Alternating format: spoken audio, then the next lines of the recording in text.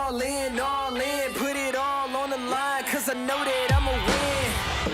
I'm going all in, put it all on the line, cause I know that I'ma win. Feel like I can never lose, put it all on the line.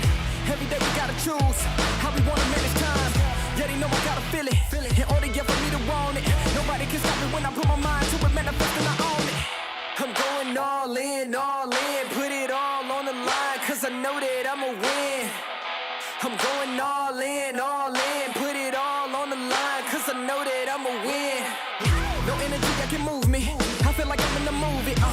One time they try to imitate me, but can nobody else do me. People they know when they see me, they better believe me. I'm going all in when I'm logged in, can't nobody defeat me.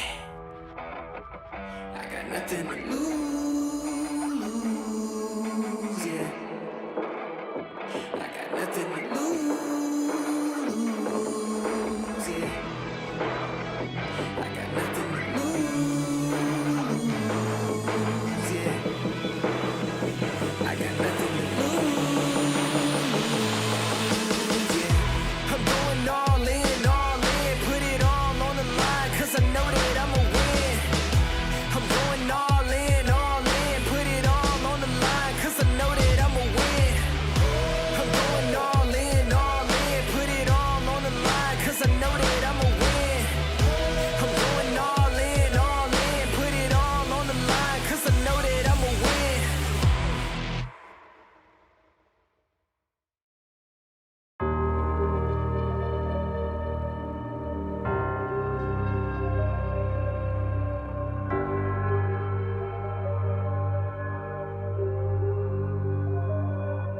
We ain't come to play, we don't run away, we gon' elevate, watch us elevate. We on a mission, yeah.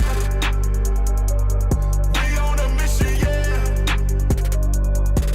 We ain't come to play, we don't run away, we gon' elevate, watch us elevate. We on a mission, yeah. We on a mission, yeah. We on a mission. Crushing every bit of competition. We on a mission. Know that there's no competition. We on a mission. Crushing every bit of competition. We on a mission. Know that there's no competition. We on a mission.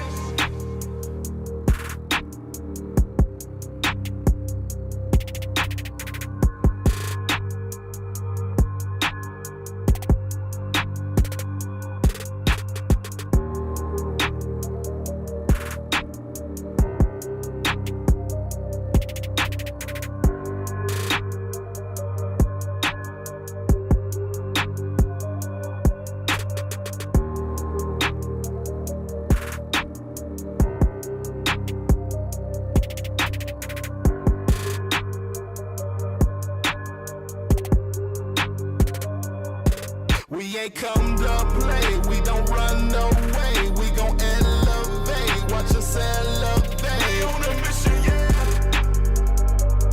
We on a mission, yeah. We ain't come to play, we don't run away, we gon' elevate, watch us elevate. We on a mission, yeah. We on a mission, yeah. We on a mission. Crushing every bit of competition. We on a mission. Know that there's no competition. We on a mission. Crushing every bit of competition. We on a mission. Know that there's no competition. We on a mission.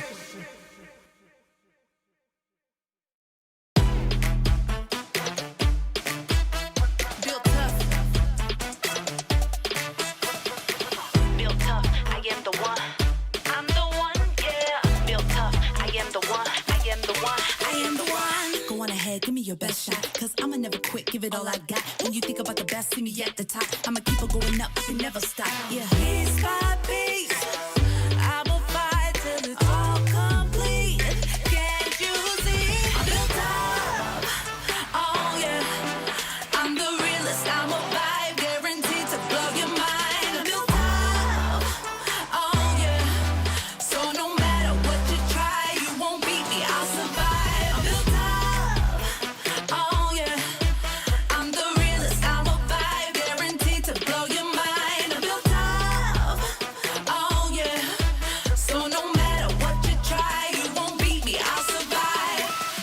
that's right. I'ma get right to it. They be like, she the best to ever do it. Ain't no lie, I'm the truth, that's why you see me fly like a bird in the sky. I'ma spread my wings, I'ma never fall. Don't you anything I want, I'ma get it all. I'ma shoot for the stars when I got the ball. No fear, city standing tall, stand tall. Built up, oh yeah, oh yeah. I'm the realest, I'm a vibe, guaranteed to blow your mind. I'm built up, oh yeah. So no matter what you try, you won't beat me, I'll survive. I'm built up, oh yeah. I'm the realest, I'm a vibe, guaranteed to blow your mind. I'm built up, oh yeah. So no matter what you try, you won't beat me, I'll survive. Built tough, I am the one, I am the one, yeah. Built tough, I am the one, I am the one, yeah. Built tough, I am the one, I am the one, yeah. Built tough, I am the one, built tough, I'm the one, yeah. I'm built tough, built tough, built tough.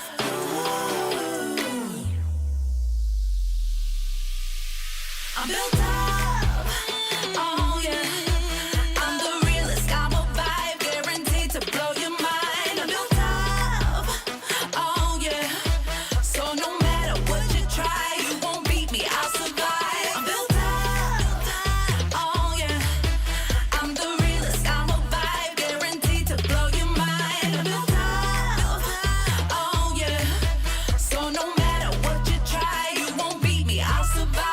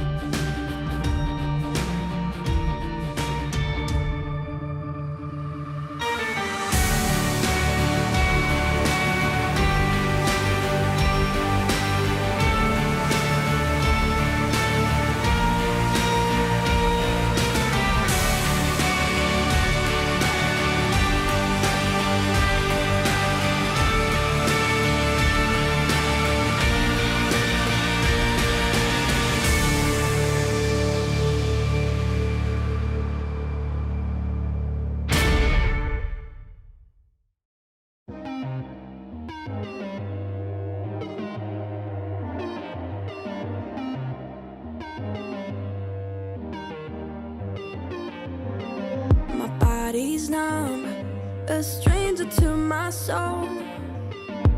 Pain is gone and left me stone cold.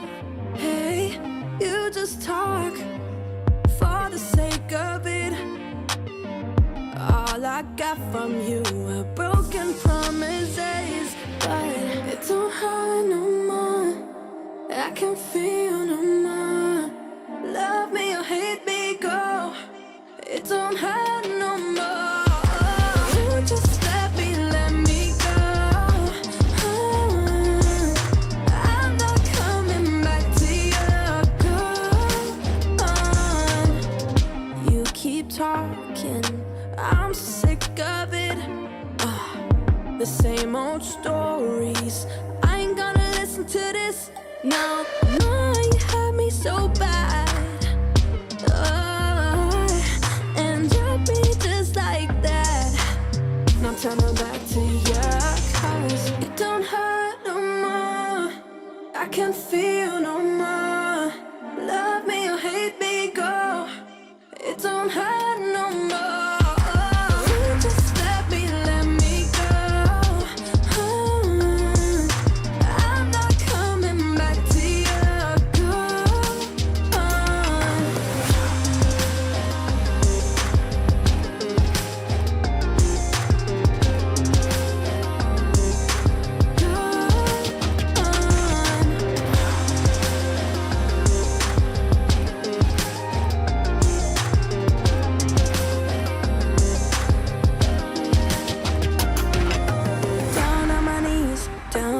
You brought me down, down, down.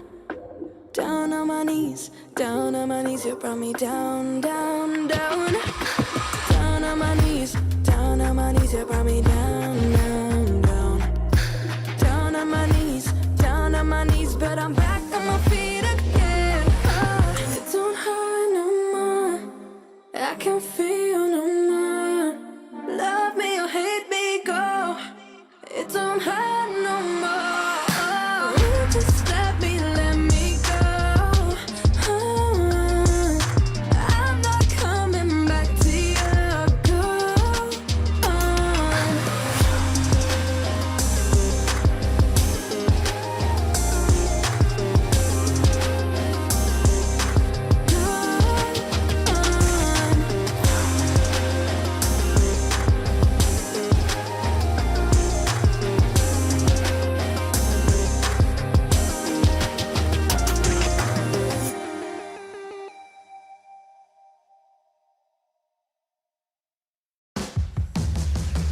I know I'm bad, ain't come to play.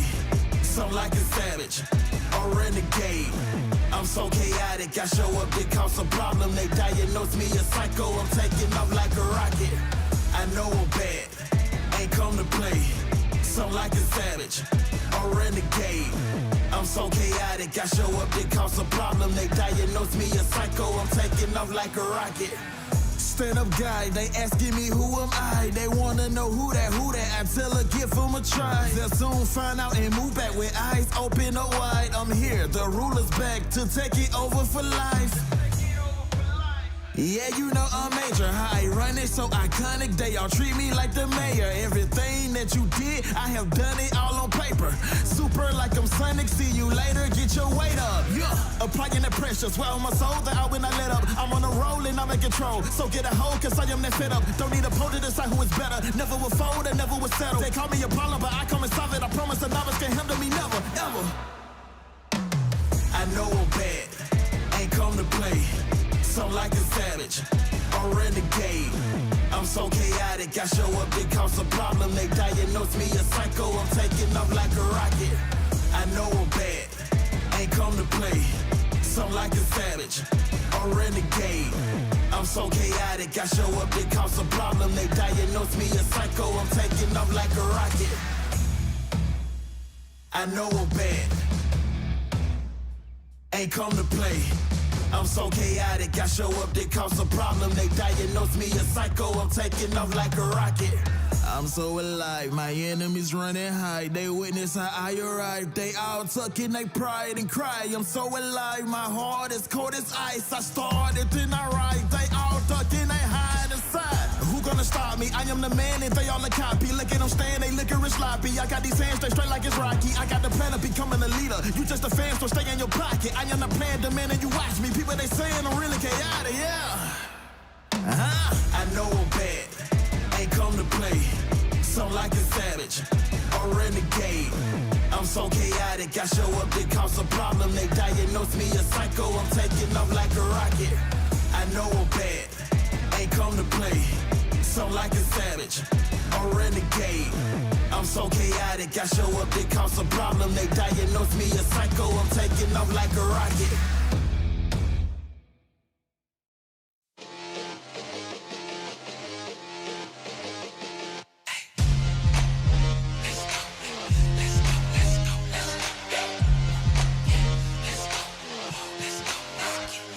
Ay, can't stop, won't stop till we on top. Quit, I think not. Coming hot for the #1 spot, yeah. No key, got the game on lock, ayy. Big threes when I take my shot, ayy.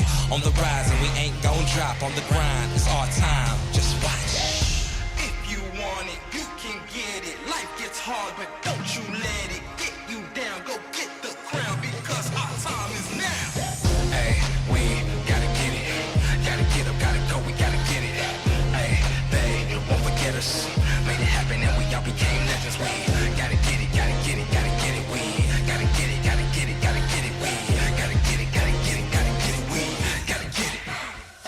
We can't be contained when we leave the game. My name will remain. We don't need the fame. You can keep this chain. We broke free, so things won't be the same. Nah, on the mission, gotta get it. Let's work. We were raised on the net. I'm raising my net worth, but it ain't about the money. Nah, it ain't about the cause. All that matters is the world knows who we are. Stars. If you want it, you can get it. Life gets hard, but don't you let it get you down. Go get the crown because our time is now. Hey, we gotta get it. Gotta get up, gotta go, we gotta get it. Hey, they won't forget us. Made it happen and we all became legends. We gotta get it, gotta get it, gotta get it. We gotta get it, gotta get it, gotta get it. We gotta get it, gotta get it, gotta get it. We gotta get it. Know that our time is now. Yes, life can get hard, but don't ever let it keep you down. See, we are all kings and queens and we all deserve crowns. So don't wait. Get up, go out and get it. Now. Hey, we gotta get it. Gotta get up, gotta go, we gotta get it. Hey, they won't forget us. Made it happen and we all became legends. We gotta get it, gotta get it, gotta get it. We gotta get it, gotta get it, gotta get it. We gotta get it, gotta get it, gotta get it. We gotta get it. We gotta get it. Gotta get it, gotta get it.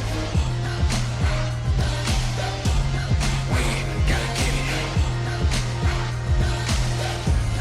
Gotta get it, gotta get it, get it.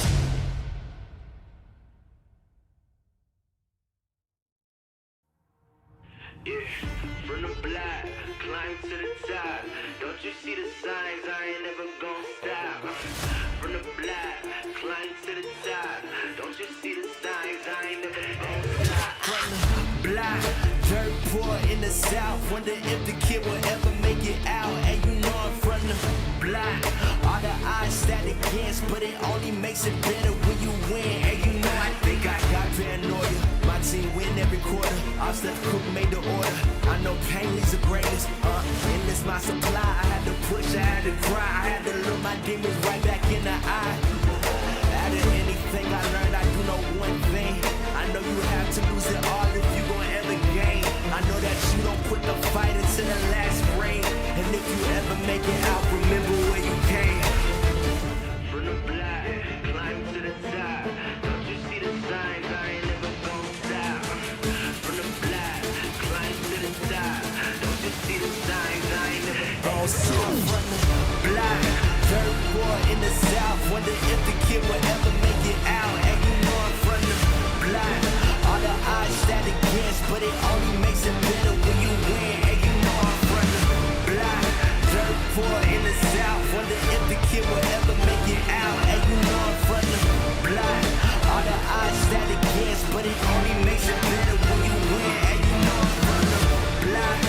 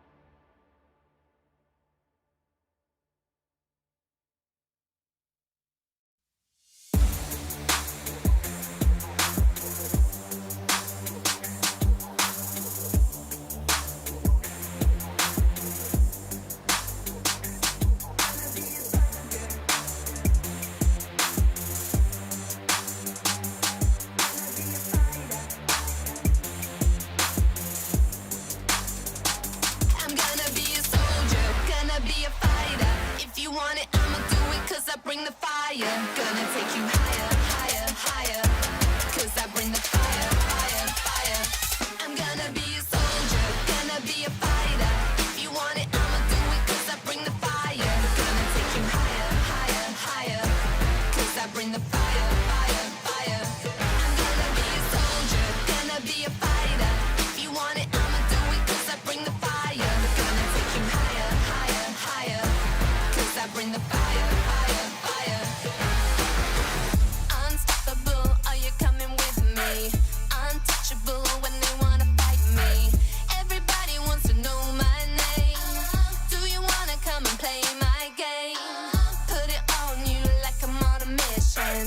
Are you ready, boys? Stand to attention. Everybody wants to know my name. 'Cause I'm gonna be I'm gonna be a soldier, gonna be a fighter. If you want it, I'ma do it 'cause I bring the fire. Gonna take you higher, higher, higher. 'Cause I bring the fire, fire, fire. I'm gonna be a soldier, gonna be a fighter. If you want it, I'ma do it 'cause I bring the fire. Gonna take you higher, higher, higher. 'Cause I bring the fire, fire, fire. I'm gonna be a soldier, gonna be a fighter. If you want it, I'ma do it 'cause I bring the fire. Gonna take you higher, higher, higher.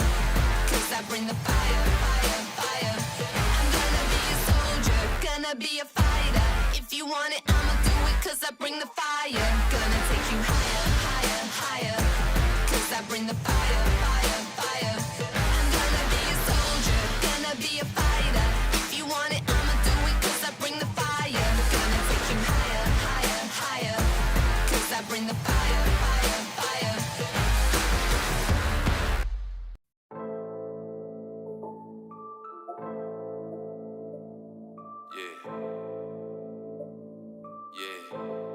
Listen. No matter where you go or what you do, your position will face opposition for any and every move. But stay leery of them deadly crews, even them petty dudes. Turn your soul to confetti, fool. They wanna test us and check us, but be strategic, we need it. We playing chess, not checkers. And I done seen the best of them get broke down. So if you wasn't woke before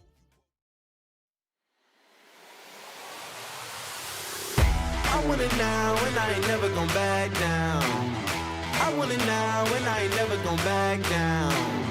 I want it now and I ain't never gon' back down. I want it now and I ain't never gon' back down. I am no regular citizen. Do you understand what you're witnessing? You cannot tell what the difference is. I want it all and I'm winning it. I do not care about opinions. Time to make a few decisions so I can take your position. I'ma go get it, I'm punching and kicking. I keep on moving, they out for me. Just do it and stop at our talking G. I'm not expressing no modesty. I can't see nobody stopping me. If there's a problem, I gotta solve it. Straight to the top, I can't see myself falling. I gotta grab it, there's no time for stalling. Number one son, it don't have other options. Now I'm fired up. I'm sorry, brother, your time's up. I see the top and I climb up. I came from the ashes, I rise up. Rise up, rise up. I want it now, I gotta rise up. Rise up. I want it now, I gotta rise up. Rise up. I want it now, I gotta rise up. Rise up. I want it now, I want it now, and I ain't never gon' back down. I want it now, and I ain't never gon' back down. I gotta go for the gold. I need to switch up the mode. I'm gonna win on my own. I'm in a whole nother zone. I reached the pinnacle. I don't have time, this is critical. It's time to finish you. I don't care who I just did it to. I gotta go for the gold. I need to switch up the mode. I'm gonna win on my own. I'm in a whole nother zone. I reached the pinnacle. I don't have time, this is critical. It's time to finish you. I don't care who I just did it to. I want it now, I gotta rise up, rise up. I want it now, I gotta rise up, rise up. I want it now, I gotta rise up, rise up. I want it now, I gotta rise up, rise up. I want it now, I gotta rise up, rise up. I want it now, I gotta rise up, rise up. I want it now, I gotta rise up, rise up. I want it now, I want it now, and I ain't never gon' back down. I want it now, and I ain't never gon' back down. I want it now, and I ain't never gon' back down. I want it now, and I ain't never gonna back down. Said I'm fired up. I'm sorry your time's up. I see the top and I climb up. Came from the ashes, I rise up. Rise up, I want it now, I gotta rise up. Rise up, I want it now, I gotta rise up. Rise up, I want it now, I gotta rise up. Rise up, I want it now, I gotta rise up.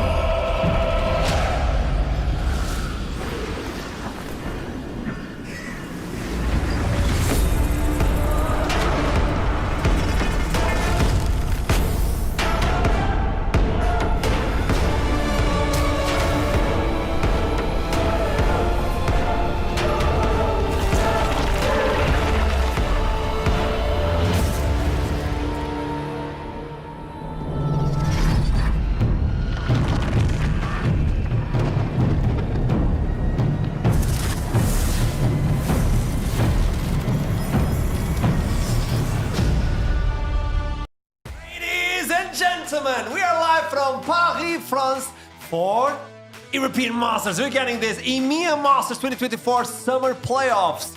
The top 16s from all the RLs, or at least the ones that qualified within, will fight for the best opportunity to go on to finals and play it live in Munich. But for that, we need to go through playoffs. The top 16s will fight, but in order for that, I need to introduce my desk.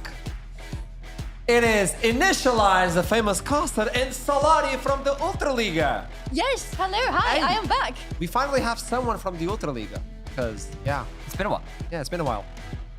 What are you implying, Arturum? Nothing, I'm just saying, hey, welcome. We managed to hold 10 seconds before Solari has been thrown under a bus. Well done, mate. You don't have any right to imply anything. You coming from NLC, you and you both. Oh, that's true. Oh, What? Yeah. You know, I was not expecting this. I know. I appreciate the fact we started with violence. That's a good starting point. Talking about violence, let's talk with the casters. Well, it's Jake and Jake. We are violent. That's so true. We're so Are violent. we? Yeah. I didn't realize we were violent. We just talked about like going to Disneyland, you know, taking out the mannequins or whatever you want to call people who dress up as Mickey. They're not mannequins. There's real Sorry, people in what do you there. call them? The Human dress up. beings? Yeah, what's the dress up? What do you call the people that are dressed up as Mickey? Cosplayers? Actors? Do you know what they are? Anyway, we They're go on people who need rides. jobs. That's Yeah, what they are. we go on rides. We don't muck about. We don't stand in lines. We don't get photos, right? No. That's the essence. No, because I'm not a child. Yeah, that's right. So- we go on rides, 7 to 7. That's when Yeah, we're there. 100%. Disneyland. Saturday. Maybe. Rock For you and roller guys. coaster, boys. I'm so sorry. I actually That's how we apologize to all the viewers back home. I'm sorry. I knew this was a bad idea, having those two together. But they'll be casting. So one of them is going to be a caller. One of them is going to be a play-by-play. I have no idea. This is going to be terrifying, but it's going to be lovely as well. Like EMEA Masters for 2024, we had Spring Split, and then we completely revamped the entire schedule of it. And Yes. now we have 60 teams joining in. Well, 32 of those went for last chance qualifier, and that's a tough one to begin with, right? It was a very, very intense schedule. Obviously, we've whittled our way down significantly since then. But obviously, where we were starting there with the last chance qualifiers, there's some big names in there that did not make it because only 4 teams got to make it out of this stage. And a couple names in there that people might recognize, including our 2 finalists from Spring Split, neither of which made Swiss stage, and neither of which obviously have made playoffs either. Can you imagine that? Winning Spring and now making it through last chance qualifier. That must hurt, no? Yeah, it's But also a showcase on how strong the teams are right now, right? Exactly. That is the case. We have such tough competition that I can imagine some teams doing extremely well throughout their whole split and then losing it all on their LAN finals, going into the qualifier, trying to get to the main stage and not making it. I'm talking about Anorthosis because that was such an interesting run to watch. This is the second seed from GLL, from the Greek league, and they did exceptionally well throughout the whole split in their home league. Then they went to the LAN finals and they lost it, and that was such a terrible loss. And that was a shocker to everybody. Then they tried to get right here to play in the games today, and guess what? They couldn't make it. They went out with a 3-4 scenario. By the way, beating some really interesting teams on their way, because there was, I believe the last match that they had to play was the match with Team Misa, which, by the way, I absolutely love the name of this team. But this is a TCL 5th seed, and that is the opposite story, because nobody expects much about the last seed from the league, but they came here to prove the opposite. They went through the last chance qualifier, defeating Nord from NLC, by the way. But they were defeated by Anorthosis. Wow, I'm just getting straight Stick it in a little deeper. Thank you, So by the for way. those of you back at home, they're looking to this and they're like, wow, what is this? So this is Swiss stage. This is where we had 32 teams joining That's a in. lot. 28 already qualified, plus 4 from the last chance qualifier.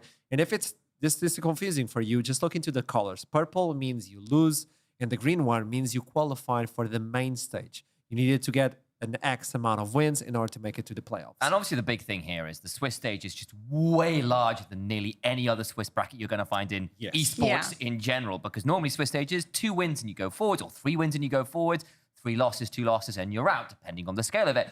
A 4-win, a 4-loss bracket for Swiss stage is monumental. And what it means is the teams that have made it all the way to playoffs have earned their right to go there, because when you've got that many teams at this level, there is no way you're going to get an easy run to 4 straight wins, or whatever the case is, just because of how many teams you have to go through. And obviously, it's self-selecting, right? Because as you win, you match up another team at the same score as you. So if you're playing off as a 3-0 team, you will be going up against another 3-0 team. So that makes it incredibly difficult to get an easy road to playoffs. That means the teams There is no easy road. Exactly. Have had to put a lot of work in between the best of 1 starting points, the elimination/qualification matches becoming the best of 3s. You were tested on a lot of different fronts. It was a hell of a Swiss stage, and it burned out a lot of our best teams because they were going up against such insane levels of just play. I also love the topic of the being burned, because if you're going from last chance qualifier to Swiss stage and then getting into playoffs in such a short amount of time, it's also devastating and exhausting to play and prepare as well. And that is exactly what happened to the team that I just mentioned before, the Misa from TCL. They went exceptionally well through the last qualifier. I know it hurts you, but I have to remind you again. Thanks, Daddy. And then they were winning their first game, so they have 2 wins throughout their whole bracket, but then they started losing over and over, and it's partially because the schedule is so devastating, because it's not like the team is weak. Being out doesn't mean that you are a bad team. They won against some really crazy teams like Unicorns of Love Sexy Edition. You don't just go and score a victory against them, but it's the fact that you have to play so many games in a row against such strong teams. It really wears you out. So you brought in 2 teams, the Misa and also Anorthosis from Augusta. I would like to know if there's any team you would like to showcase before we move on. I think it probably is, because it'll be the last chance we really get to talk about our NLC boys and Ruddy and Venom Crest, because they didn't make it. Though I think both of them put up really solid runs, and I think that's partly what I'd rather Don to talk about in some ways, is a lot of the teams that people had kind of counted, NLC kind of fallen from grace a little bit in terms of the region's dominant, the region's level of play, and the fact that Venom Crest were close, got to that last stage in the 3-3 record, had that first win against Barca. Ruddy as well, taking some of those game wins despite a pretty difficult run of it. The consistency hurt, and of course it does in a Swiss stage. You have to be able to get all of those wins together. You can't afford to drop those games that are close, as we kind of saw in that Nasus game for Venom Crest. But we saw... Yeah, it still hurts. But the point still remains that actually we saw a lot of good things from a number of teams. I mean, people like Entropic on the other side of it, right? No one expected that much from them. And they come in. You might have, but for the wider ERLs, they're just a random team from Hit Point Masters, right? No one's going to think all that much. And then they come in with the level of play they were showing and the dominance they showed against the number of teams, what the players were doing in those games. And you realize that this stage is the making of a lot of future heroes. Whatever your name might have been coming into this, in the end, you've still got to get those 4 wins, and the style that, say, Entropic did it in was pretty damn stylish. Well, it looks like both of you are really aware of what we're talking about, so why not test it a little bit further? No, I know where he's going with this. The game. If you have me as a host, you know a game will be played. And with that in mind, if you play a game, you might also win a reward at the end. You know those are good. I've actually got my reward from last time with me. You brought it? Yeah, I was going to wear it today, but I realized I wasn't going to wear it with the shirt. So, Wait, was maybe it? Was another it a time. beret? No, that wasn't me. He No, also no, got a that beret. was Aragon. I earned the most incredible T-shirt of all time that I won't spoil because That's for spring, though. We'll wait and see that one. Yeah. Let's evolve it into Oh, summer. yes. So the game is going to be quite simple. Who am I? Champion edition. I'm going to give you a clue. And you raise your hand and you'll get to answer. If it's correct, I'll award you like a few points. If it's wrong, the other person will have to try and guess it. If he doesn't get it, I'll move on to the next clue, okay? You folks at home can play as well. So type on the chat on the champion you believe it's going to be. And the best chat, the best person in the Twitch chat will be awarded with the possibility to use as many O's as he can. Oh, Exactly. I see. Not expecting this.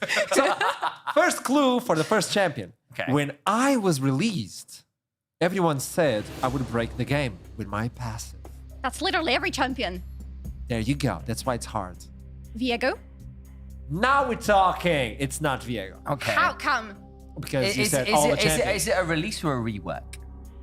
Ah, nice. But I already gave a clue. Okay. I wanted to say I'm a Nico, but I don't terrible think it host. is. Oh no, I'm struggling with the passive. Yeah? I'll go Nico. I'm just gonna hold on to that. I'm one. just going to tell you, Yeah. chat already got it. Yeah. And you said what? Nico. Good job. It's not that Okay. one. By the way, Hip Brain got it on the first try. Second clue. I can be sneaky. Or actually pretend I'm an helicopter. That sounds like Nico. She can do the with her tail. I'm sorry, she does what? It's not Nico, but I'm so thankful for that. I'm gonna give you a point. Is this Wow, gonna that be was okay? easy. Well, is it good? Oh, sneaky or this? Yeah, you gotta attempt. We have a schedule. Sneaky. Well, it's not gonna be Twitch. It's not gonna be Evelyn. I'm struggling a little bit here. Helicopter in this. skip It's not it? gonna be Jax. Oh, I don't know. I need another clue. We're gonna skip it. Okay. But let's go for the third one. You get a revive. You also get a revive. Everybody gets a revive. Oh. Well, Action? Action! really? Somebody gets with in the- 2 because he points. can. But okay, I see what you mean by the helicopter thing. That Yeah. isn't what I think about when he It's does the supposed swingy to thing. be hard. Okay. I wasn't thinking the swingy thing was going to be that. Okay. So you get 3 points because you got one from the swishy swishy, and you also got action. That's why? Well, you know what? Okay, fine. Second champion. You have to land my skills in the correct order for me to be useful. Ezreal? In the correct order, though. Yeah. But you already attempt, so you lost this first clue. LeBlanc. LeBlanc is a really good one. It's not it. Okay. Second clue. Nobody believes I'm from Freljord. It's a hot topic. Nobody believes I'm from Freljord. So far, I haven't got information from production that the chat got it correct. Okay. Oh, there's someone right now found Is it going to be... with the Freljord tip. Somehow. Oh, How? Okay. It's not going to be Aurora, is it? Aurora. She's from the Freljord. She's Yes. What was the first clue again? You have to hit my skills in the correct order for me. Correct wood and new. I don't think you need to do Freljord. that with Aurora, though. So not Aurora. No. Salari. Attempt. Ooh. Give me an attempt. The only one that comes to my mind that is from Freljord, but it's hard to say that he's from Freljord, Silas. But then you don't really have to hit the skills Okay, in alright, correct like- No, order. you already tried. You already Okay. tried, my man. Let's go on to the third one. I was a mid laner. But then someone turned me into a support. And guess what? Now I play jungle. Huh? And just like that, my desk is really confused. Oh, no. Look at those faces. Exactly. This is what I was hoping for. What? So, mid Congratulations, support chat. I was not Freljord. expecting you to get it. Well, it's not Zyra. This is a hard one. Oh, it's not I gonna am be Zyra, thinking she's not about from the Zyra. Freljord. Who? Zyra. Zyra? Yeah. No. So it's not from the No, Freljord. it's not that Zyra. one. It's on you, Salari. Ooh. Hitting skills in the correct order and in the jungle. It used to be a support and it used to be a mid laner before. Gosh, that's complicated. I don't know. I don't know. No, I skip. It is Brand. He's from Freljord. He's from Freljord? Oh, of course. What? it is. Gotcha. I don't think you have to hit skills in the right order because you could just pressed R at the minute. That doesn't. We don't talk about balancing on the broadcast. I want to raise an issue with You that know what? particular hint. Third champion as we move forward. I have my own video clip. The champion, I mean. Oh, it's a shame. I do have a video clip Okay, good. from the NLC. I have my own video clip. Are we Again, that's- watching it, or we just know he's got a video clip? He has a video clip. The champion. Okay. The champ. Yeah. That could be so many champions. There you Yeah. go. Shall I go into the second one? Yeah. Go on. Let's go for the second one. How many souls do I have? Oh, is it Senna? Thresh? Huh? Thresh, because he goes on video clip and he does soul stealing. My man. It's not that one. I'm so sorry. I Senna. hate this man. Huh? Senna. That was close. See? It was on the same topic. Thresh and Senna. But okay, But it's not. I'm still angry about So, this. Okay. a third clue, as knew nobody has it so far. Can anyone explain to me why I'm the only Darkin with only one A? Oh, it's Kane. Sorry, who? Kane. Kane. No, that's he's not That's he's not a Rust, Darkin. yeah, Because it's Rust Darkin is is Darkin. Host. Ah. But he does stack souls to get his passive thing. Okay, never mind. Shot, got it. Oh my Chat, you're god. amazing. Oh no. I just read about it recently. Can we and get now the I can't chat on It's the not remember. desk? Varus. It's not gonna be Who Varus. is it, Hey Brain? Okay, who is it? Who is it? I got chat open. You got the chat? Okay, they got the chat. They got the chat. I know who it is. Varus. It's It's Varus. Varus. It is. It's Varus. It is It is Varus. Varus. That's why I said Varus. There's only one A in Varus. Yeah, So, Varus, yeah. hey, we both like. Okay, you have 3 Varus. points. You have 0-0. Okay. Yeah, I didn't do very well. Yeah, the no. last question, by the way, is worth 3 points. I have it written Okay. so Oh my nobody God. complains. Okay, I have one of the deadliest weapons known to man. He knows. Is it Jax with his lamppost? That would be actually a really good one, But it's not. but Yeah, it's no, not. yeah, okay. But now it made me think that Yeah, maybe okay. this Ah, is not the correct. deadliest weapon. The deadliest weapon.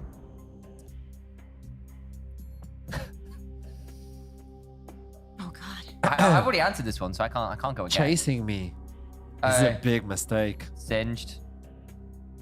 Finally. It's still wrong, isn't it? It's the wrong one. Don't tell me it's Timo. You want to go with Timo? Yeah. It actually is Timo. No! It is. Ah, disgusting. Why are you mad for being correct? I don't know. The last one was my laugh brings nightmare to the mine victims. Okay. Yeah. Well, why are you mad for being right?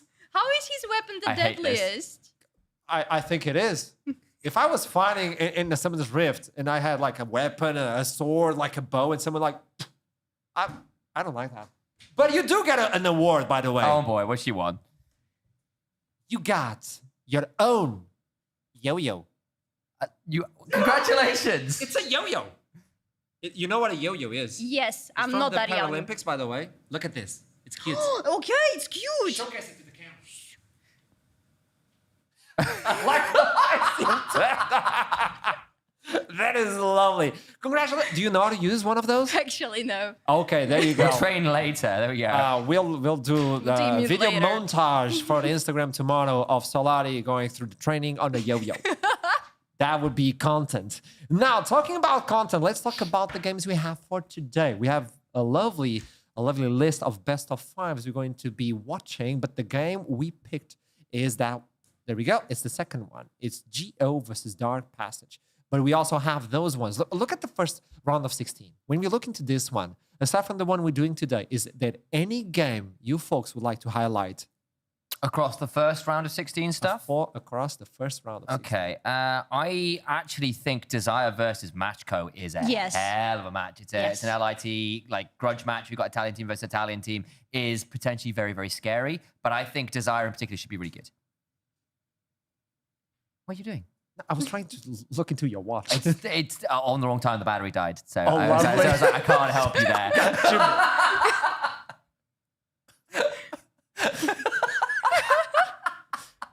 It's really a showpiece I right was now. trying to be so sneaky And I about was it. like, I can't help you. And I saw the minute not moving for like the entire pre-show. Yeah, no, sorry.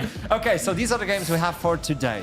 When we look into this one, we're going to be focusing on GO versus Dark Passage. But aside from this, we have Carmine Corp Blue versus Shock 4, in your Cards of Love versus Editix. And then we have the team you were talking about as well, Solari. Taker Blue versus Schalke 04. No, I was talking Tropic.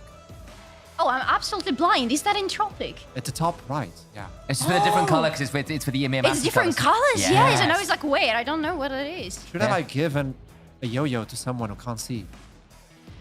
That's a weapon. That's the deadliest weapon known to man. That's Mushrooms the one. and yo-yo. That's the one. Now let's talk about Dark Passage versus Geo. In my opinion, let's start with Dark Passage itself.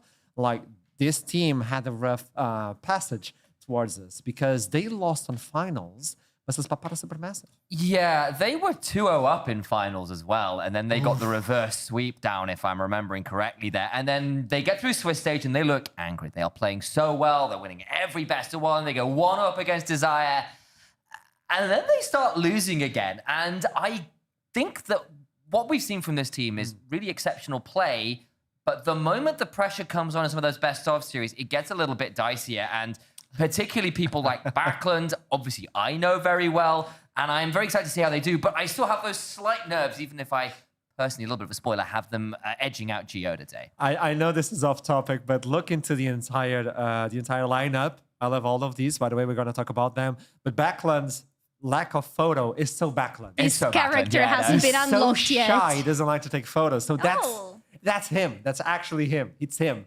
Backland. And when we look into this team itself, let's try and understand how they play as well, Solari. What can you tell me about this team? I can tell you that there are 3 people you can be looking at in terms of who actually makes the plays. But to me, there is one name that stands out. And that is going to be Chef. I think it's a very fitting name for someone to be standing out in this team because he actually is cooking a lot.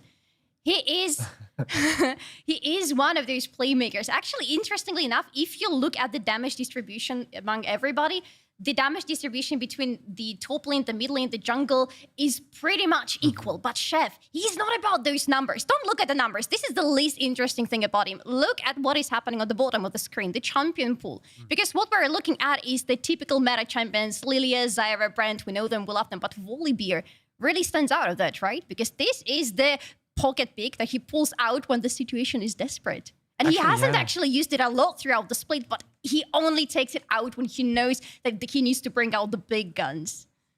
Yeah, and then obviously we're looking at a guy who's obviously got a little bit of something extra to him, but he and I think Backland, the other guy I'm sure will be shouting out shortly, is very, very good at being the core members of the team that, or the players of the team rallies around to make things happen, to be those kind of tip of the spear type players. And when it goes right, both of those players look phenomenal. When it goes wrong, we see a very different look for how the team and those players look on the Rift. So we've known Backland for a long time. Of course, yeah. We saw him play as well. And when we look into the stats, yet again, numbers, we don't care about those. But when you look into that champion pool, it's quite important because, yeah, you have the Corki, you have the Yone Lucian, but it's that Yasuo and LeBlanc. LeBlanc for Hipride is going to be excited if he plays it today. He's one of the best LeBlancs I've ever seen. A Backland, not Jake. I've seen Jake. I'm sorry, that's something. That's the deadliest weapon. Okay, but when we look into Backland, we have those champions. Yeah, and again, those numbers in some ways are very indicative of what a Backland split is like, not necessarily what a Backland game is like, because his KDA will never be the highest because he is one of those players that does like to throw himself in the mix. And when it goes well, you end up with games like he did earlier in the Swiss stage against Matchko. It was like 10-2 or whatever it was, wrecking on the LeBlanc. And you get other games where he's on the Yasuo and it maybe hasn't gone quite so well early on. And ends up giving away some of those kills. And it does mean, again, if you're wanting a litmus test for how this team is doing, check in on Backland and where he has it in terms of the goal, in terms of the items, in terms of that KDA for all of it, sometimes being a fake stat. That's what you're seeing from a player like this. And it makes him very, very exciting. It does make him a touch volatile, though, and that can sometimes hurt in these best-ofs when the pressure's on the line. So another thing that I've noticed on Yasuo's on EMEA Masters Swiss stage and last chance qualified, I got to actually cover pretty much every single game. That took a lot. But also Yasuo playing with Flicker Blade. Yes, we are because you seeing more of get that. 2 to 3 win walls per team fight, and that's really, I think that's dark Disgusting. tech, but is something. It's something to keep an eye out. And Yasuo might be picked today. We might see Backland with Yasuo, not Yasuo Diana, but Yasuo. It wouldn't surprise me, right? Because again, it is a comfort pick, and especially if they can find an angle, say on the red side, to find that option in there, especially when you are seeing a lot of AD carries and stuff mid lane. Yasuo, despite obviously being a melee character, does have ways to potentially threaten once those level 6s, once those ganks come on through, and once you hit those side lanes, you're often a little bit more aggressive and dangerous in those side lanes compared to some of the AD carries, unless they are, say, the Zeri, they can just jump over a wall or whatever. You do have a matchup which I'm sure Backlund will be comfortable enough to take the early hit and then play that one out as the game goes on. I love it. But since we're talking about picks, might as well talk about the bans as well. This team is quite specific on what they choose to ban. When you look into this one, Sejuani is a no-no, and even Maokai. It makes total sense, though. Have you seen the picks showcase before, especially the picks for Chef in the jungle and on the mid lane as well? When you're playing that type of champions, the last thing you want is a potent AP jungler on the enemy team who can knock you up and completely remove you from a team fight in a blink of an eye. Sejuani makes total sense as a ban for them. They actually have played her once throughout the regular split, only once though. There's an issue with Sejuani. There's an issue. And why do we bring this up? Because on Dark Passage, we kind of know how they play by now. They also like to play slowly, so we might have like long games and actually enjoy a good afternoon of League of Legends, while we also have other best of fives going on. But when we look into Team GO, they're also a team that likes to play it slow. And when we look into these ones, look at the names. The names by themselves speak louder. But this is the 5th seed coming in from LFL. And they had to go through last chance qualifiers as well. I think it's also quite telling that every single seed for LFL made their way to playoffs. I think there has been a little bit of debate, perhaps a little bit of relief from some of the other ERLs. Oh my days, LFL finally feels like we can beat them. They lost in spring. We've seen people like Lost Heretics win a couple years ago. We saw Supermassive win last year as well. And you go, oh my days, the era of the LFL is not over, guys. 5 seeds have made their way to playoffs. 5 seeds have rightly earned their place here, and they took out some big heads to do it. And Gio, their 5th seed still makes it here. I mean, again, they are not a flawless team. There is a reason they were the 5th seed, but their strength is still very apparent. They are fantastic team fighters. It's the mid game where they get a little bit sloppier, and maybe why I have a slight edge towards Dark Passage, but they are certainly no pushover, and they've got some seriously talented members. People like Jezu, people like Dara have got very, very high-end experience here.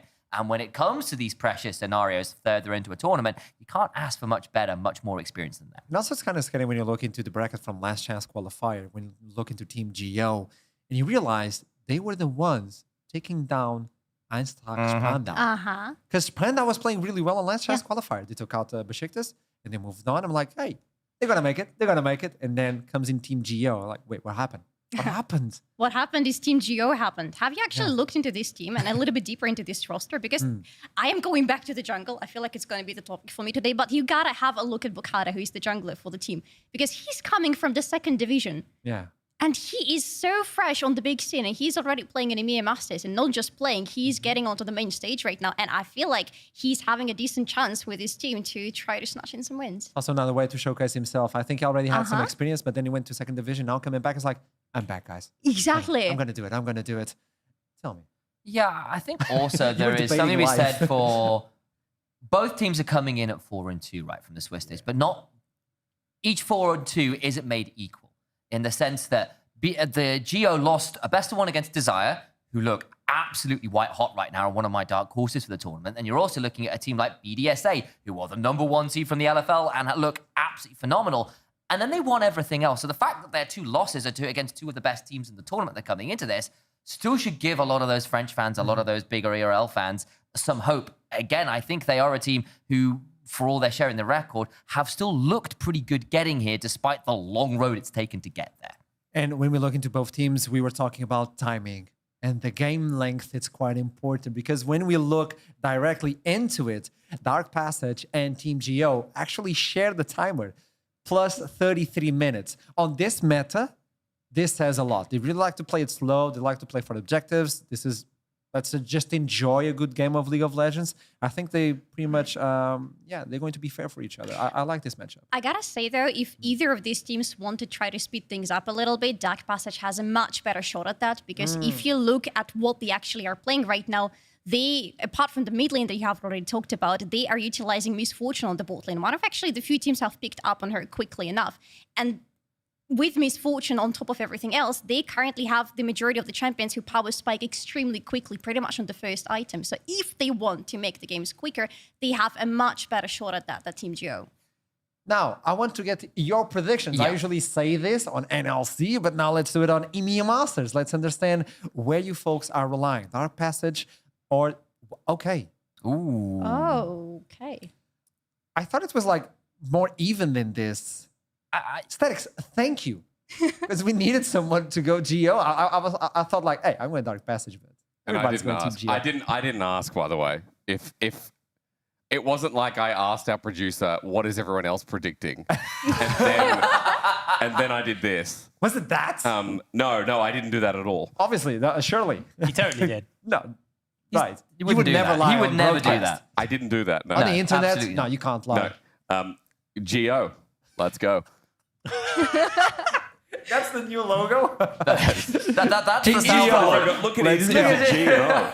It sounds good, actually. It actually sounds good. Yeah. Yeah.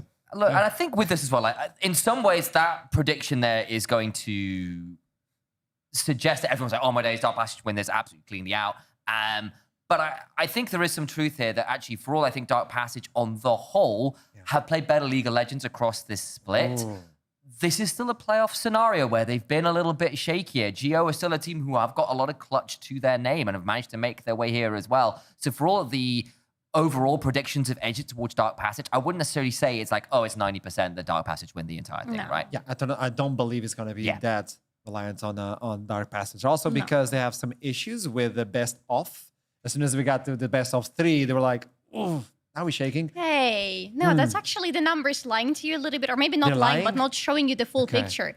Because whenever they lost in those best of 3s, they didn't just lose to anybody. If you look at the teams they lost against, it was what Team Desire and K-Cool Blue. These Big are teams. not the teams that are really easy to go against, wouldn't you say? I would say yes. I baited you into that one. Thank you. Lovely. We're about to jump into Champion Select itself. We have to keep our eyes on specific picks. I don't know who you think is going to win, by the way, back at home. I would like you to spam the chat and make the lives of moderators really complicated. I really like to bring this up. Why are you like this? I'm Portuguese. So when you look into this game, what would you say the number would be at the end? This is like final remarks before we jump into Champion Select. I think if Dark Passage play like they're supposed to, it'll be a 3-1. If they get nervous, it'll be 3-2 GO. Okay, a 3-1 and possible 3-2. No. It's going to be a 3-2. I'm pretty sure it's going to For be who? 3-2. Dark Passage? For Dark Passage Oh, still, okay, but it's okay. going to be a close one. I'm going to ask the casters. Well, I want nothing. Let's go to draft itself. Well, the fans are coming in hot. We have Yone, Karthus, and Misfortune. The expected on Dark Passage, though, Zyda, Renekton, and Maokai, which means Ashe and Sejuani are available after all the conversation we had. But the Rumble is the first pick. That's an important one. Yeah, I also think it's a good takeaway from the side of Zest, who's been putting up some mad numbers. This is the guy who plays the Vayne top, the Jace top, bit of a Kennen and Rumble enjoyer. So having those kind of really powerful picks taken away for someone like Lot makes some sense. But how much have we seen Chef play that brand? I don't think that should be a shock as a red side response pick. Might look towards one of those flexible AD carries here as well that we've seen so prominently in the meta team. All 3 of them are available. The Ezreal, the Corki, Yeah. and even the Tristana Solari. No, but most likely it is going to be the Israel, because if it has to go into the AD carry position, Rube has played a lot of him actually. I believe second after Misfortune, but since Misfortune is banned, I don't expect this Israel to be a flex, but they might keep it being on the right side just in case things It's go wrong. backland. Of all people, it's backland. So True. we could have an Ezreal on the bot or even a surprise, and then it would break something up. Bukata likes to be aggressive. We talked about that. And then locking in instantly the AD carry, that's an important one because you have double AP right now. Vi is the only AD. Dajar will probably bring something on AD. That's an interesting one. On Dark Passage, they have to reveal another lane. Do So they they've reveal basically gone here, have Geo, for a very heavy dive/pick comp. Because basically early in the mid game, Kai'Sa will jump on whoever Vi jumps on with the equalizer on top and you burn them out. And as you get later on, the Kai'Sa turns into that artillery piece. But the idea is particularly that Ezreal can get really heavily punished because you can't jump away from the Viar. Kai'Sa has that ability to jump on the Ezreal. We've seen that quite a lot. So in some ways, I like what Geo have landed there. But they are very reliant on that combo working. And if for whatever reason they don't kill the Yeah. target they jump on, it gets a bit uglier. Dark Passage have gone for a more generic teamfight option. The Leona, lots of CC, the Brand, the Ezreal. They've got ways to certainly get that AoE down when it comes to this fight. But even in general, for Team Geo right now, this is the comp that wants to shine in the earlier stages of the game. So early to mid game after level 6. And that is typically not the best moment in the game for Geo.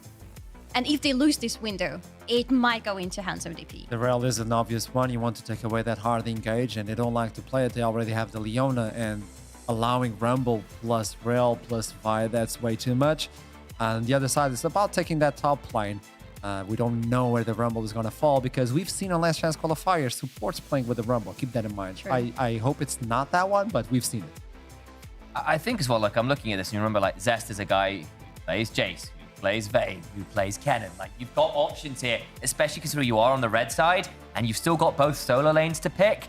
Zest could end up here with a very nice matchup. The problem is, of course, that Rumble has been notoriously hard to find an answer into. True. Yes, it's been somewhat yet nerfed. Yes, it's not the earlier version of this champion we kind of know and I'll say love with inverted commas around that, but still very difficult to find a good matchup. But I think Zest, of all players who does like those carry options, should have something to work with there. Even if, again, there is, I suppose, a world where that Rumble ends up getting flexed. We've seen a little bit inklings of Rumble being flexed towards mid lane and stuff, particularly where Aurora is involved. The champion pool of backline just being pinched on the first round of bans and the second one as well with the Yasuo Yone. Everything is being moved from him, and they're trying to make sure that Ezreal is not running away from that mid lane. I'm not sure that's going to be the Ezreal in the mid lane. I think that's going to be something interesting. Aurora was left open the entire draft. Still flex, exactly. Can go to the mid lane, can go to the top lane. Would actually feel rather comfortable on the top lane going into Rumble because she should have enough range in her abilities to stand against him rather nicely. Is that going? No, it's Alistar. No, it's not. I was wondering like why you take the Rakan. I know you want to engage, but the Alistar is being used more and more often on the EMEA Swiss stage. Nautilus could be paired as well, but obviously bringing the Alistar. It's another diving option. It's another way to follow up with or for the Vi. The Braum makes sense in the lane, right? Because Leona hates it. You go on in and you end up being frozen in place and it's a miserable time. Similarly with the Nautilus, that can be not a great time. So I think the Alistar is a bit more of an aggressive option, even if it's less of a lane counter per se. But it does make sense considering where Geo wants to spike. Corki, and on top of that, double AD carry, lots of pick and engage. You jump on preferentially the Ezreal or the Aurora and you blow them up and then you play out the team fight from there. Makes sense for Geo, nothing super crazy out of the gate. Yeah, it's the lots of engage that really scares me right now for DP, and they have to be really careful there last pick because if you look across the board, apart from Leona, everybody is dead if there is hard engage onto them. Oh. Huh. So that will then be the Aurora top lane most likely. I don't think we've seen all that much Tristana top in recent years. But what that means is they are, like, obviously Patch is by far the prime engage here on that Leona. But I think if anyone's watched a bit of Aurora over the last few weeks, she's often been played as that kind of secondary engage, often against things like the Rumble as well, because your ultimate, with the Malignance in particular, is such an obnoxiously big amount of AoE, and you can use that as sort of soft engage yourself, especially if you can lock someone key down within those big, like, ethereal walls that she puts down. So when we look into this, I kind of see a squishy team, even with the Leona. Aurora can provide something else with a different build. But on the other side, it's massive engage. Yeah. From the team, we expected less the engage, less aggression. And Team Geo are like flipping the script. Yeah, we expected them to be a little bit less toned on aggression, to be honest. But that is interesting. That is a very different approach from what we've seen from them so far. And that is an approach that might actually work against what we're seeing on the other side, on DP's side. So let's flip it and let's toss it to the casters as they get ready to jump into the first game of playoffs on EMEA. It's on to you, folks. Thank you very much, Archer. Hello and welcome to the caster desk. I'm Jake, joined by Jake as we're getting ready to go into our first game of this best of 5 between Dark Passage and Team Go. I'm curious your thoughts on this draft because the Aurora Flex actually kind of came out of left field a little bit. Yeah, I think so, right? Because I feel like Aurora's been used as a lot of answers into top lanes like the Renekton, right? A lot of melee top laners where she can abuse wave clear, abuse range, and that's one of the best spots to see her in. The only question I have is what Lot does early, what the Rumble matchup does. I'm not going to be as familiar with the Rumble matchup top, I'm going to be completely honest, because a lot of the time, when we've seen Rumble picked up top, it's been things like, okay, sacrifice Kennen laning phase to get yourself, you know, one of the strongest top picks for the meta right now as well. So again, that's going to be the biggest question for me, because I think top dictates a lot of what this game is going to be about. Oh, we're into the action immediately. Chef's finding himself ignited, and that's just first blood for Dejor. Just out of the pack, like that. All right, well, welcome to the game. Good to come in. And remember when I said top might dictate the game? Early kill over to Geo, that's a good start. Yeah, I mean, that's a really solid start for them there. You get the Corki going early. I have very strong opinions on the Corki Trist matchup. I absolutely loathe picking Trist into Corki. Yep. I think it's really miserable. And yeah, you have the ability to build the Ninja Tabby, but we're just going to see what happens because he just wandered into 3 members of Go. Oh my God, Chef. Yeah. I mean, burns his flash naturally, but Dejor just walks up into the lane. Not much damage from Tristana early. And first blood given over. As you said, I mean, the matchup, this is the thing I've noticed. The matchup in pro play has been so rough And a lot of the time, Corkies get through their laning phase completely fine, where Tristanas don't bully enough. There's not enough punish. Yes. And especially when you have heavy AP junglers like this with the brand as well. There's a lot of opportunities to get yourself early kills and snowball the matchup. So couldn't agree more. DeJour getting an early kill as Chef just starts on his bot side clear here, but no summoners might end up being a bit of an issue here as he tries to catch up, but on a ward. Yeah, split the map though. So this does to me say that Chef is maybe looking to kind of look to get some early pressure down. Obviously, you have the Ezreal and the Leona. You're going to have that power over an Alistar lane, regardless at the early levels of the game. So doesn't actually successfully pull off the full invade. Takes away the chickens, and that's it. Just goes straight back to the blue side. So will be a single camp up over Bacada, but Bacada actually coming into answer after picking up Wolves. Really nice little read from them, as we are going to see it's a little bit of an early poke coming in here for the side of Dark Passage. So after that weird early game shenanigan, let's just kind of give a bit of an uptake on what we expect for these comps, right? They're talking about it on desk. For Go, it's really important to see them snowball the early game. I think through jungle top is probably the most interesting part as well. Aurora has mobility, but people kind of underestimate how squishy she is in the early game as well. Rumble has a lot of uptime as well, and that's something I'll be looking forward to as trades happen back and forth through mid. Outside of that, setting up for the 3v2 bot is also an opportunity here for the Vi. Depends on wave state. Right now, it's not too good, especially with the invade that came through from Chef. So that would be the other kind of look in here, as Bacada for now is just going through that topside jungle where the water's now expired, so they don't see him walking in. Yeah, Chef's going to be able to make sure he catches him, actually just gets the full combo off. Massive amount of damage coming into Bacada. Does get his passive off on the plant, which gives him a little bit of safety. And he looks like he's going to have to flash, is going to have to go for it. And really, that actually comes off what happened mid just before this invade happened. Because Backland lost a lot of health and mana, they couldn't really rotate the mids over. So it's just going to be a bit of a freebie. It's rough on top of that as well, because his timing, if he's a couple of seconds earlier, Chef probably walks through. He's able to get brush control as well, and that just doesn't happen. Remember, a flashless brand too. It's now matched up, and as you said, it was a really good point. The fact that mid hurts there a little bit means he has to back away. He just goes to bottom side scuttle, and we'll have a couple more camps to clear.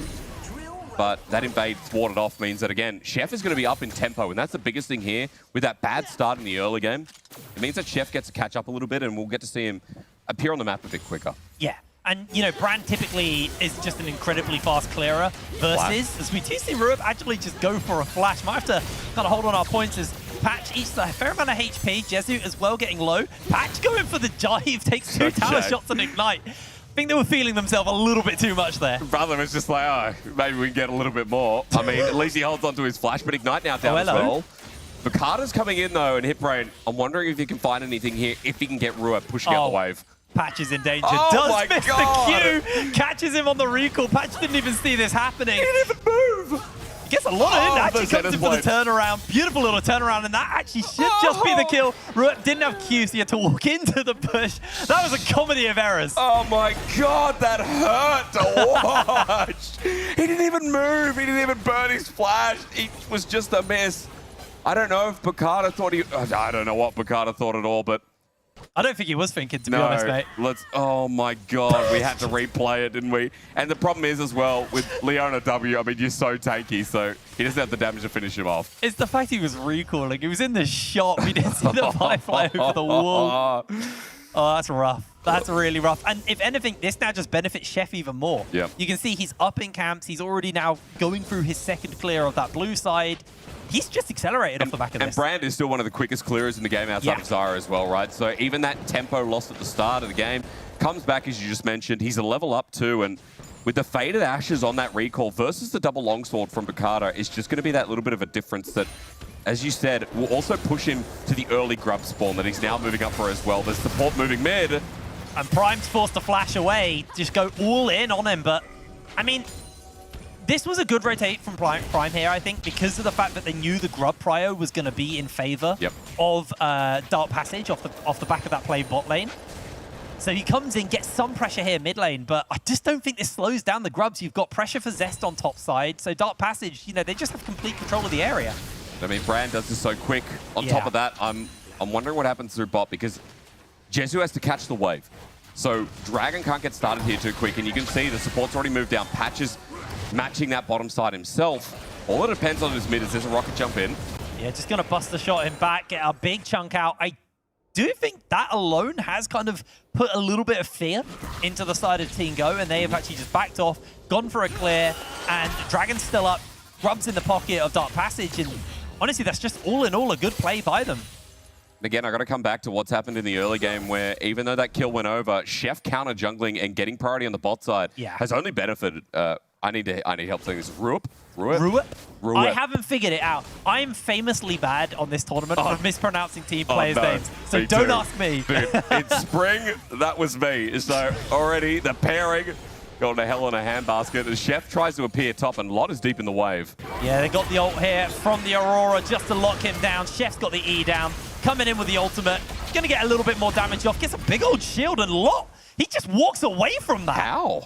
I guess it's not enough damage early on, but I feel like he shouldn't. Oh, they're going to get everything off onto Ruep. Ruep is able to get the E away just to break away from that Vial. And it looks like Dark Passage have just escaped this one. No turnaround coming in from Go. And across the board, a lot of should have been kills. I say that, and they just full engage onto the Ezreal. Ruep is locked down, he's ignited. Jezu has no mana, but he's got the auto attacks. There's the kill for him. Dark Passage just got caught with their hands in their pockets. I mean, Vakada not getting the finalizing effort, but I think Jezu and Prime working together in the 2v2 to pull the trigger. That's big for the bottom lane, the bot lane that again needs to start accelerating in this game. And when top goes well, that's a big win for Go across the map, considering that DP weren't able to convert. Yeah, they're just going to make sure this wave crashes as well to deny Ruep even more. Going to put him behind. A lot of experience as well, by the way, and he misses the majority of that wave, so not only is bot going to be up on CS, but experience is a big deal. I think especially when that Ezreal was doing so well in lane, that's also just frustrating. This is this overall map state is just going so well for DP. Yeah, they're actually doing a really, really good job of that, and it comes off them just punishing the misplays by Go. Yep. These little mistakes where Backland, as much as I am an avid Tristana hater versus the Corki, Backland has actually handled this matchup very well. He's chosen the perfect times to take the trades and force DeJour to lose out off the back of it. So it's been a really, really good play by him. And then I just think, you know, Bakada has been making a couple of mistakes here and there as well, which has just been able to get punished by the fact that Brand is just such a fast clearer. He can move around the map and he doesn't lose out for making these plays. I mean, again, he's on third clear. Yeah. He's still so far up. I feel like I'm choking from Geo's early game, you know? It's just hit me only now. The Grub's being taken up as well, denying on Rumble, who is actually pretty quick turret pusher as well. But over to a Tristana comp toys, nice as Prime. Big punish here, maybe. Do get a bit of damage off. Actually, True Shot Barrage comes in, and that's one dead cow. No ultimate to keep him alive. Okay. Jezu chunked out. Ruep not going to get any more of a punish, but they may just be able to get a plate or two off the back of that one. They have got the Grubs in their pocket. That was a bit of a bait, but yeah, I mean, it's going to go down pretty quickly. And for Jezu, he can't do anything. Jungler's not nearby. Jungler's making a play on the top side of the map, so much gold given over in response. Yeah, interestingly, Dark Passage haven't actually turned their attention towards this dragon at all. They've actually just let it be. They made a good play there. Now, we have to hold that because Chef is getting jumping in for the ult. Lot gets caught out. They don't really get the pounce, and that is enough to finish him up. But again, Lot spacing really well versus these two. Does finally go down for it, though. I mean, this Brand as well, sharing the resources, ulti through mid. Yeah, I think they're all right. But top side, I mean, using the blaze on the minions is really nice indeed. No, we're not. Oh, Patch. But also, the timing as well. His 80 carry gets the back. He blocks away from the W. But the thing is, the timing between support and 80 carry now off kilter with Grubs spawning in 3 seconds. Yeah, the question is are we going to see Patch rotate down towards the Grubs and try and help for a potential fight? Keep in mind, Chef doesn't have that Pyroclasm. Used that in that previous kill on top lane. So they look like they're just going to trade it over. Dark Passage now going to turn their attention towards the Dragon and look to pick this one up. And this has been interesting because Team Go typically are a team who don't want to fight on these objectives. They just want to trade those objectives. So them being first to the punch is actually slightly off character for them. I mean, it's also important for the game state though as well. You know, denying these 6 Grubs is a big part. But again, you picked it up. The ult timing is crucial here where nothing's up and available for DP. So it's going to be the Dragon trade. They get the first one on the map for them. But I really want to see, Chef back up at the top side. I want to see him punish the last timer of the flash. Lot's only got a minute left and Top's been going so well, it should be hit again. Yeah, you definitely want to get this Aurora snowballing because You were actually talking about this off stream, but you were saying, you know, Aurora very much a champion who's very hit or miss. Like they will pop off or they will look absolutely useless. True. And getting these early ganks in, getting a CS lead, even however marginal it is something you do want to be doing. Now, you also talked on stream about how this champion is quite squishy. So let's see if they can find the punish here. Zest is going to E backwards, but they've got the Q forwards. They catch them in the invisibility, and Zest is cooked. Lots of kills to kill. Sometimes the mobility can be a bit of a bait as well. I mean, good punish in the top side. This top lane was important for both teams, and Chef now, the response, I wanted to see him top, but it looks like after Dragon, the full clear is going to set up for a dive. Yeah, Patch is going to clear this ward out. They did see Chef, actually. So they are just going to back off, and Rup going to get a little bit of damage onto his tower, maybe able to take himself a plate. Dejor has rotated up, so has Backlund, though, so we could see something more breaking out here. That Tristana priority as well that influences the spot lane dive too. I mean, Chef clears out the wave, or rather the Krugs, and even though Bakada's here, Chef has a level advantage. He's got Sork shoes as well. I mean, I'm seeing not Atma's Impaler. I'm seeing first item here from Vibe. Divine Sundra. Yeah. It's not Divine Sundra either. No, it's not. Sky. Sundered Sky. I got the Sunder part. Don't worry, close enough. Anyway, top. That's what you expect. Now that he's level 6, the Vibe becomes active, and Bakada finally having impact on the map as equalizer. Lovely little equalizer. Bakada gets over the wall. The Pyroclasm does make the connection. They get the lockdown with the Solar Flare as well. Patch is low, but not low enough. Zest secures the kill. True shot. Just a sightseeing tour there for that one. And it's just that kill. Not really any other objectives or anything else they can really take off the back of it. There is something I want to pull up, though, that I'm noticing more and more that Patch is fulfilling as a role, is that for this team of DP, them getting priority in their draft for this Leona, which has happened many, many times, is something that, again, is showing its head and showing why it's so important for them. It looks like one of their best champions of a Patch. It's so solid for their draft this game that, again, it's kind of thwarting some of these early skirmishes that Go are trying to make. Yeah, Go, the thing is I expected Go to be a lot more relaxed. Both of these teams do have relatively long game times compared to a lot of the other teams in the league or in the tournament. They do take a step back. Go love to play for later team fight. Yep. But I think they've recognized that Dark Passage, while being a slow team, have the capability to push them. So they have actually decided to make plays and be aggressive. Now, not all of those hits have landed, unfortunately, for them. But I am happy to see that actually Go are trying in the early game. Jezu just loses all his health because Ezreal's really, really fun. Wow. Yeah, is that personal, was it? Yeah, that was a little personal. I mean, look, so the best AD carry at the moment, really, and it's just because his laning phase went so well. We had a bit of back and forth, but, you know, as you said, you know, Go in a very different draft. We talked about it already before. There needs to be tempo here, and I wanted to see Vi play through top side. That has kind of worked with the counter game, but the problem is that this Aurora is in a very good spot. I feel like that's mainly because of how Chef's been jungling and how quickly he's been clearing. But I think right now, for Go, it has to be towards this Herald. There has to be a fight towards this Dragon. They need to be set up on the objectives because now that they've hit their first items, there's a lot of power coming through from things like the Kai'Sa, from things like the Vi, and as you expect, the Rumble, as he'll pick up Leandri soon. One thing I do want to hit on is because we've been quite positive about Dark Passage.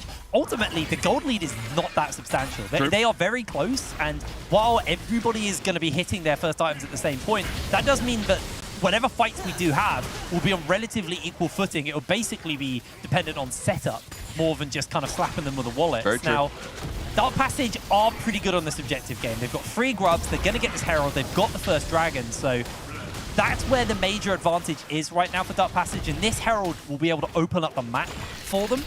My question is where are they going to use it? Are they going to just look to put it down in the mid lane and try and open up through there? Or are they going to try and go for a greedy push and get a second charge onto another tower on the side lane? And either way, if they use it mid, I mean, you've also got to think about the side lanes as well that are starting to build up. Like, Backlund is in a really good spot where if I wasn't choking so much, I'd tell you, hits in the side wave and there's always going to be a trade there. He's usually going to trade up anyway. So I think I just watched that early first blood and then I watched that Vi Q.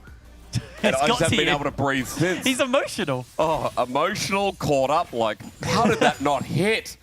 That was truly tragic. That was truly tragic. Now, it does look like Zest is going to find himself in a bit of danger. Throws down the ultimate, but he just uses it to reposition under his tower. That was a really, really nice use of that one. They committed TP for that as well. So Dajor just opens up top lane. You know what I talked about with Backlund about 20 seconds ago? He gets top for free. Yes, there's a Dragon trade, but DP opened up the first one, so... I don't know, man. I think also mid in a bit of trouble as they have the inside track. This is good for DP. Yeah, I do think they're a little bit nervous, even though, to keep in mind, the Rumble ult isn't up. Neither is that Vyar, but I think they were a little bit nervous about getting caught. They knew that Backlund was committing to getting this tower topside. That's the first tower in their pocket for them. Obviously, bot lane tower had already fallen for the side of Go. And ultimately, tower's relatively close between the two teams. Gold still remaining very, very tight. And again, Herald's going to be put down eventually, though, so DP will be trading up here in the long con. The damage is good from Ruep as well as... this will just be one shot. Yeah, that's going down. Are they going to commit for tower number 2? Looks like they're going off for a drive, so he's going bot lane. That doesn't make it to bot lane, right? Nah, wait for it. Hey, observers, can we look? Thank you. I think it expires about here. Here? No! No way! Yo, Chef can drive. Hell yeah. Well, that's definitely worth. Technically could go for another charge if they really... No, they can't, don't worry. Okay. Minions finished it Good up. optimism. Ever really optimist me. But bro, I mean, you know, we're talking about gold being close, and yeah, it still is technically. The problem I have now is how do they start using some of these tools on Go to set up for this next dragon fight, this next, you know, the potential vision around Baron. I get my words together, and the first thing I say is like, well, Lot needs to be involved. We need to see a real big setup with these ultimates, because again, we're playing a dive comp. Go are playing a dive comp that needs to initiate. Yes. And utilize things like the Vi as well, right? Because otherwise, you get spaced, you get outranged, and things like the Aurora as well are really good at disengaging and helping play for space with things like Tristana and Ezreal that only get worse with time. Yeah, and the problem I do have with Go right now is they have two people who are committed to diving. Technically, the Kaiser's there as well, but I'm looking at the Alistar and the Vi. You jump in. If Chef is there and the Chef isn't the one getting caught, that Pyroclasm is going to melt your front line, and then what's really the follow-up? What happens at that point when you lose your front line and you get caught out by the Aurora ultimate, or the Tristana jumps the back line with the Leona? Yeah. I do have my concerns. Now, you do have the ability to use the Equalizer to control the space in a team fight, and that's where I got my eyes on Lot, as we are going to see the Solar Flare come out, and same with the Equalizer, a two-fight, well, fun happening on 2 fights. True Shot doesn't quite hit its mark. Zest walks away, and ultimately nothing really is going to break out off the back of that one. But I like the thought process there. I mean, again, we're just talking about setup, and Lot is showing us like the angle is there through mid, as Backlund might be caught out a little bit here, but I feel like the 1v1 with Zeal should still be evenly matched, if so, because you're close to getting the upgrade as well onto the Manamune, so maybe that changes my mind, but again, that's what Lot should be doing. Set up there with the Equalizer and looking for angles mid, trying to be proactive.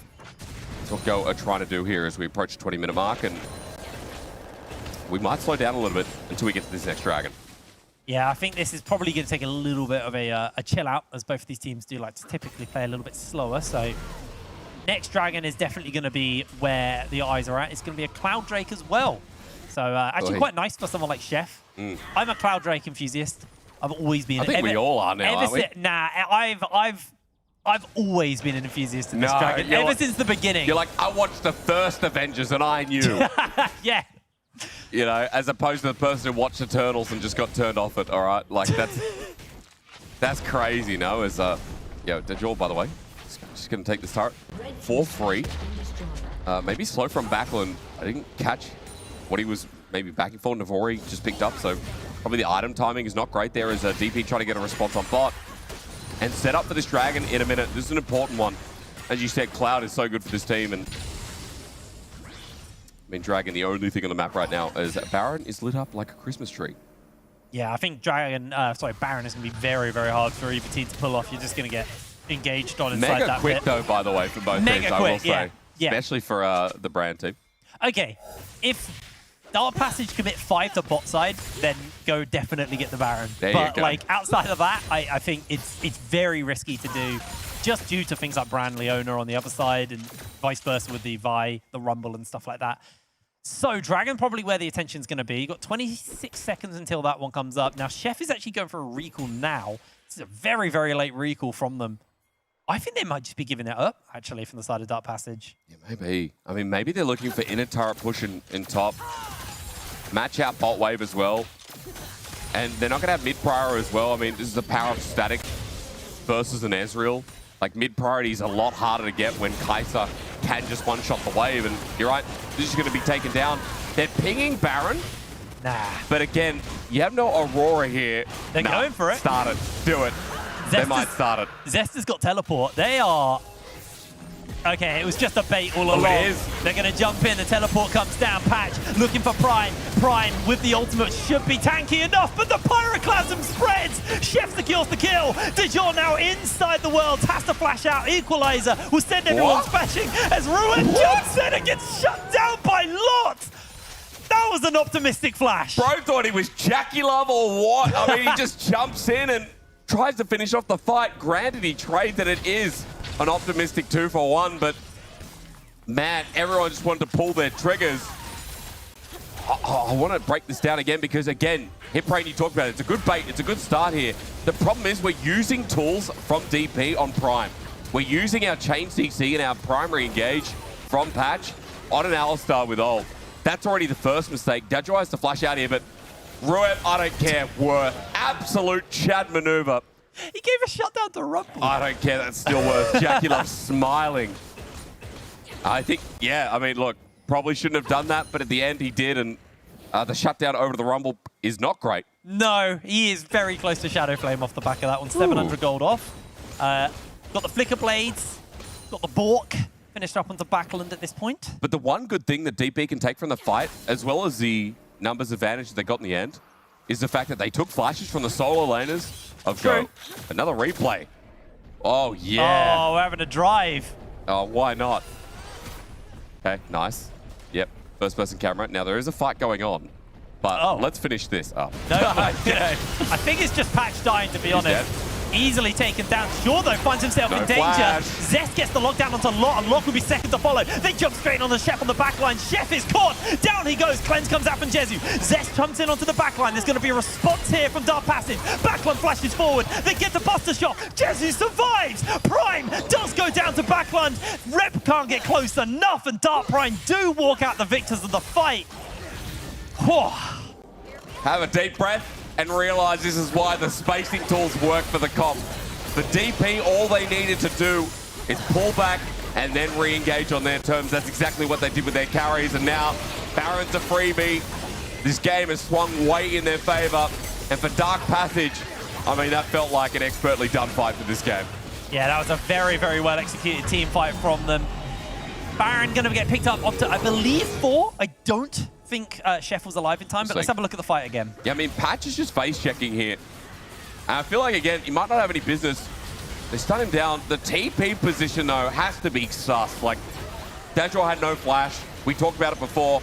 Lot is stuck in the Aurora ult as well. And those summoners end up meaning a lot because there's no escape, no way to get out. And then after kiting back and spacing, Go just can't re-engage the fight. They've used all their in tools, and there ain't no out.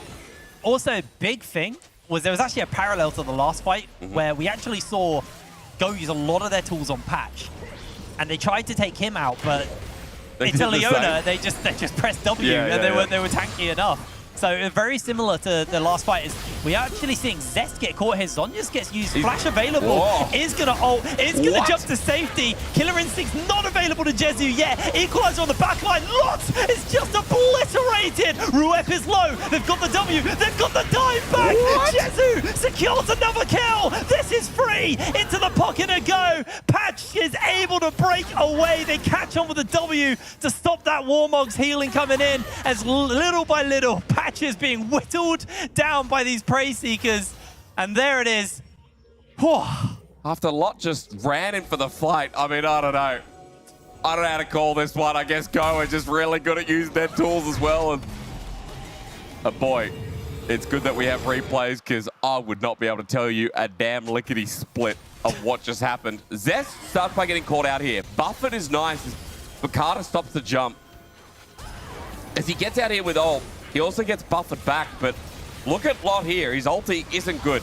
Runs into melee and just gets taken out. But there's already so much damage from this Rumble that they're able to clean up the rest. Yeah, really, really nice little fight there from Go. Just honestly, they got a punish and they just made more of it. They weren't unfortunately able to finish up Patch. Leona, again, very, very tanky at this point, but this now brings Go back into the game because that Baron pickup from Dark Passage with the fight, it started to accelerate them massively off that. Baron going to be timing out in 40 seconds, and ultimately, if you look at the map, Dark Passage actually didn't get anything with this Baron. They've half-healthed mid-tier 2. All of the other turrets had already fallen, so this Baron was basically just an injection of gold to them, and it gives them the opportunity to equalize out on the Dragons, I guess. But, I mean, you're not really caring. Its second Dragon was denied, or, you know, the first Cloud, I should say, was denied by Go. I think the position's very salvageable. I think with his 3-item Corki as well. I think he's going to be big. Prime flashes in. Ruep's in danger. They're going to throw a lot down onto him. And just going to see them flash away to safety. Ruep able to break away from that one and just clear away this camp. You can threaten Baron here. I mean, Go can clear out vision, threaten Baron, look for a pick as well. Their tools are exactly that. I mean, the problem is Baron's not up for 3 minutes. I'm also looking at DeJour's TP. Okay. You're right, Baron's not, no, you're right, Baron's not up. I was like, man, this would be such a good Baron angle. It's not up, is it? Well, I'm sorry that I feel a little bit cooked as Inner Turret does go down in the end, and DeJour's TP was a couple of seconds off. So that stops him from matching there after the player pick as, yeah, in the end, there's still a win for DP. Would have been a good one, though. Maybe we need a second Baron. I've been thinking for years. You know, how much of a win was it for DP? Because they burnt Ezreal's flash, and that's going to be down 4 Baron when it does come up. So ultimately, I think Go are not particularly disappointed with that. They burnt Alistair's flash for an Ezreal flash. That, I think, is perfectly worth. Okay. Well, I'll take your word for it. Because at the end of the day, for Ruep, still having, I think barrier E is still very important, but you're also right. The summoner not being up is a big deal. Look, I'm regularly wrong. So right. I'm very They put 2 play-by-plays on a cast. One of us has to be. It's just about balancing the odds. If we say opposite things. Ah, yes, I see. Good idea. So you say flash is important. I say it's not important. We'll find out in the next fight, and then one of us can be like, this is why I said that. It's just color casting 101. Oh, I see. So we basically just 50-50 it, and whoever gets the 50-50 right gets to act smug. Yeah. I see. That's just how the game works, really. I mean, DP still have a gold lead. It's still looking like a good game for them, but when this dive comp sets up, and when Bakata gets a pick, including Rumble as well, I mean, the fights look really nice. As long as DP can't escape.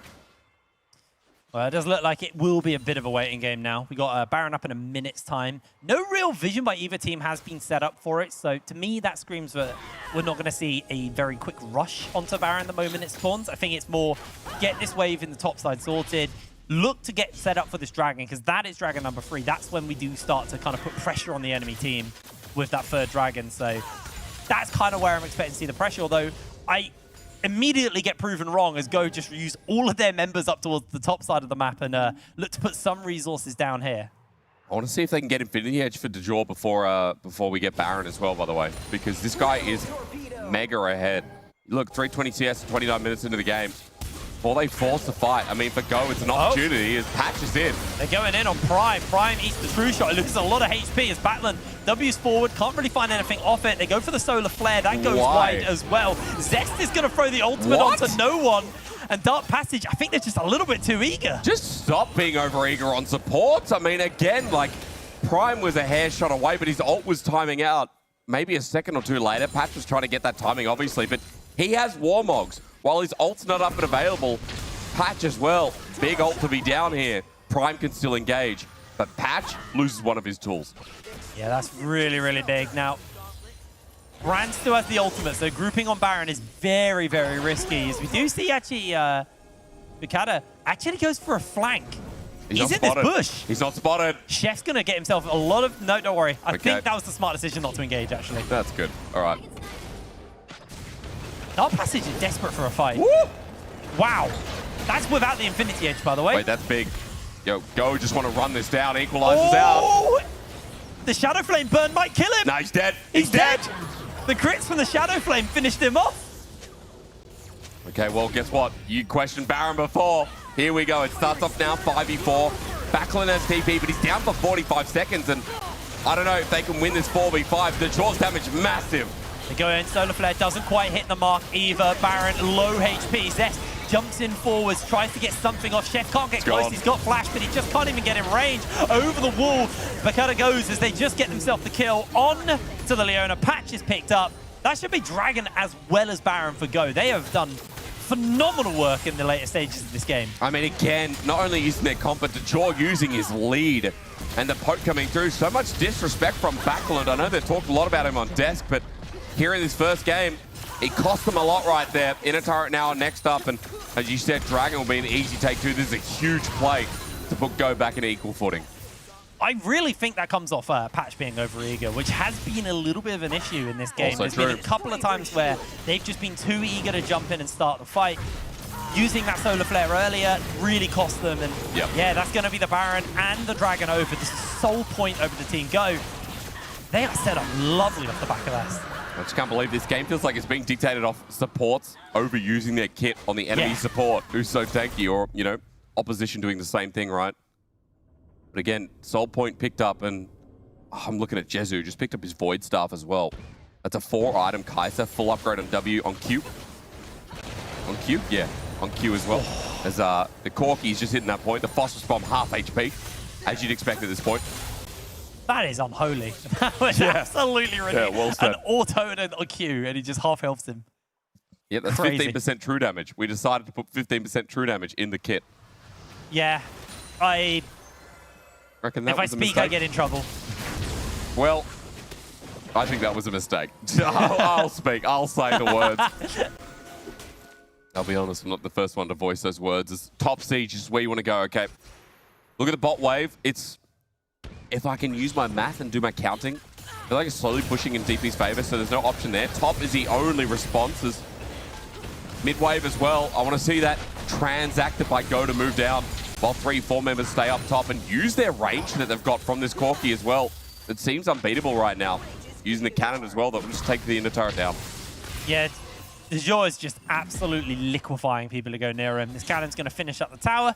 There it pops. And they can just, like you said, continue to use that range. Now, there does seem to be a bit of a congregation towards mid-side. That Passage moving around as a bit of a death ball, looking for any opportunity. Now, Ruep does do a lot of damage himself. Not to Prime, apparently.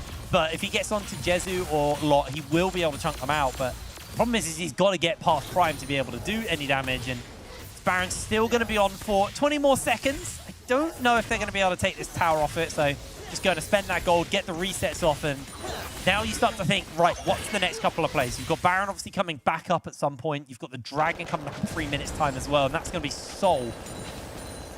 I mean, you're spiked at this point on the side of Go. You know, one more item onto Dejor. I mean, he'd like it, but he doesn't need it at this point. Now with that Infinity Edge in pocket, 4-item Corki, we're at late game. Go are in their element. I mean, I will say the addition is, as Prime is just super deep for that ward. Has to ulti out. I don't know if he's caught, though. Yeah, he's actually very, very tanky, and they're just going to all in onto Chef. Chef gets himself caught out. There's a beautiful equalizer by Lot. Jezu's able to secure him one, but it's a 1-for-1 so far. Ruep's able to break away. Backland's coming to try and save the day here, as it does look like they've been able to break away for now. Chef still relatively healthy, but Dejor wasn't even in the fight. He's just going to finish this tower up. The rest of DP need to heal.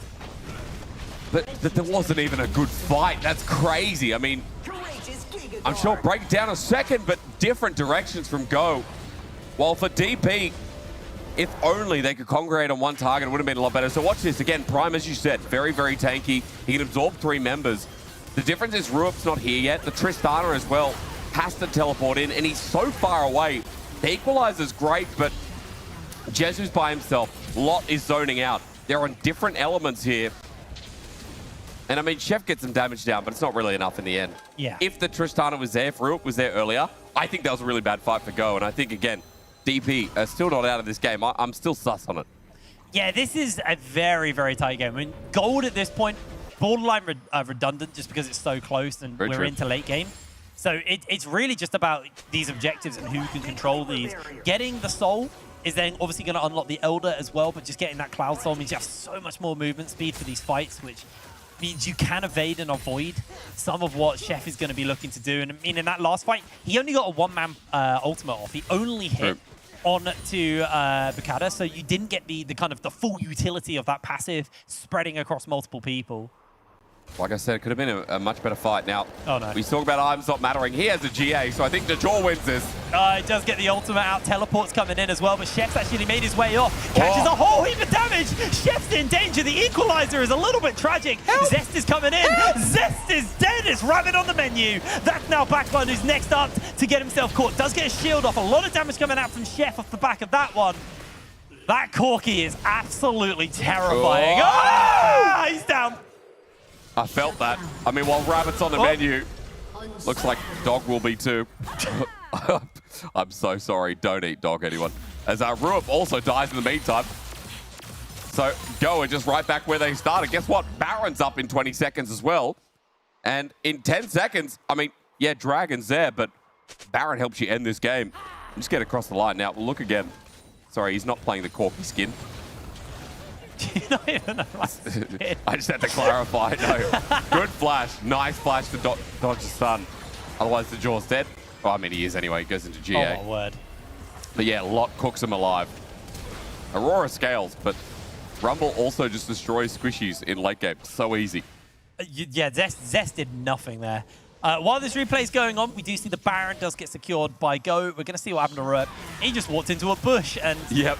Yeah, if Kaiser's somewhere near, she'll probably show up if you get hit by that. And also, you know, Abyssal Mask on Bukata. I love the itemization here. It really helps the Kaiser as well. You see the shredding is probably next level because of it. But Baron was taken to the replay. As you mentioned, Dragon was denied by DP. That's a bare minimum, like, easy scraps to take away and small wins. Well, for now, the base hasn't been broken. We're 38 minutes in, 2 Barons deep. Go need to break the base on this Baron. We're on Baron 3, aren't we now? Are we actually? Yeah. Oh my god, okay. Oh, well, we're here to suffer, man. well, my problem is, if this game goes, like, we're in ultra late game stage, the Tristana is still going to be relevant. This team still has a good front to back that, I wouldn't call it strictly front to back, but they have a comp that can really build bridges off of Backlund and Ruip on Tristana and Ezreal, excuse me. All they need is a clean engage from Patch, and they need to stop some of these dive and some of the tools from people like Lot and Bukata. I love that ultra late game still means the Patch only has 1 full item at this point. Yeah, of course. Our supports have it so rough. He's still only 1 full item. He's only level 13 as well. He is quite behind right now. Now, this Baron is being effectively used. The Chef loses half his HP as well. Going to be able to finish up this tower. Got a lot of work to it. Ruip is slowly whistling down that cannon. You know what I don't like about this is DP still have wave clear in Aurora, in Brand, in Tristana. Yes. They're channeling down one lane. It looks like Picard's doing it finally, but we need this control in other waves. Oh, that equalizer's beautiful. Zest is just out. It. They are going to get a bit of damage off on the Prime there. They are going to send them pack in. True Shot Barrage comes through, but I think this is, again, just a lot of posturing, which has kind of been the whole way this game's gone so far. And I was like, oh, it's nice. Maybe I should shut up. Maybe I shouldn't. Zest goes back to base, but the problem is the wave clear. They don't have top set up. They don't have mid waves. They don't have their waves in order. And this is like the late game macro that helps them end the game. And I feel like they're skipping steps while trying to push this Baron in and overforce something. Zest has off. Oh, yes, he does. Jezu got out. He's out. Just about got out with that ult. As we actually see the flash come out there from Zest. So they do fire back, because Jezu actually didn't burn a single thing, so he just walked away for free. Those Ws are doing so much damage at this point. Oh, hello, Backline. He's feeling it. Woo! Fun. Maybe he shouldn't have been feeling it. That was brutal. They're both feeling each other, to be quite honest on that one. Just damage checking each other at this point. Nice. Yeah, very good PG response right there. I was just like, I won't look at you. I won't look at you. I don't want to know the face you're pulling right now. I was looking. I know you were looking. I could feel your eyes. I wanted a response. Well, oh, yeah. Zoom in, cameraman. Do I have control? Cameraman, can you hear me? Zoom in on Lot. Go on. Do it. Do it. Okay, now we know. That was just a random zoom in. I wanted to know if it was something that it was like zoom in because of what we said. Now we know. Yo, in this BO5, I'm going to be honest. You know, we talk about long game time. I feel like I'm starting to see why. I feel like Go are really struggling to end the game. I mean, they have a 5k gold lead. Yes, as you said, gold doesn't really matter. But this team has been winning the last couple of fights, and Dejor is so damn fed. And I feel like they've been pulling off their comp really well, but it's just, again, these steps towards ending the game and towards pushing these sideways, which now it looks like they're finally doing, leaving to draw top. Yeah, I do feel like part of this comes from how we talked about how they thrive in the late game. Maybe they don't thrive. Maybe they just struggle to close out. And that's why these games go so late. We do have Soul spawning in a minute, and it's Soul for either team. Right now, Dark Passage do not have the ability to move that far out of their base. I mean, if you look at the map and you look at the warding, lots and lots of blue wards over on that red side. Goa now shifting their vision over towards this dragon and getting set up for here. As a DP, they have that one pink in this bush here, so they know they can safely move up here.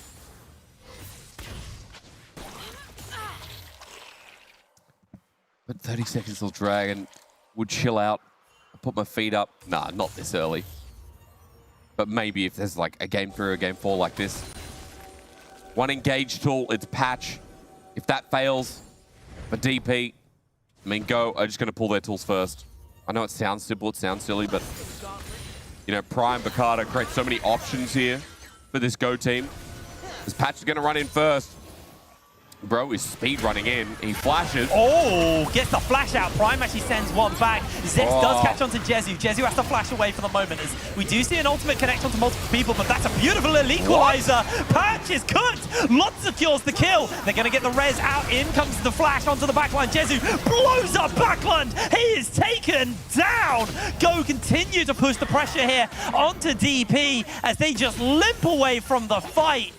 That's Dragon over to them. That should be Baron in 40 seconds as well. I can't believe that Go just got away with teleporting their Corki in the middle of 4 people. Like, thank God for the GA, right? Because otherwise, he just ran it.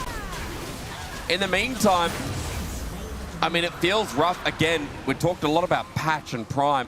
Both supports going to whip the engage. We'll run you through. I'll give you the doctor's orders. Flash here from Patch. Gets unlocked. Good target, Solar Flare, but again, dude has Merc Tread, so that's rough here for the Solar Flare. The Aurora ult zones, but for DPs, they run through this choke. You can see that Corki teleported in the middle of everyone and has to flash out in the end as well. So a lot of tools burn, but Jezu gets free reign. And something I didn't get to talk about is how Go rely on their AD carry. How Go, if you break down the hard stats, you can see that they prioritize this guy not only in draft, with him getting something in comfort, but also with how they play the game as well. 6-0 and 3. Now with Baron number, what, 4 or 5? What are we at? 4? No. Yeah, this is 4. This is 4. Baron number 4, and Patch is caught out. Yeah, maybe. Patch finds himself in a little bit of danger. Does have that Solar Flare. Catching onto multiple people. Down goes Patch. They all in onto Ruep as they actually get a whole heap of damage off. Catching Bacata inside the ultimate there from Aurora. Oh but that equalizer melted those health bars. W from Jezu takes down Ruep. He's got a 61-second death timer. I think this is just going to be Go taking this first game. You have to, surely from here. 3 alive, the poke's too much, end the game, Go. After the 4th Baron, it's finally going to get them across the line with this dive comp. This got to be a bloody miracle from Backlund here, and Chef, he's going to jump in, immediately finds himself cooked, gets the tower shot to Jaw, but he's not going to go down. They do have Chef's ultimate still. It only catches onto one. Got him. Prime tanks everything. Chef goes for the Zonyas, flashes onto the healing fountain, but that is going to be it. The Nexus pops. Go take game number 1. Well, it was a messy one. It was definitely not clean, but Go, I mean, much like their comp, and their name, by the way, decided to keep on going. It's a bit cringe, but I will say, you know, again, they wanted to play through top. They couldn't play through top. Okay, how do we play the early game when Vi's so far behind? Well, bot counterplays are good. Trading dragons are good for objective sake, considering that, you know, early Herald was given over, early Raptors, Krugs. That's the one. Grubs. We got there in the end. And then again, the trade off some of the back mistakes that came through from TP, I think. Yeah. Pretty good. I will say that I do feel like you were very right. I do feel like Go really struggled to close this game out. Oh yeah, they did. I think Dark 100%. Passage did a very good job of getting ahead early, but they were not particularly great on pushing that. Anyway, we're going to pass it over to our analyst desk to break this game down. So over to you, Archer. I was 25 when this game started. We talked about late game, and they delivered. I remember the early game. Yeah, the patch 14.15 was a good one. Yeah. And this is a long one. We were expecting this from both teams. Yes. But and you brought something up on the green room that I think we should highlight. Team Geo is a team that has some issues when they jump into the mid game, but if they get to the late game, they're quite concerning to deal with. They are very good team fighters in the late game. I think we still saw some issues, though, because part of the reason they have those issues in the mid game, as we kind of heard the Jakes kind of sort of talk about a little bit earlier, is like they aren't fantastic at closing games out. They aren't fantastic at using Barons to the full potential. And yes, don't get me wrong, Dark Passage had an insane amount of wave clear between double AD carries, a Brand with 3 items, and Aurora with 4. The early game was amazing for Dark. Right, but exactly that. And then Dark Passage on the other side, as we said, actually had a pretty solid early game. They got in the position where they had some grubs. They had got those early towers. That shove where they got things like the Herald were fantastic. The problem is they get the Baron, they look like they're in command to start taking the game to bed, and then they overshove and get caught out. Zest gets brought down on the Aurora, had been a menace for much of that early game, and it goes wrong. It all goes in the opposite direction of where it was going in the early game, because in the first half of the game, I would say Dark Passage had some insane individual plays, especially on that Aurora that you just mentioned. She was such a big problem for Team Go, but she starts to be much lesser of a problem when finally the items start pouring into the inventories of Team Geo. And I've just watched Archeram shake his head because he's right. That was disrespectful from Backland. And we see a Baron that goes wrong into a pick onto Backland that costs the Baron, and then late game at this point, Geo right back into it, and then it's an ugly TP from Dial. But I look want at you the to timing. watch Slow the it. Vi. Watch the Vi here, because this is what we call full contact League of Legends. How do you keep your backline safe? By jumping on their backline to make sure they can't threaten your own. That kept Dior alive. A phenomenal flash Q to prevent the Ezreal from doing what they wanted to do was huge work. Because you can see there, both AD carries, Jezu and of course that Ezreal from Ruep, were monsters this game. But the fact the Valued had such an ugly early game, finds a play like that in the late game when paired up with the Kaisara was so good to see. A lot. I was looking into the damage, and I'm looking Aurora is such a pivotal thing, and we've seen this Aurora being picked on Last Chance Qualifier, Swiss stage as well, and out of the blue, the Aurora didn't mean much. I noticed he was trying to get that lock-in from the ultimate. It didn't work all the times, right? It didn't. It worked fantastically in the early game, especially you could see on the top lane, there were a couple of times when that ultimate worked so well, making sure that Rumble's life was miserable. He was either wasting all of his summoner spells or he was dying. But later in the game, it was first of all due to the positioning of Aurora. She was constantly getting out of a good positioning for Team Vice to go into this ultimate and lock somebody down. On top of that, there were really good items, as I already mentioned, on the side of GO that allowed them to get out of this situation. Like this GA, for example, on Corki. That Corki might not be the highlight for us, but it is the fact that he was there, fully itemized, dealing consistent damage, and what is the worst part, not dying because he had the Guardian Angel on the bot lane in those fights in the jungle, constantly getting caught, not dying, reviving, killing somebody right after that. That's an interesting take, because the last team fight we saw, and you were highlighting the fact that Vi, the full contact thing, remember? That team fight was like, how do we initiate this? We can't initiate this. Vi is way too weak right now. We need someone... Hey, there you have a Guardian Angel. Like, yeah, I do.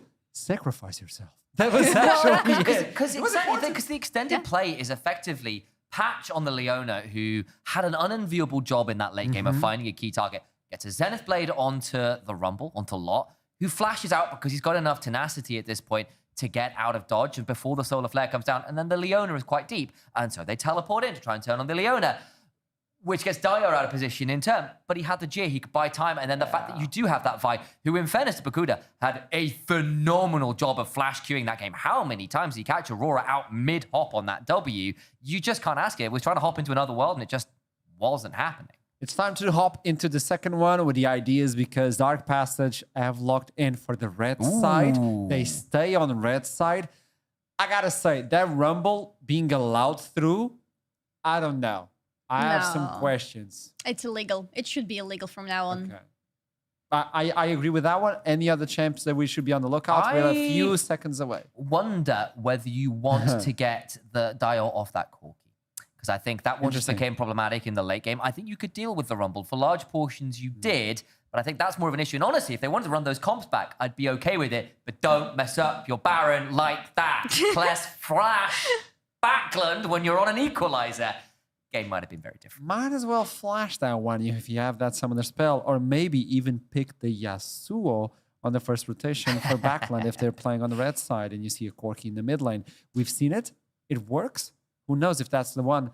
Well, before we toss it into a small break, I just want to have from you a prediction on the second game. Who do you think is going to win on the second one? Ooh, I would say let's give this one as well to Team Geo because they seem really confident and they're having a morale boost. But then we might go into a reverse sweep. I feel like you're going. I'm not sure anymore. You're still not sure. Yeah. I'm going to give you a few seconds on that one. What about you? I think with what I've seen after this one, I think we're going to 5. So I think this will be 1-1. Okay. So Silver Scrapes? I think it might on be. the first day of playoffs? So. Hey, you know what? Maybe it's Silver Scrapes, but not right now. We're going to toss it to a break. We'll be right back. Don't go anywhere. I'm watching you. I'll see you soon. Woo! Oh man, I feel like that was my best intro ever. Yeah, not bad, hey, not bad. Yeah, bro. You know it as well. I also know you can dance. You should join me next time. And yes, I feel like you've also deserved a bit of a break. You've earned it. Thanks.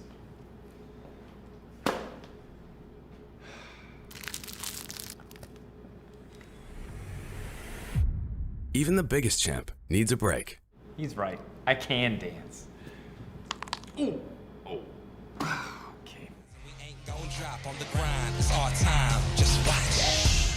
If you want it, you can get it. Life gets hard, but don't you let it get you down. Go get the crown because our time is now. Hey, we gotta get it. Gotta get up, gotta go. We gotta get it. Hey, they won't forget us. Made it happen and we all became legends. We gotta get it, gotta get it, gotta get it. We gotta get it, gotta get it, gotta get it. We gotta get it, gotta get it, gotta get it. We gotta get it.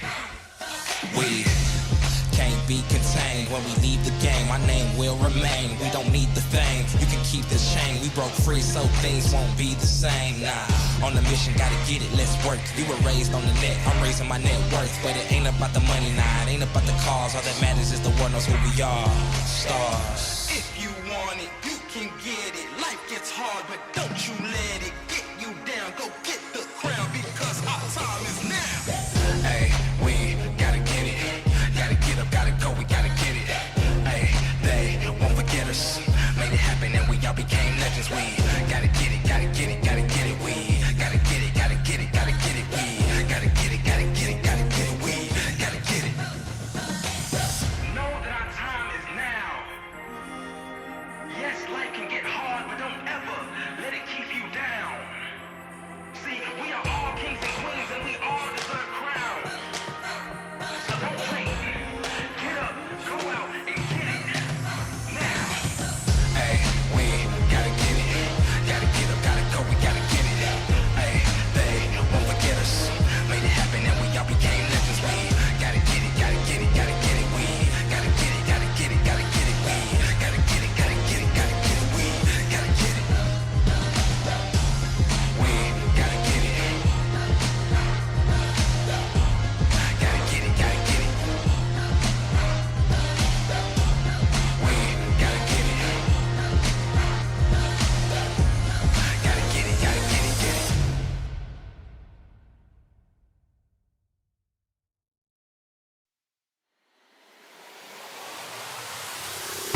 I want it now and I ain't never gon' back down. I want it now and I ain't never gon' back down. I want it now and I ain't never gon' back down. I want it now and I ain't never gon' back down. I am no regular citizen. Nope. Do you understand what you're witnessing? You cannot tell what the difference is. I want it all and I'm winning it. I do not care about opinions. Time to make a few decisions so I can take a position. I'ma go get it, I'm punching and kicking. I keep on moving, they off of me. Just do it and stop without talking to. I'm not expressing no modesty. I can't see nobody stopping me. If there's a problem, I gotta solve it. Straight to the top, I can't see myself falling. I gotta grab it, there's no time for stalling. Number one stunner, don't have other options. Now I'm fired up. I'm sorry, brother, your time's up.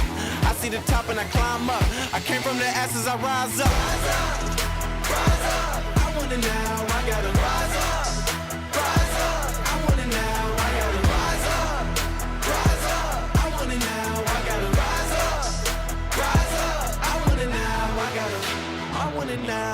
ain't never gonna back down.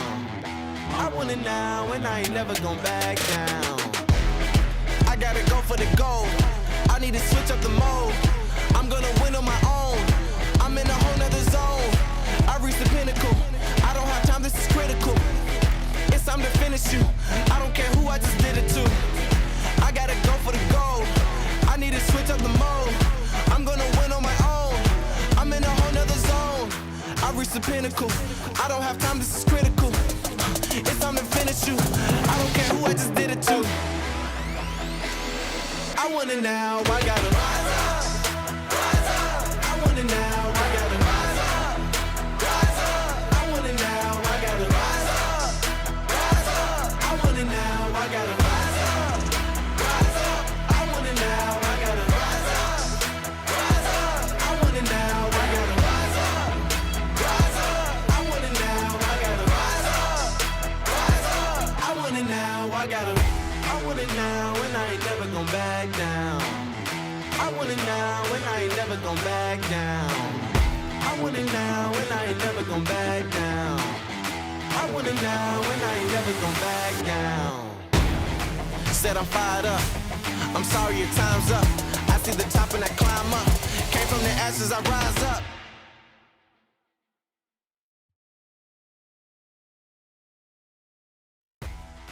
Hello and welcome back to EMEA Masters. We're getting ready to go into our second game of this series between Team Go and Dark Passage. I think coming over, getting a bit closer. We're getting cozy over here. Yeah, that game honestly looked like Team Go struggled to close. They did ultimately close towards the end of that game, hence the win. But it did feel like that game was probably 10 minutes longer than it needed to be. Yeah, and I feel like the game was mid-diff in the end as well. Like, and it's hard to go through because I think different points of the game were different diffs, right? Like, you know, like Prime in the early game was really, really good. Yeah. Sorry, not Prime. On the other side, Leona. Oh, Prime. I'm running you through a loop. Patch. My bad. I have it written I down. had the P. Patch was really good in the early game. Yeah. The problem is, though, again, some of those engages using everything on Prime as an Alistar with Ultimate available, it just wasn't it. Yes. There wasn't enough follow-through, or rather maybe too much on wrong target. And I think at the end of the day, like, that comp had one go trigger, and once Patch went in, then they didn't know what to do. And DP just punished because they have constant dive, constant follow-up. They only go in. Yes. They don't come back out, so they always follow through, and I think that's what made that's what made Go so successful in that game, that they knew their draft. They knew how to play mid to late game, where all they need to do is fight and keep fighting and skill check, and they did it so well. I also think the draft really played in their favor, because yes, Tristana has really great scaling, but I mean, like, Corki Kai'Sa. I'd take Corki Kai'Sa late game over Ezreal Tristana late game any day. I mean, Ezreal's mid game power drop is one of the best in the game, but the problem is, he doesn't hyperscale like other AD carries. And the thing about Kai'Sa as well is she has that poke in that range that Ezreal often offers in the mid game. But the damage is not only immense, her dive follow-up is insane with this draft. And there's more synergies there. So again, you know, and having Jezu on something like that and being reliable is also great when I know that the bane of this team and the strength of this team also feels like Jezu a lot of the time as well from what we've seen. Jezu is their go-to. He is their go-to late game carry. Where on the other side, Dark Prime actually rely on backline to kind of tidy up the fights. Rep will kind of like set him up and he'll dunk it. Yeah, nothing in that game, and so you can't rely on him. Exactly, that was the major problem. Now, into picks and bans. You're play-by-play mode there, aren't you? I am. Alrighty, so Yone, Misfortune, Maokai banned away. Expect Dark Prime to Dark Passage to ban out the Sejuani. That is a go-to ban from them. And we'll see what the answer's going to be here. So the Renekton once again getting banned away, and there's the Karthus. Yeah, target them. Chef is honestly one of the only players who I still say playing Karthus when like Zyra and Brand are up. Oh, really? He really prioritizes them, yeah. That's crazy. Well, hence the respect ban, right, as well. With the Rumble ban as well, I feel like Misfortune is first pickable. Rumble's still first pickable, at least for Go. Yeah. It seems like they're first pickable. Ezreal's first pickable, which this would be a natural go-to.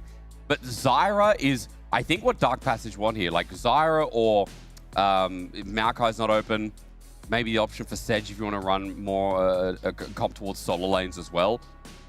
I think Zyra's the best. Like, it's weird because I feel like Dark Passage just don't play Sejuani. because the fact they permaban it, especially when you think about like the fact Backlund plays like Yone, Yasuo and stuff. True. So there is like innate synergy within their drafts. Well, but they obviously don't play it. But that's why as well, a quick side note, that's why this team is so red-sided. That's why their priority is there, because their solo lanes have so much flexibility within their draft. As Ashe is actually open. Talk about flexibility.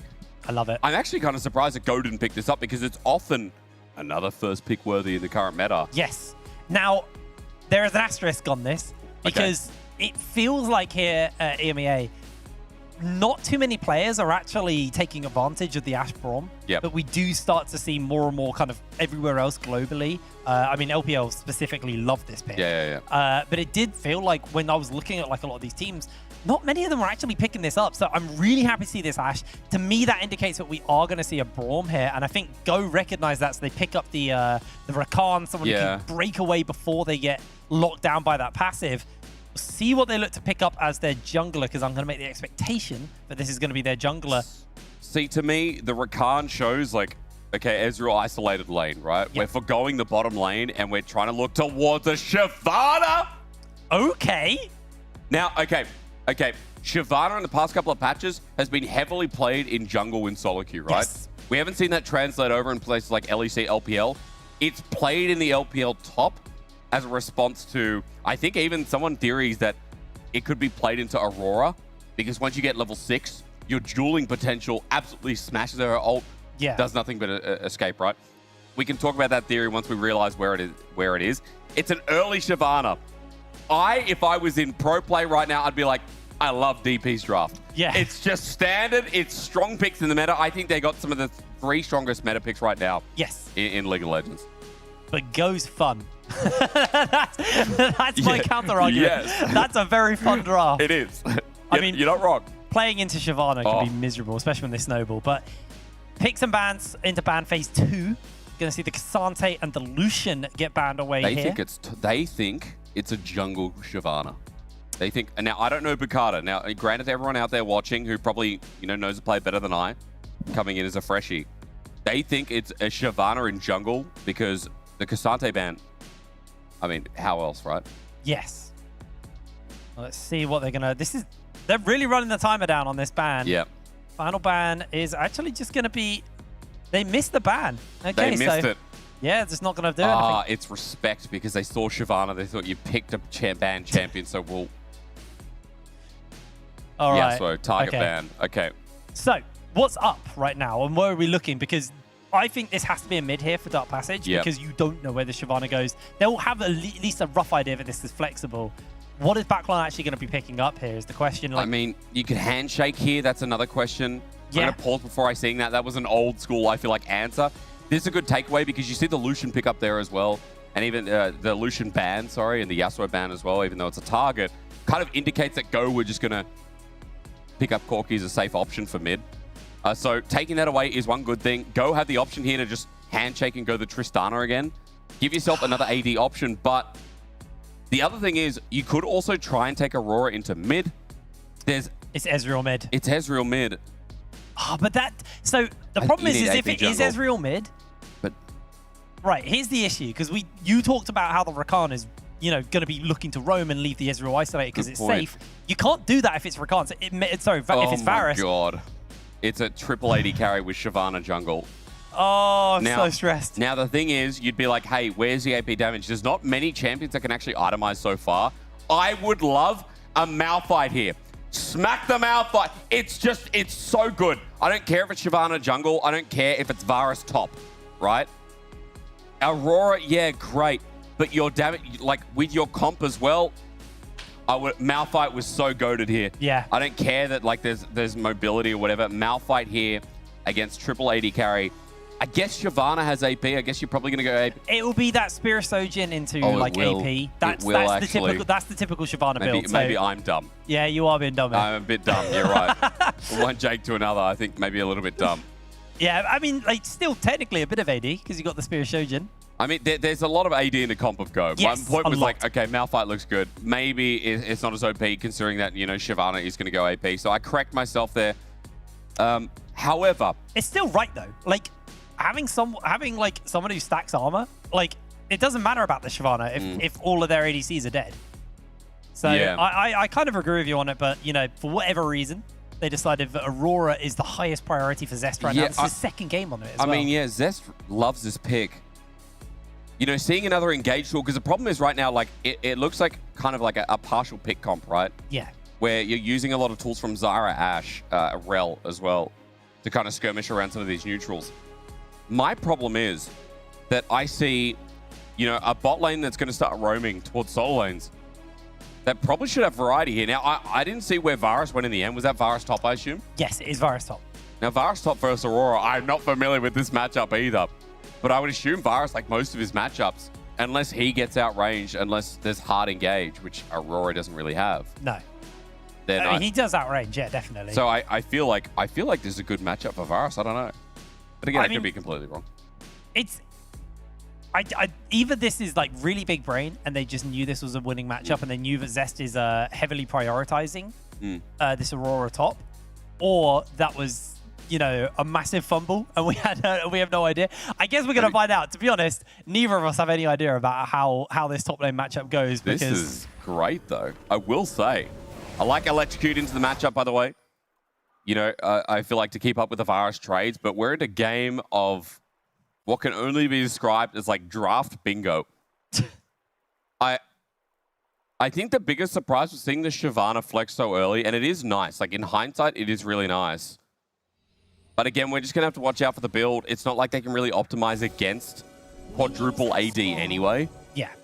Like Rel is going to be the only one, but tank scale slower in support position. So yeah, I mean, there's a lot of questions around this. I think laning phase is really important for Go, where I'd argue that for DP, as we get towards some of those skirmishes, like if they're even in the game, things should be quite fine utilizing some of their pick tools.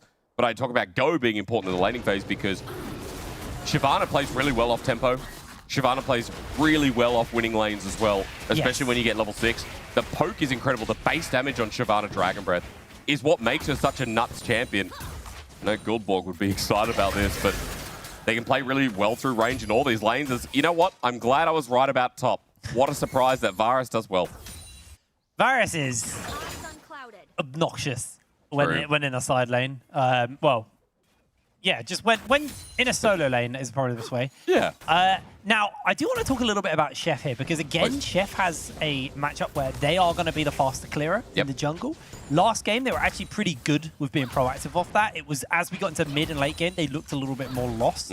I'm interested to see how they kind of come back in this one, because they are going to have the pace over Shyvana. Bakada is going to struggle to kind of keep up with them. So I want to see Chef turn their attention towards things like the Grubs and the Dragon and try and put them down.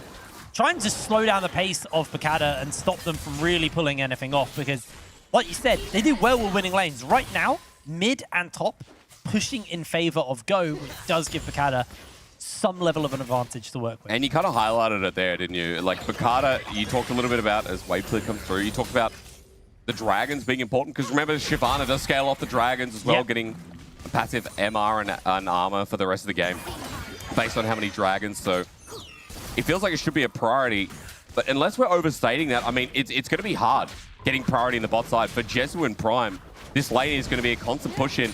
I wouldn't half expect Chef to try and get some dives early onto Jezu, onto Prime, because now at level 4, with the quick clear you talked about, this is the go button. This is the priority you get from Ashe and Rel. Yeah, this is what I really like to see coming out from the Zyra. Gets the roots down onto Prime. Prime breaks away. The flash, the ignite, he's able to survive. Jezu trying to put a little bit more damage into Patch.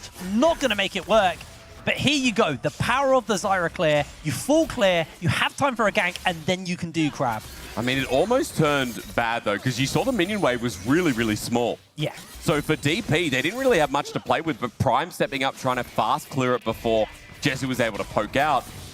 Was a small mistake that I don't think will get punished in the end, as Prime does spot out Patch backing, though. Yeah, looks like they're going to be able to break away from this one. I don't think it would be a good idea for Go to full commit and full send onto DP here, so Dark Passage is going to get their bot lane out, and Wave not in a bad spot there for the side of Go, so the LFL representative's going to be sitting pretty happy off the back of that one. I mean, the power of this wave, as you were just talking about, is that Jezu can walk there now. Prime can actually start moving because it's a slow pushback, right? Yes. So because of that. You can see the Rakan. I was drawing on the screen like LEC. Using a pen, you can see that Prime is actually just walking up mid and seeing if you can get something like a flash from backline, seeing if you can get priority, get a bit more information on Chef as well, who, as I speak of, is actually spotted on a ward. As he hovers around, Patch is now doing the same thing as what? Oh, what a baller. There's the flash, not even flash burn from top, just the bunny hop out while Lot burns his. Oh, we are going to see Backbone getting a little bit of damage put into him. Is able to survive and sustain. I still hate the Tristana side of this matchup. I know Lucian was banned, but man. And it's crazy that you do because, like, you know, I know you've been casting LPL. Yeah. You've been absolutely nailing it, by the way. Thank you, mate. But I know you've been watching LPL mids, and I think Rookie may be one of the exceptions where you actually see a true Tristana-Corki matchup where the Tristana bullies early. But you are right, and I know why you hate it, because a lot of the time, the Tristana doesn't do anything in the matchup. Yeah, that's the thing. It's frustrating, isn't it? Yeah, because I think the reason why I hate it is because I see so many people fail it. Yeah. And it's actually not that, like, it looks so much more one-sided than it actually is. But it is, the onus is on the Tristanas to play that matchup right. And you know what made it more annoying as well? When they changed Corki, and at least the matchup before, like, the merit was on Tristana because I feel like Corki wasn't as much of a lane bully. Yes. But then when Corki got remade, he became a lane bully. And all the damage is in AD. And the fact as well is, like, I mean, I'm not sure if that really matters, but the fact he got true damage on top of that was just nuts as we continue to bot. Patch knocked up. Oh, Patch taking a lot of damage, but is going to be able to walk away from that one. Lovely trade there from the side of Go. And this is what we were talking about. It's nice to see that Go are being proactive early. I mean, it is good because also, while I say that, for DP, they've tried to be proactive in the bot lane. It hasn't measured up much as Bakata is going to take away a grub. But top is a disaster. Lot is 30 CS up. He's now hit level 6 as well, so more kill threat. And while DP are able to pick themselves up the grubs here, I'm gradually getting more and more concerned for the fact that this Varus laning phase is already so explosive with a Shyvana that's also about to hit level 6. Rep looking to chase forwards. Doesn't have that level 6 with himself. There's the flash. There's the knock-up. Prime is going to go down. First blood for Rep. Slowed onto Jezu as well. I don't really think they're going to have any follow-up to finish him up. In fact, Jezu does a whole heap of damage with the tower shot in his pocket onto Patch. It's just the one kill. Now, hear me out. It's good kill for DP after I complained about top, and I feel like the timing's comedic. But Jezu, his wave is there to back him up, and he's able to wave clear, so he's not going to lose too much. More importantly, Bakata's now level 6 and down bot side, while Chef is top. And he's going to be spotted on the ward as well as Prime. With that but death back, I was going to say, gets the opportunity to roam and pressure mid again, which enables either bot or the dragon, or both. You got that Dragon's Descent ready on Bakata. He's going to have to make this work. No mana on Ruet. Is going to break away. Got that barrier. They've got the lockdown, but here is the damage. This champion does so much base damage. Ruet running towards Prime. He's not going to save you. Down he goes. They even get the knock-up in. True shot barrage from Jezu. That's just 2 for Go. Prime is a genius, and he survives as well, thanks to the Guardian. Sets up for the Dragon start too. Jezu getting a kill off the back of it. I mean, the timing great. And like I said, the kill doesn't amount to anything really because Bakata focuses on farming after the top side, moves down. Dragon stats going to be given as well. This early game for Go. It's such a comedic name to say. It's going again. We are seeing again the replay. It was, you know, Dark Passage just overstayed. Their bot lane overstayed their welcome bot lane. I do think, if you look at the minimap, there was a real mistake made by Chef. He went after doing grubs to go do his full red side. True. When this dive was inevitable. With the health bars they had, you should have known that play was going to go down. So you probably should have been in the area. And I couldn't agree more because you should be playing for bot like this, right? As Jezu gets away with an arcane shift. He should be playing for bot more and more because, I mean, like what? How are you going to cover top? I feel like the matchup is only going to get harder for the Aurora up top as the game goes on. But I feel like overall, Zest is already in a bad position. Mitigate your losses and focus on the other side of the map. Yeah. Shyvana's going to be down here for the Dragon stats anyway. And your bot lane in the 2v2 inherently is going well. So Chef, you can see, already paid attention there, but he's backed again, looking for a pivot through top. Now the pressure's there for DP to get a turret plate. Yeah, they're going to be able to pick that plate up, but Patch is eating a little bit of poke to be able to do that. And it does actually look like Chef might be looking to go for something topside, although there's a big wave. They're on a ward. I think just give Zest the wave and let them get a reset off. They are starving up there. A lot of pressure coming in from Lot. Lot's going to replace another ward. You know what also sucks for the Zyra and Aurora lane? They just get outranged by one carry. And I mean, Lot can do so much against the gank as well. Yeah. Like, Chef walks in, Chef gets ulted, or Chef gets zoned. As long as there's vision control there, which there is again, by the way, they know Chef's coming up. Lot just trying to outplay. Zest has the ultimate, it's going to catch him in. They do get the ult down to lock him in place, and Zest goes down. The plants go wide from Chef. Lot's able to flash away, and that is just it. They are donezo. I mean, Lot eats a little bit of plant damage on the way out. Goa just running away with it in game number 2. Bro, Bakata's Vi, Bakata's Shyvana so far, absolutely red hot flame breath. I mean, 2 kills picked up, but I'm more the fact that like Bakata's positioning in this early game and he's hovering at these lanes at the right time, right place has been exceptional. And from that as well, another kill given over to the 1K lead up in top side. We'll look again because Lot does outplay this, as you said. The ult comes through, but the Chain of Corruption held, and it gets in range of the Chef of DP.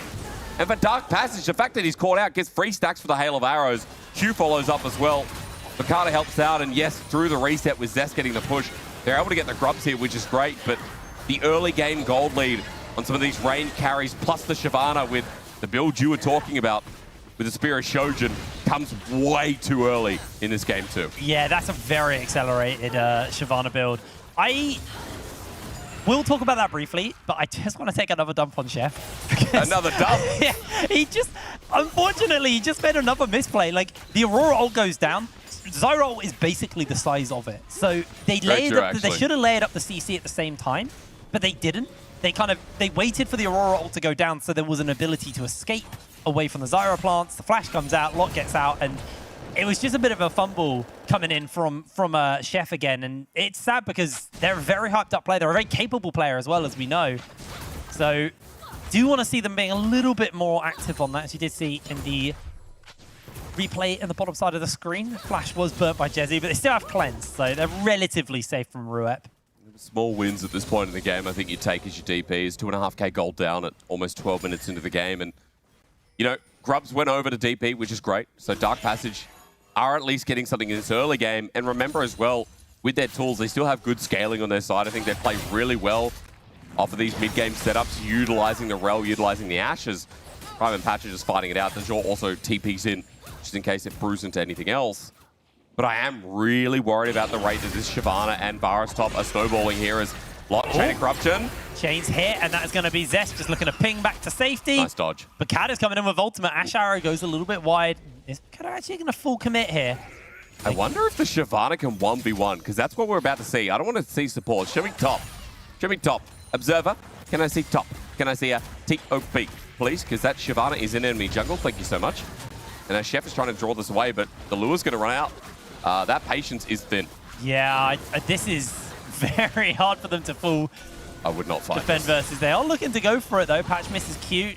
Red buff going to reset and jump back. Lot has now shoved the wave in, so he's going to make his way over. No ultimate, no chance of corruption available, but Bakata coming in, gets the smite down. There's the quickness onto 2 members. Keeps them locked in place, as we do see Lot taking a fight here versus Zest. Zest actually coming up on the upper hand of this one. No abilities for Lot available. Patch is making his way over with the Magnet Storm. Finds the lockdown onto Lot, and Lot will just be popped. Zest secures the kill. If you can't land your poke, if you can't land your abilities as a Varus with all the blight stacked up, you don't do enough damage. Sorry. Your on-hit is not there. What is that build? He's got a locket! He's got a locket? What? No. Am I... Yo... That guy's called Chef, but Lot has got it going on. Lot is cooking. What? And now there's a... Am I just out? I feel like, you know, as I get older in life, I often think, am I out of touch with the children? This is like this moment. Is there something I'm missing? Like, is TikTok really just a good app? Or is my brain in the right place? You know what I mean? Like that kind of theory craft. Or is it garbage like I think it is? You know, it's crazy right now. I would like to know the theory on this. Like, I know a lot of a no pun there. I might have to hold that actually, because it looks like they're going for the fight. Dragon was secured. That's Dragon number 2 for go. Bakata on that backline. The true shot just rips through them. That's the Shojin damage. Patch falls down as well. They do have some plants to work with. Backline, can he come in for the chase up? I don't know if he can, because the damage from that Shyvana is just nasty. Props to Bukata again. His zone control's really good, but you know, second Dragon going down for Go. The bonus stats are there, and even though DP look like they can turn the play, their early game gold disadvantage is really showing.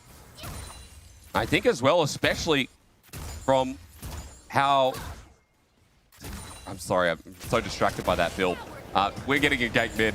Don't ignore what I said. The jaw. Oh, no. They interrupt the jumper. He's not taking tower shots, so he's going to be okay. Backline didn't have the mana to keep that pressure up. Lucky boy. Whew, very lucky. I feel like Dejor was fine just standing there. The crashdown actually missed in the end, as Zest is hiding in Fog of War top. Now, who wins, a rabbit or a Varus with a Leona shield? True. I can't believe Brand was Freljord. I didn't see that coming. What a twist. I forgot that little bit of lore. That's like, you know, when you thought Gandalf was dead in the first Lord of the Rings movie. And you're sitting there thinking, no, wait, that's true, right? And then you realize, well, actually, technically it's not. Maybe Brand is the kind of side swing we're waiting for. Anyway, is it important? Tara goes down bottom side. This just kind of shows you the game state where the weak lane, the weak side of the map, you know, is still so far ahead of its counterpart. 1,000 gold there for the Ezreal, and now setting up for the Herald that spawned up here. DP want this. They need pace back in their game. They need to stop Go from running the map.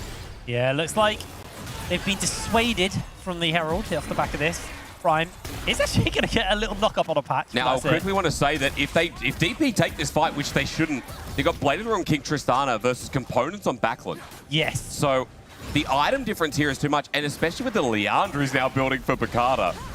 Like, I wouldn't take this fight in a million years, and I think DP have now realized we're too weak to come to this, especially with them moving their bot side up. Let's try and trade on the bottom side of the map. Let's get Backland some individual gold while we know that top is already under fire. Looks like Zest is just going to make their way away, although Prime's coming in, does have that grand entrance. Can't quite make the mark, as now Prime actually finds himself caught out. Zest not going to be able to get the kill onto them. They are just going to back away. Wave is cleared out in that time, so the tower will survive. That's not a bad play. Just a little longer. Yeah, it was pretty good. They're going to throw down the Ashar, are going to make the connection. Zest actually jumping in forwards here, gets a little bit of damage off of the Prime. Tower goes down. Patch, can he make anything happen? Gets a lockdown onto Lot, but not going to be anything more. They just wanted to stall the tower, and I think as well they wanted to try for the pick on Prime. Like, that was the optimal play where you know that 4 members are top. We're not going to win that 4v4 anyway. So what can we get, you know, delaying that recall or at least finding that pick through the Ash Arrow? A good attempt, but turret goes down regardless, while Backland does find his own version in the bottom side. But it's still a 3k gold lead. It's still an early game for Go that we talked about. And, you know, through this series, I've started to really develop a love for this team in the fact that, like, they can bring out some very versatile drafts. They're very, it's not super meta aligned, but it also is. I mean, triple AD carry. What am I saying? But seeing some of these pocket picks off the fringe, like Bukata's Shyvana, yes, has been a really nice addition to come in and show draft adaptation for this best of 5. And I mean, coming into this series, I had the expectation that both teams were very meta. Yeah. But I did think it was Dark Passage who had a few spicy things. This Yasuo, the LeBlanc and stuff in their pocket. The Vayne top from Zest. Exactly. They had lots of interesting stuff, but they have kind of been a little bit more kind of like locked in on the meta picks, where Go have been a lot more flexible in what they've been drafting. I'm very sold. I'm like you on this one, actually. They've really impressed me off this one. Crazy that I predicted them. Honestly, it's insane that you're about to literally outdo everyone. Maybe. I mean, look, best of 5 exists for a reason. And true. I won't be too optimistic until I see the curtain call, and at least for this game as well, it's a similar position, right? 2 dragons is 2 dragons, but for DP, I think coming into the mid game now that they've started picking up core items too, I really want to see this team utilize that Ash Arrow and the Rel engage. There's a lot of wombo that comes in around some of these neutrals that is easy to set up. The ease of execution here is now a creative burden on Go. If one person gets caught out, I feel like this comp is very volatile. It doesn't have super hard engage. It doesn't have super snap engage. It has range. It plays off side lanes well. It plays off, you know, Bukata well, but they're all timings. Yeah. And if those timings are down, Go's comp is actually very vulnerable. And I think that gold lead doesn't matter as much when DP have the ease of execution as I talked about again. All right, well, DP now crashing on the Dragon. Remember, Go, this will be Dragon number 3 for them. They throw down the Herald in the mid lane just to open some pressure up. Teleport as well, and DP have now had to give up all of that pressure they built in the mid lane. They do get the cleanse from Jezu. Chains come out from Lot, and Bukata drove the Herald in the wrong way or drove to escape. I don't know which one it was. The Herald was used, and that's not going to get a charge off. We are going to see Bukata go for an ultimate. Does get a little bit of poke off on a pack. I say a little bit. Poke heavily chunked out off the back of this one. Continues to... Oh, God, it's horrible. And it feels weak to me because I know it's going to get a lot worse as well. Backline just takes a little bit. I mean, the poke on patch does mean something as Dragon goes down. The zone control can't be underestimated as at least Chef gets his own blue buff, but yeah, even without the Herald play, it's still a win for Go. And if Patch can't get in, if Patch is too low to engage, that's another part where you're like, okay, well, this guy's our snap engage. Yeah. This guy's our trigger pull. The Ash Arrow is down. Those tools being down also mean a lot. So while I talk about the ease of execution, while I was just kind of theory crafting and zoning into what DP want to do this game, there are certain tools that once they're down, you're like, it becomes a lot harder to do our job, especially running into this mid game. Yeah, absolutely. I do worry. Now the Leandres is finished up, it's so hard for Dark Passage not to just get super poked out from that one. We'll talk about the other item. So we got a Nash's top. Oh my word. This guy is playing Ultimate Bravery. Literally. Now, what do we get next? Warmox? Randomizer Varus.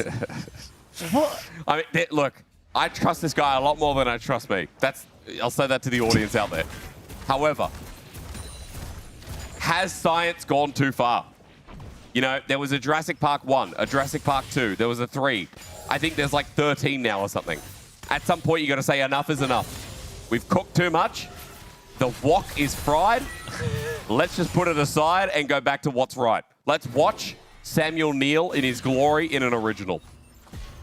I don't have a follow-up to that, to be honest, mate. That's but okay. Dark Passage do. They come in, they get the lockdown there with the Magnus Storm. Finally. Ultimate from Bukata goes very, very wide, and the engage is absolutely beautiful. They do get a turnaround from Lot, but Backlund finds themselves the kill. It's only Bukata left. They're about to lose Dragon Form as well. Can they get that little bit more poke they need as Ruep?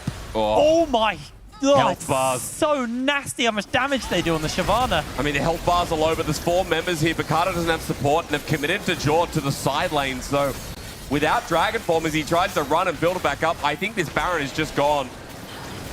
Yeah, I don't think there's really going to be a world. They might try and build it up on the minions. Dragon goes down. No, there's not enough minions. They're not going to be able to build it up. Baron in favor of Dark Passage, and it felt like they were rolling over in this game. They were, but I mean, you're going to see in a second to what we've been asking for, to what in this entire game we've been talking about, which is synergy. That play was the culmination of the engages we've been waiting and sitting there and watching these flashes just sit and age like fine wine. Look at this from Patch. It's a hard snap engage, and how do they react? They can't. The Aurora ult comes through, and I know Hipbrain, before you're talking about like this Aurora ult with the Zyra ult combination, we got to see it there. Inescapable. And Go just got a hard look at the mirrors. We're doing it again. Prime slides in and secures himself that kill. Well, secures it for Lot. Zest just flashed. He just TP'd to a ward in the middle. I mean, this is a theme this series. He had to flash and W out. So that's now down. And just as we're praising DP, we come back to a fight. I don't know how it started as Arrow. Oh, he shifts in! Oh. That is not what you need! His cleanse was 3 seconds up too. The timing insane from Rook, and that just opens up mid with the Baron buff. Double cross. Absolutely tragic there.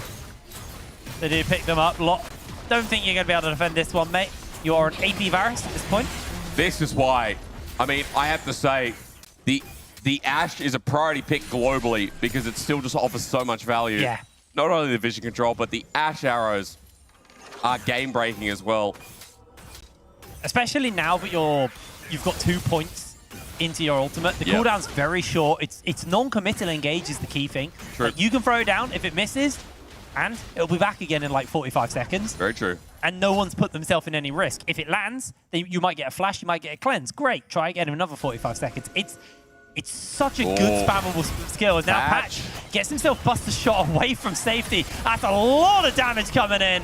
And Lot secures himself yet another kill. That's a 4-2 Varus. Patch in the mid game again. I mean, last game, I think it was less egregious, but this game, outside of that great snap engage, getting caught out there ain't good. It opens up top. You can see the push here as well with triple AD carry, plus the Shyvana with the AP scaling on turrets.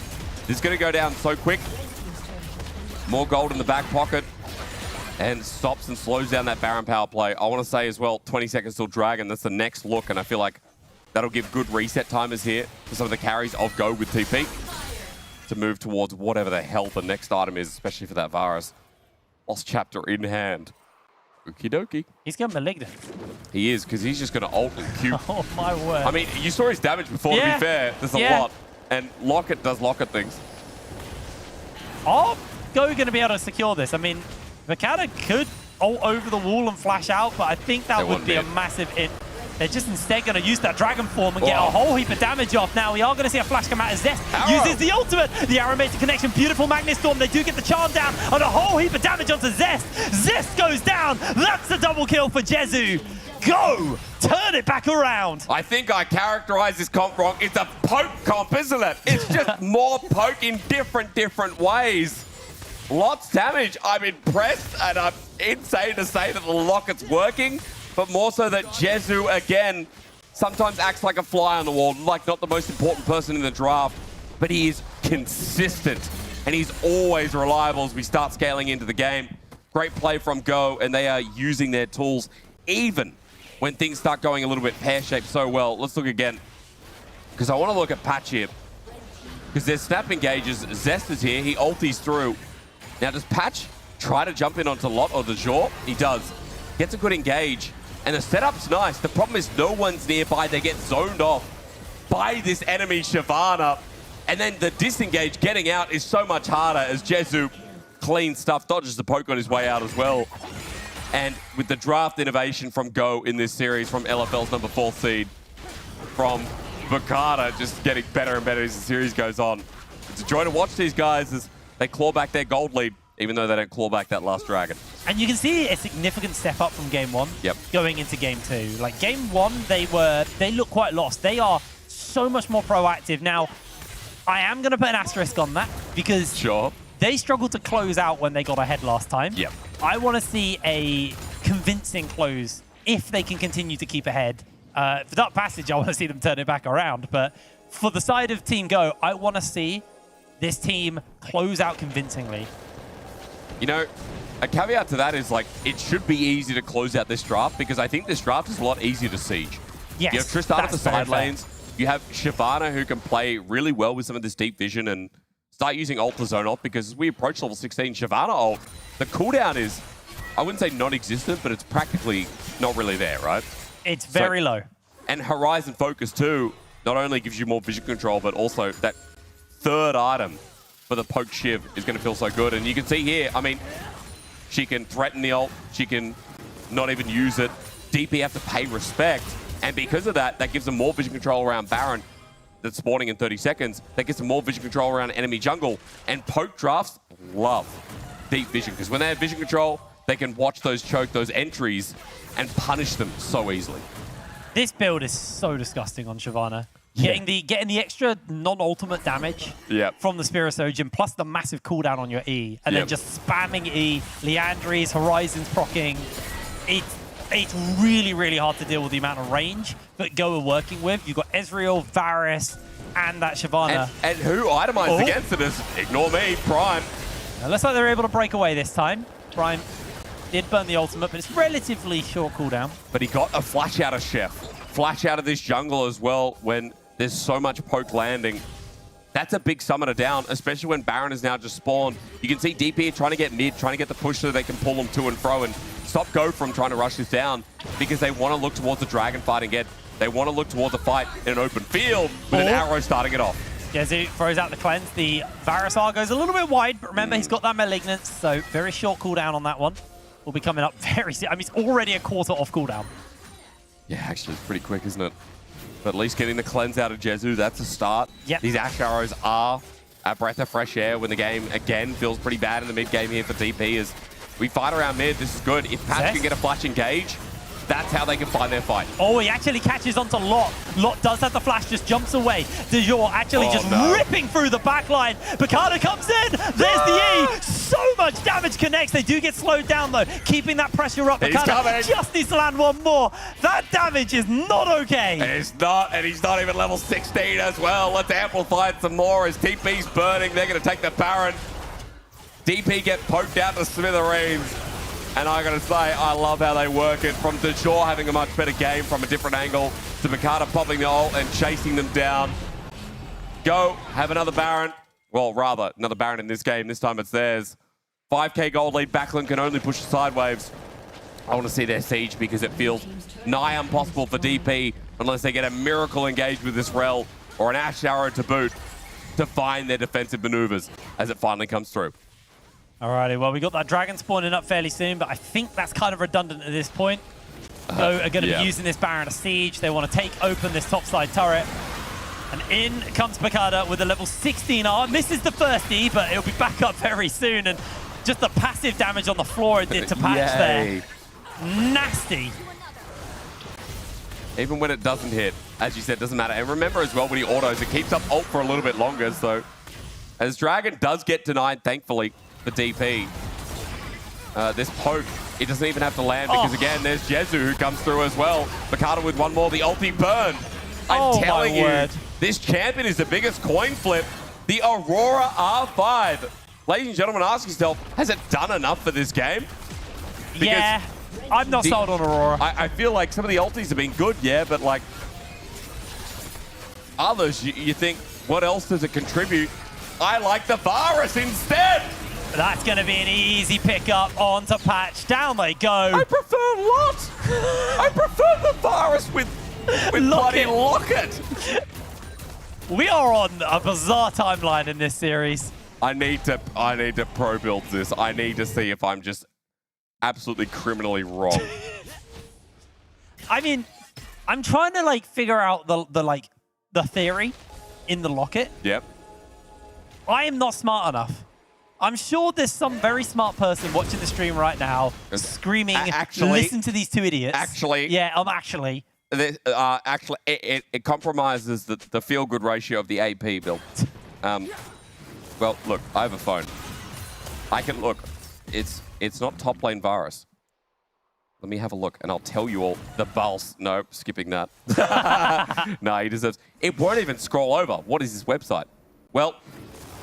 Don't worry, it's not important right now. We can look afterwards. It's okay, sometimes casters are wrong. But I'll tell you what we're right about. The fact that Go are quickly becoming a very interesting team to watch. Yeah. And I know they're the only ones we're looking at broadcast for the time being, but like, DP, I think, were favorites. A lot of people looked at Dark Passage and said, well, you know, this is a TCL second seed. TCL, a region historically who have produced some really great individual players and some historic teams. Fourth seed of LFL. Nah, he gets out. Just about on the edge, but they are keeping the pressure on.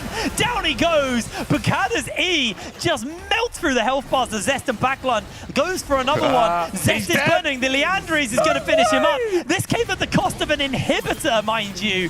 They're going to continue to get the damage down onto this tower as Jezu is just ripping through that one. Picada's damage is so ridiculous. Another one goes down. The flash over the wall. In comes Prime. Down goes the chains. And the burn onto Ruep will secure a double kill for Jezu. 2 inhibitors down. Go have all of the pressure they need. I love this Shyvana pick. I love the gumption on Go right now. 2 games in a row. Their mid game is over triumphed. And we ask ourselves, can they do better than the first game where they struggled to close it out? I think this is your answer. They have taken it clean, calm, but not too collected to put us to sleep. Oh, Prime lost so much HP, but walks out of about 4 HP left. Chains connect. Down goes Backlund. Down goes the Nexus. Zest is going to do his best to hold this one as he pings around inside his realm. It means diddly squat. 33 minutes on the clock and go 2-0 in the series. I mean, honestly, one of the most entertaining teams. We've only just started, but surely this has to hold true. Ever.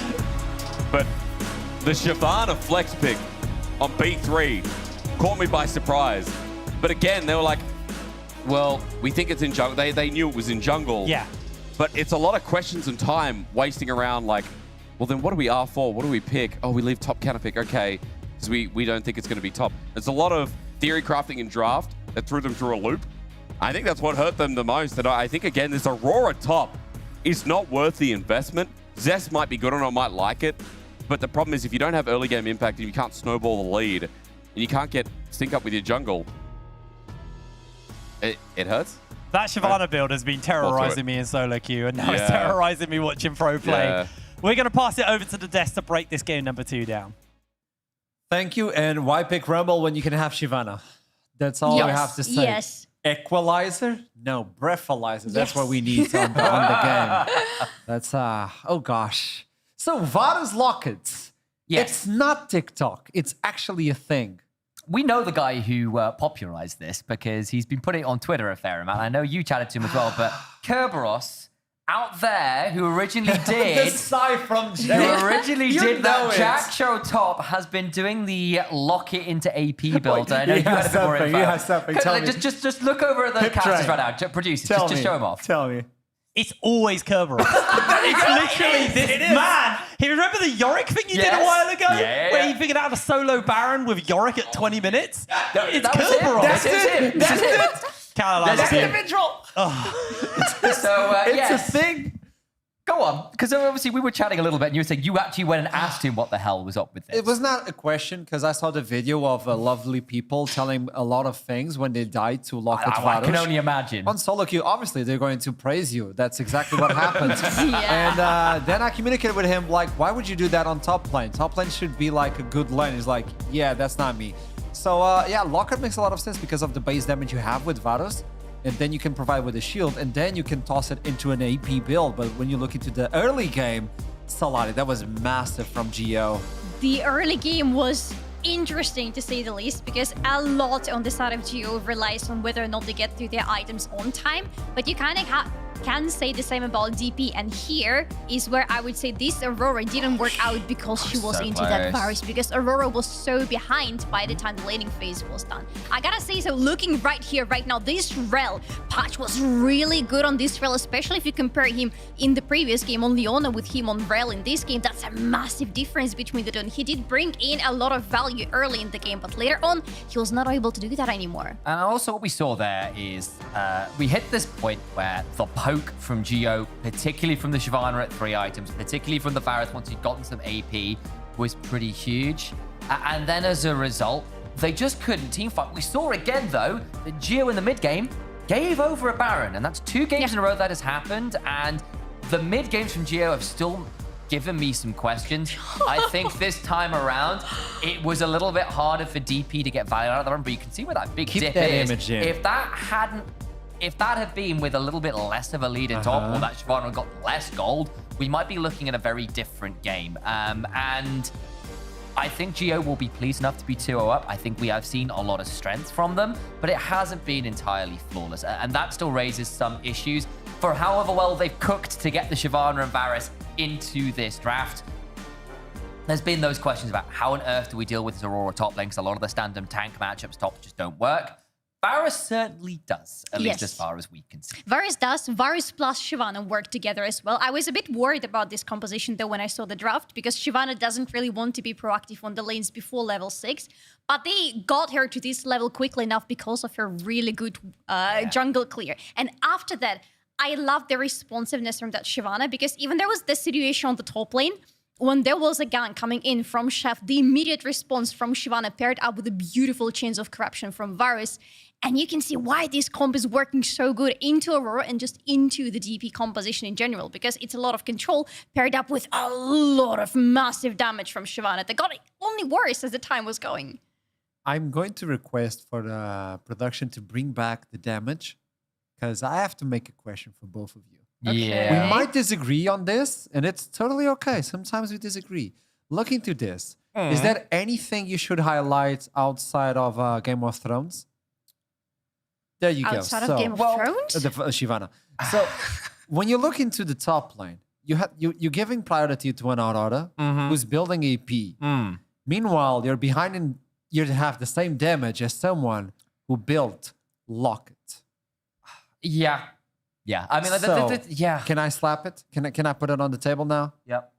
Aurora is not working, at least for Dark Passage.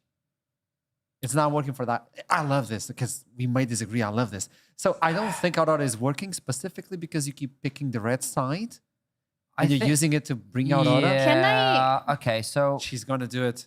She raised the thing. I have a very quick point against it, though. I don't Against think me? Let's do I it. don't think Aurora is working for Dark Passage because they are not pulling her into the correct matchups. It is always that they are picking her against somebody. So we saw it against Rumble in last game and against Varus in this game, and she just doesn't work well into those. It's not about Aurora; it's about Dark Passage decisions. I will say I think they were caught off guard by the Varus flex. That definitely hurt. I think game one, actually for half that game, that Aurora was a menace. It got more difficult late game, and I think there are issues there still.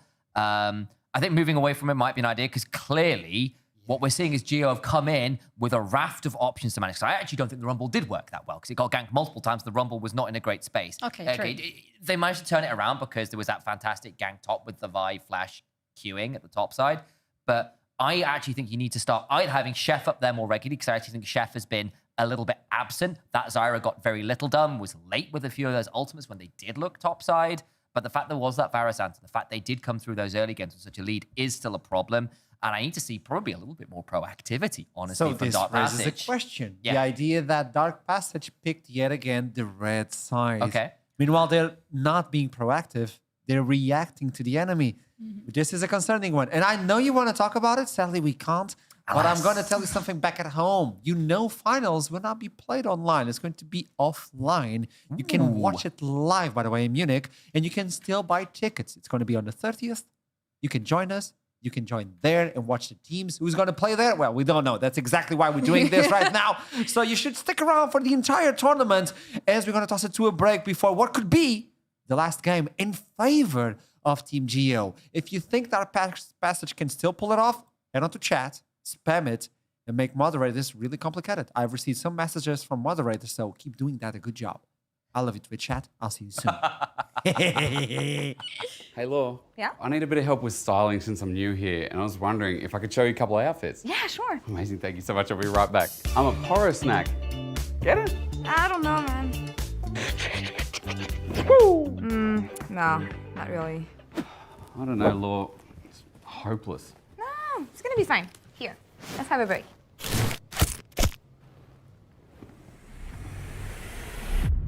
Even the biggest champ needs a break. Yes, that's the one. Perfect. Yeah? LEC, here we come. Ahoo!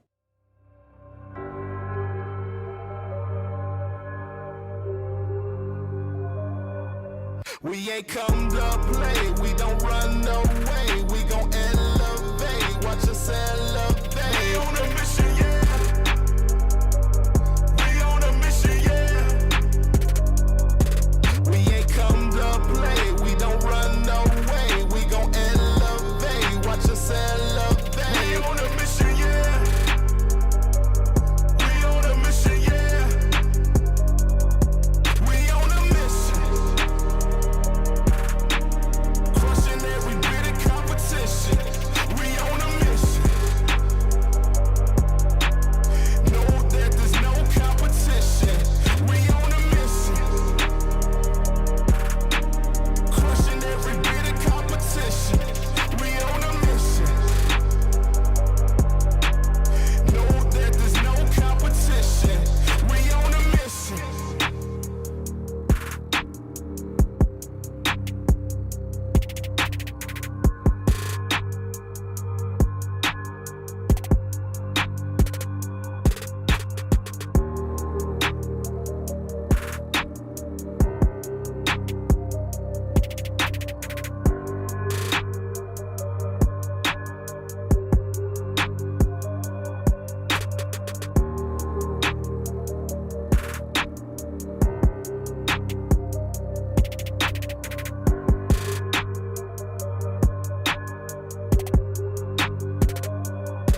We ain't come to play, we don't run away, we gon' elevate, watch us elevate. We on a mission, yeah.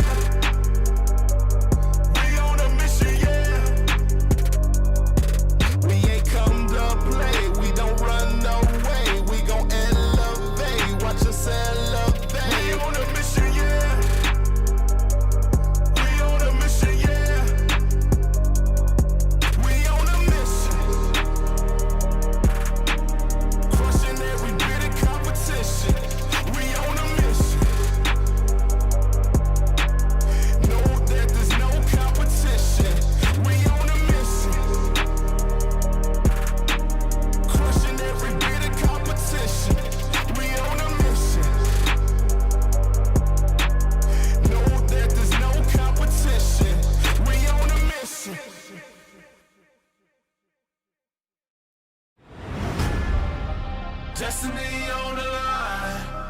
Knocked down 100 times. Right back up, we climb, we climb, we climb, we climb. Victory on our mind. All we know is the grind. When we at war, we fight, we fight, we fight, we fight.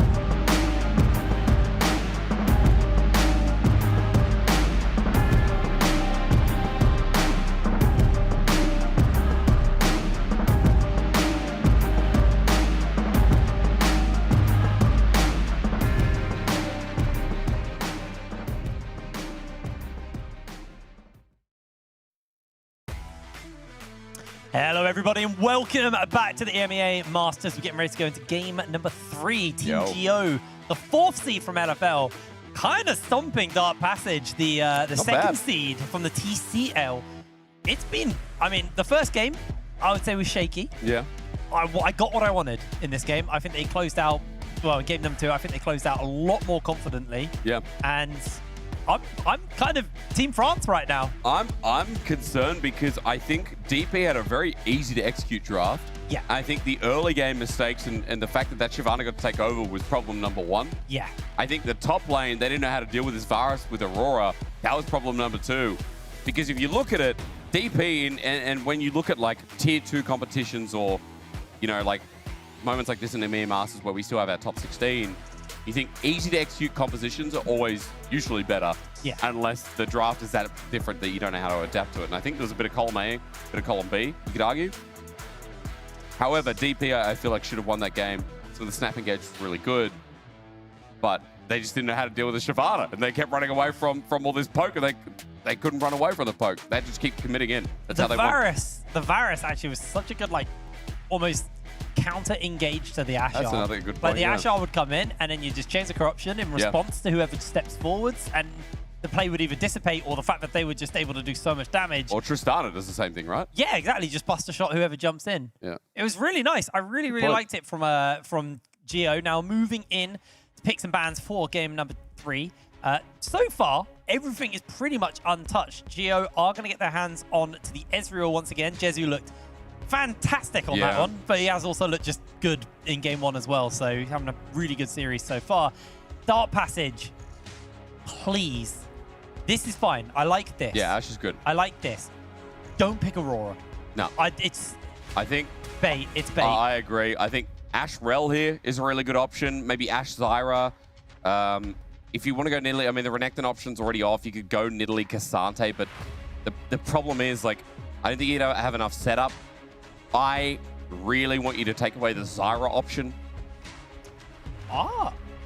Let's pause. Okay, so there's a few things that have been hovered, and they don't go for any of them. Thank God we didn't talk about them. Lilia, it's very similar to what we saw from the Brand and the Zyra. Very fast clearing, but you do, once you get that Zhonya's and you have the flash up, you do have like a hard engage option of flashing into the enemy team, Q, ult Zonyaing, and then your team tidy up off the back of that one. Yep. See what the answer's going to be here from the side of Geo. I mean, Bukada, I mean, I actually think this is a perfectly fine return to the Shyvana. I think they proved that they were good enough at it, but they can pull it off. So that's kind of what I'm expecting to see. But nope, they go for the Rakan once again. Yeah, I guess further to your point, I mean, the Lilia changes from Zyra last game, so you could just run it back for Shyvana. However, here, I mean, is Zyra too good to look up? Is Zyra just too good of a pick? True. That Bakata just needs to pull it out for game 3. I mean, the Rakan option, by the way, just like last game for people at home, enables that roaming from Prime where he consistently pressured around mid. And actually, I think gave Dejor quite a lot of spaces to open up and use that pressure. They picked Aurora instead. Now, I think the taste in our mouth is because of last game. Remember, this can be flexed, you know, towards mid as well. Yep. But Aurora blind, I've just seen so many options globally now into it that I'm just kind of worried that I'm not sure this is as blindable as people thought originally. So there's a couple of things. Now, this Lucian can flex the top, and it handles it very nicely in the Also, top good lane. point. It's Zest. He plays Vayne top. Bro would play Lucian top. There's also, if this Lucian does end up staying top and the Aurora goes mid, Backline specifically played Yasuo and LeBlanc into it in their last games. So I know that they have these champs, and they won those lanes really convincingly as well. So that's always something that's kind of in the back of your mind that Backline could pull that out. We'll have to see kind of where everything falls as the second ban phase. We see the virus removed, we see the Vi removed, Nautilus, final ban coming in from Team Geo.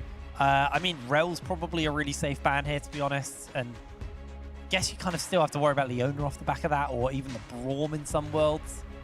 Yeah, I guess taking away the Vi gets rid of some of the, again, some of that reliable engage or pick potential from Bakata as well that he picked up in game 1. Vayne is a targeted ban towards Zest. It's happened a lot in the rounds upcoming to this, so don't be surprised if you're wondering where that comes from. We said before the Lucian can be flexed. It's a good opportunity for DP, and so far for this draft, I like their direction a little bit more, considering that, again, we're not kind of relying as the Rel gets locked in on what we're going to see up on the top side. We do have a little bit more positional control in this draft from Dark Passage. But now for Go, like, my biggest question is, you need hard engage. Rakan is supplementary engage. He's always good follow-up, but he's not hard engage. He's nothing like a Rel. So you either pull that out in your top lane position with Viego there as well. You need burst. Viego's really good and bounces off well at burst. Yes, you're so right. And so I'm kind of worried here. I mean, look, to be fair, Aurora does have a burst. She's like a mage assassin. Cassante here, that's part of the engage, part of your front line now built up. I'll talk about my concerns with this draft in a second. I just want to see how they round this up to find out where the Lucian's going to go. Yeah, that's going to be very interesting. If they lock this in, I assume it will be top lane and they'll put the Lucian in the mid. I think they're going to move away from that, though. Picking up the Gnar, so you've kind of got, you know, your non-conditional engage, you've got your hard engage with the Rail, obviously the non-conditional engage in the Ashe, and then situational depending on Narbar. I think Dark Passage, once again, have drafted them actually a team which has got a lot of engage, relatively easy to pull off. Yep.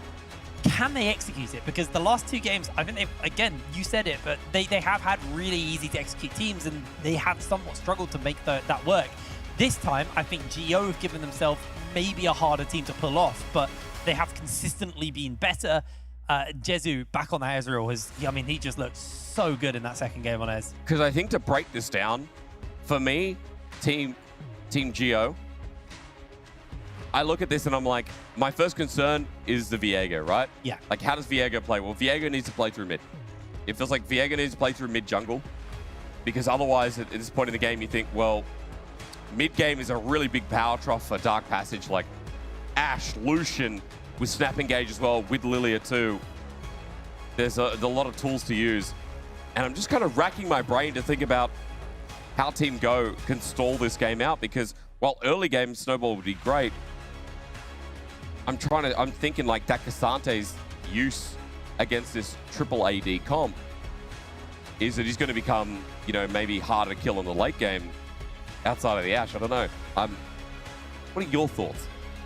I think Dark Prime have the easiest execute team. I think it's just like you press Ashe R, you hit it, you don't, you force to summon a spell, Rel follows up, Gnar follows up. You have a massive team fight off that. You also have the Lilia to rely on as well for a mixture of consistent damage, but also more hard CC. Yeah. However, Dark Passage have struggled to execute on these drafts time and time again in this series. Geo seem to be able to understand their draft. I think that's the main thing. I also think Prime has been outperforming Patch in this series. Patch, I admit, in game 1 did look good at the beginning, but then kind of fumbled towards the end.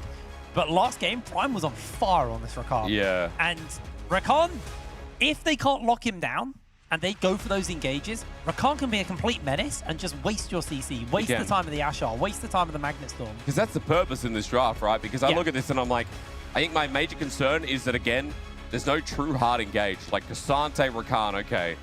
A lot of it's follow-up, a lot of it's pick potential, but I don't see it. It's not like a Rel, it's not like a Nautilus, it's not like a Leona. Yeah. Leona that was available, by the way, that I think might have actually done a better job. I wouldn't have minded Brom here either.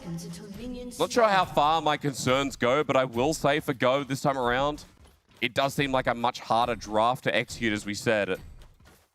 And I think it's important. I think that Rakan's going to be moving. I think it's all roads to mid. Top will be in a losing matchup. I mean, Top's going to get outrange, as we know from the Gnar. The 2v2 bot is impenetrable. It's such a good 2v2 lane. Ashe and Rel hits almost as hard as Ashe and Brom, really. And that's where we put our eyes towards mid. Yes. I'll be very interested to see how this game's going to break out. It's a Patch. Eating a little bit of damage, but there's a bit of fire back. Both have bone plating, though, so not really going to matter too much. Chef on the Lilia. Yeah. How are they going to pilot this one? Again, Chef has the faster clear.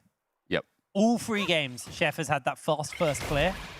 First game, actually no, second game, they actually did a really good gank with that Zarya. They got the clear before the crab spawned up, made a successful gank on the bot side, got the kill for the team. Easy as you like.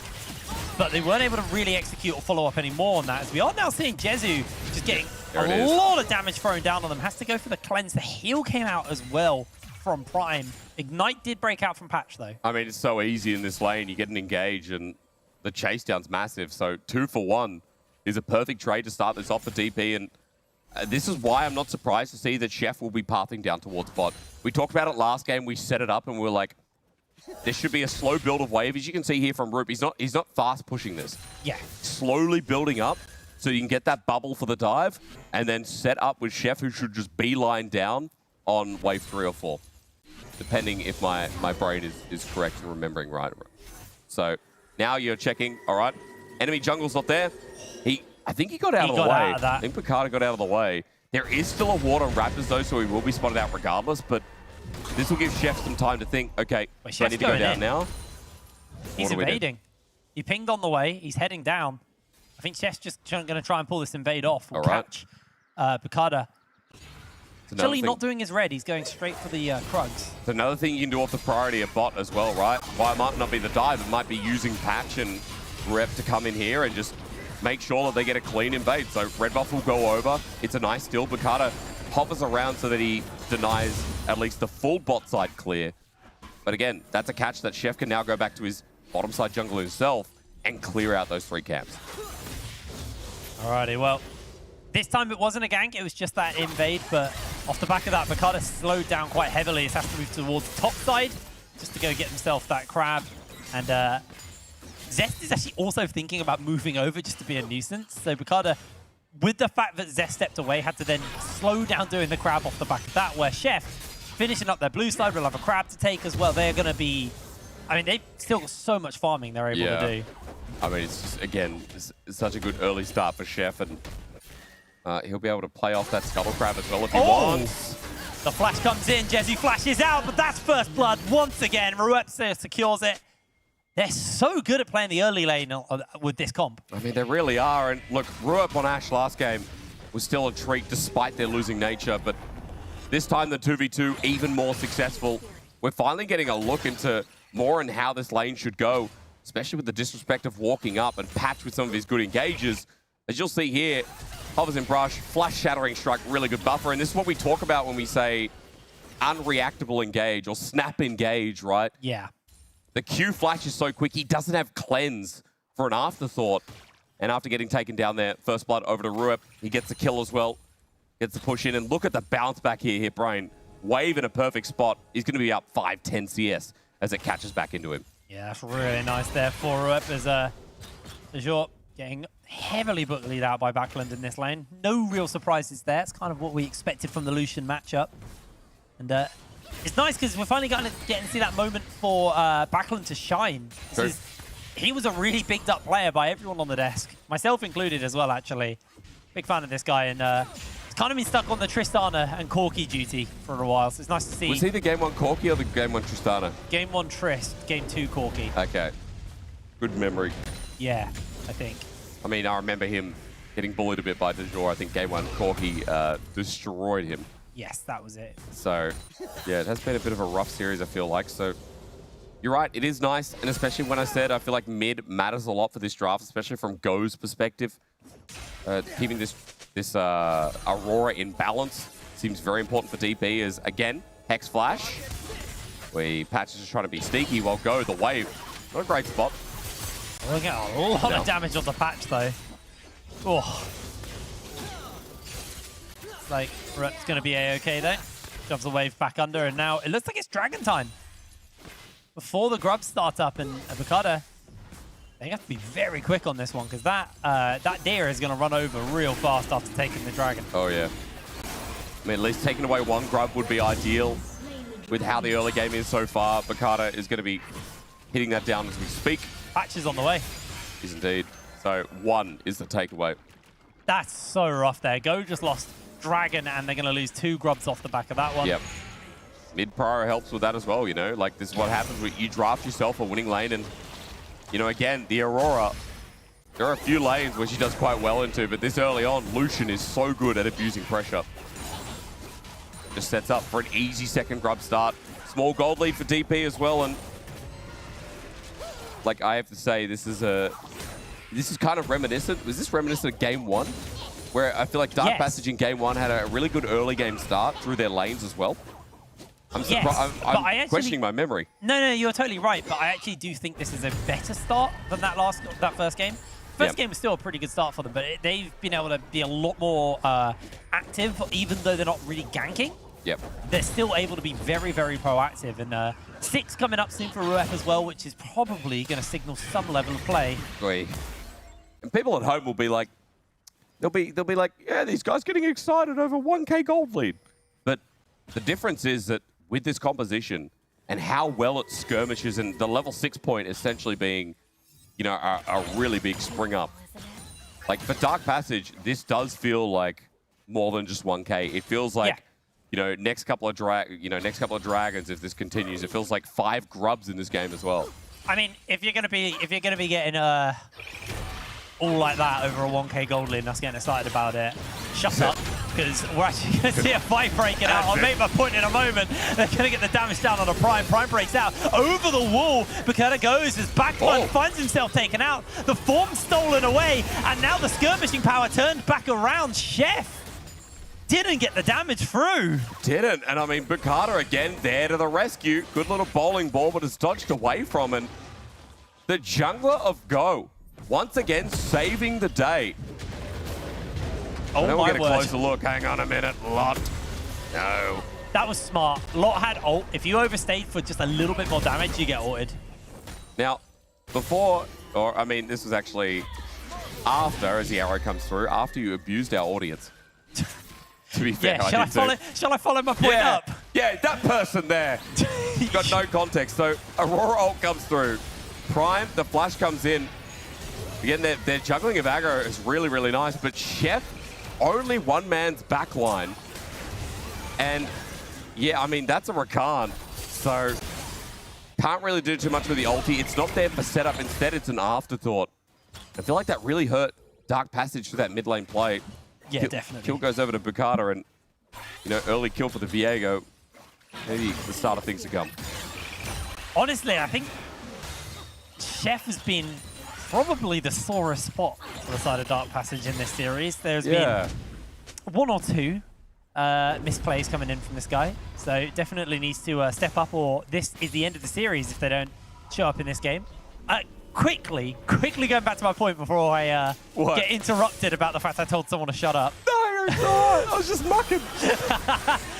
What I mean is, gold doesn't translate to pressure. That was going to be my point. Right, you can say with me, you can say whatever. True. The amount of things I've said. I've told people if they haven't had a bunning snag, they're dead to me. You know? What? I've said that on broadcast. No, but what? Oh, sorry, a what? A bunning snag. I don't know what that is. It's like a sausage sandwich, right? Oh, so yeah. bread, sausage, right? There's a lot in a bit of trouble. He's got jungle top, though. Hang on. Zest can actually solo kill here. Is this going to get this? Gets himself the interrupt. Does have the all-out, though, so Lot does have that availability. Boy. Oh, flash comes out. I don't think he had the flash. Maybe he's worried about Chef there on the back end, but Bukata lands a stun anyway. Probably worried about Zest. Either way, that summoner goes down, and Zest having a good time. He's got a 50 gold shutdown, by the way. It's a small one. I didn't even know you could get 50 gold shutdown. Neither did I, but... Is that a bug? I thought it was starting at 200, wasn't it? Or 150. 150? Yeah. Am I crazy? Maybe the one is missing, but why would he have a 150 shutdown at 10 minutes? I feel like I'm getting gaslit by League of I Legends. don't know, man. 50 gold. There's that person you were talking to. Oh. Man. Yeah, again, don't worry about what you say on here. Well, that's not I entirely true anyway. To a degree. Arrow. Yeah, it goes a little bit wide. Deja able to break away. Get that jump into the W. She's got a bit of mobility, but when you think about it, like, I mean, her base move speed isn't that high. No. And her ult is like a one punch or maybe two if you use it just for mobility, right? Yeah, I've actually seen a lot of people take Cosmic Drive just because of the movement speed. Yeah. That's like quite a common build at the moment. Well, you need it. Zest is half HP. We're fighting over this, by the way. Yeah, they're going in. Yours actually caught out multiple people. Prime just slides into the pocket. Chef caught in danger. The Drowsy comes through. They're going to get some damage, but Bacana bases it out. He gets the damage down. So much damage onto the backline. DeJour goes invisible and breaks away. Bacana with a double kill. Just tidying everybody up. Go! It looks messy, but Go maneuvered that fight so damn well. Picking apart the backline, but Carter's feeling it. This guy is ramped up to be an absolute menace over this series.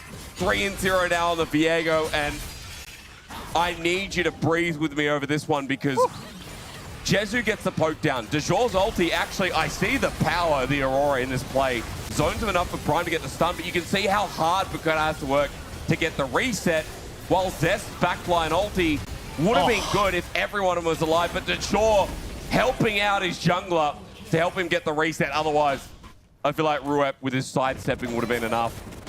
But an individual fight, the micro showcasing here from Go, and now with a gold lead that's been taken out, it feels like Dark Passage are just shocked.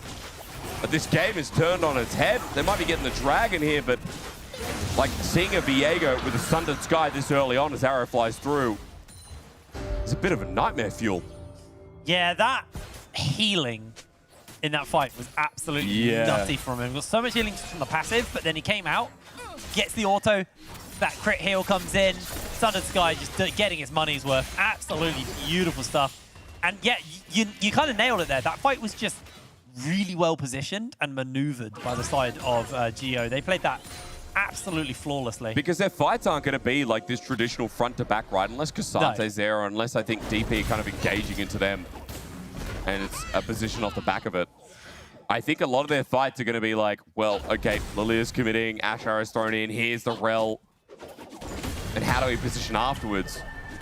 And I know I've used the word a lot already, but it feels like spacing is very, very important when you have Aurora, when you have Ezreal too, and Viego is trying to cause ruckus in the backline. But getting an early lead for Viego when I complained a little bit about the burst in this early game makes things a little bit easier too. As we approach the Herald that comes up in about 10 seconds, I see Prime already backing away, returning in. Jezu now with the Trinity Force 2. Malignant's picked up in that last fight by DeJour. He's bot with TP as everyone is just moving up. And right now, I'd say that even though items are matched from DP, I'd be worried about some of this Prime engage that he has with Flash now back up and available. Eyes for me on Lot. He's got himself the all-out, the ability to kidnap the target if he needs to. Also true. Going to be a big one. Teleport actually coming in from DeJour as well. So Go looking to see if they can find an opening. They do get a stun off. Mikala gets himself caught out. He's going to get put to sleep. That's a one-man and so much follow-up. DeJour finds himself taken down though. Jumps in with no backup. Lot should be able to break away with the all-out. and the fact he's next to a wall, but they're still keeping the pressure on. He has to flash away from the old Ruep, and DeJour kind of just mispositioned there heavily. That was the opposite end of individual play. Like, they had similar ideas, but wrong timing, and Bakata has to ult out. DeJour, as you said, it was a good ulti, and he did great damage. But by then, Bakata's already gone away from the commit, your strongest member of your fight. DP are going to get the Herald off the back of it, and that's a bit of a mistake that cost them a lot of pressure in this game. Top is also going to go down off the back of it too.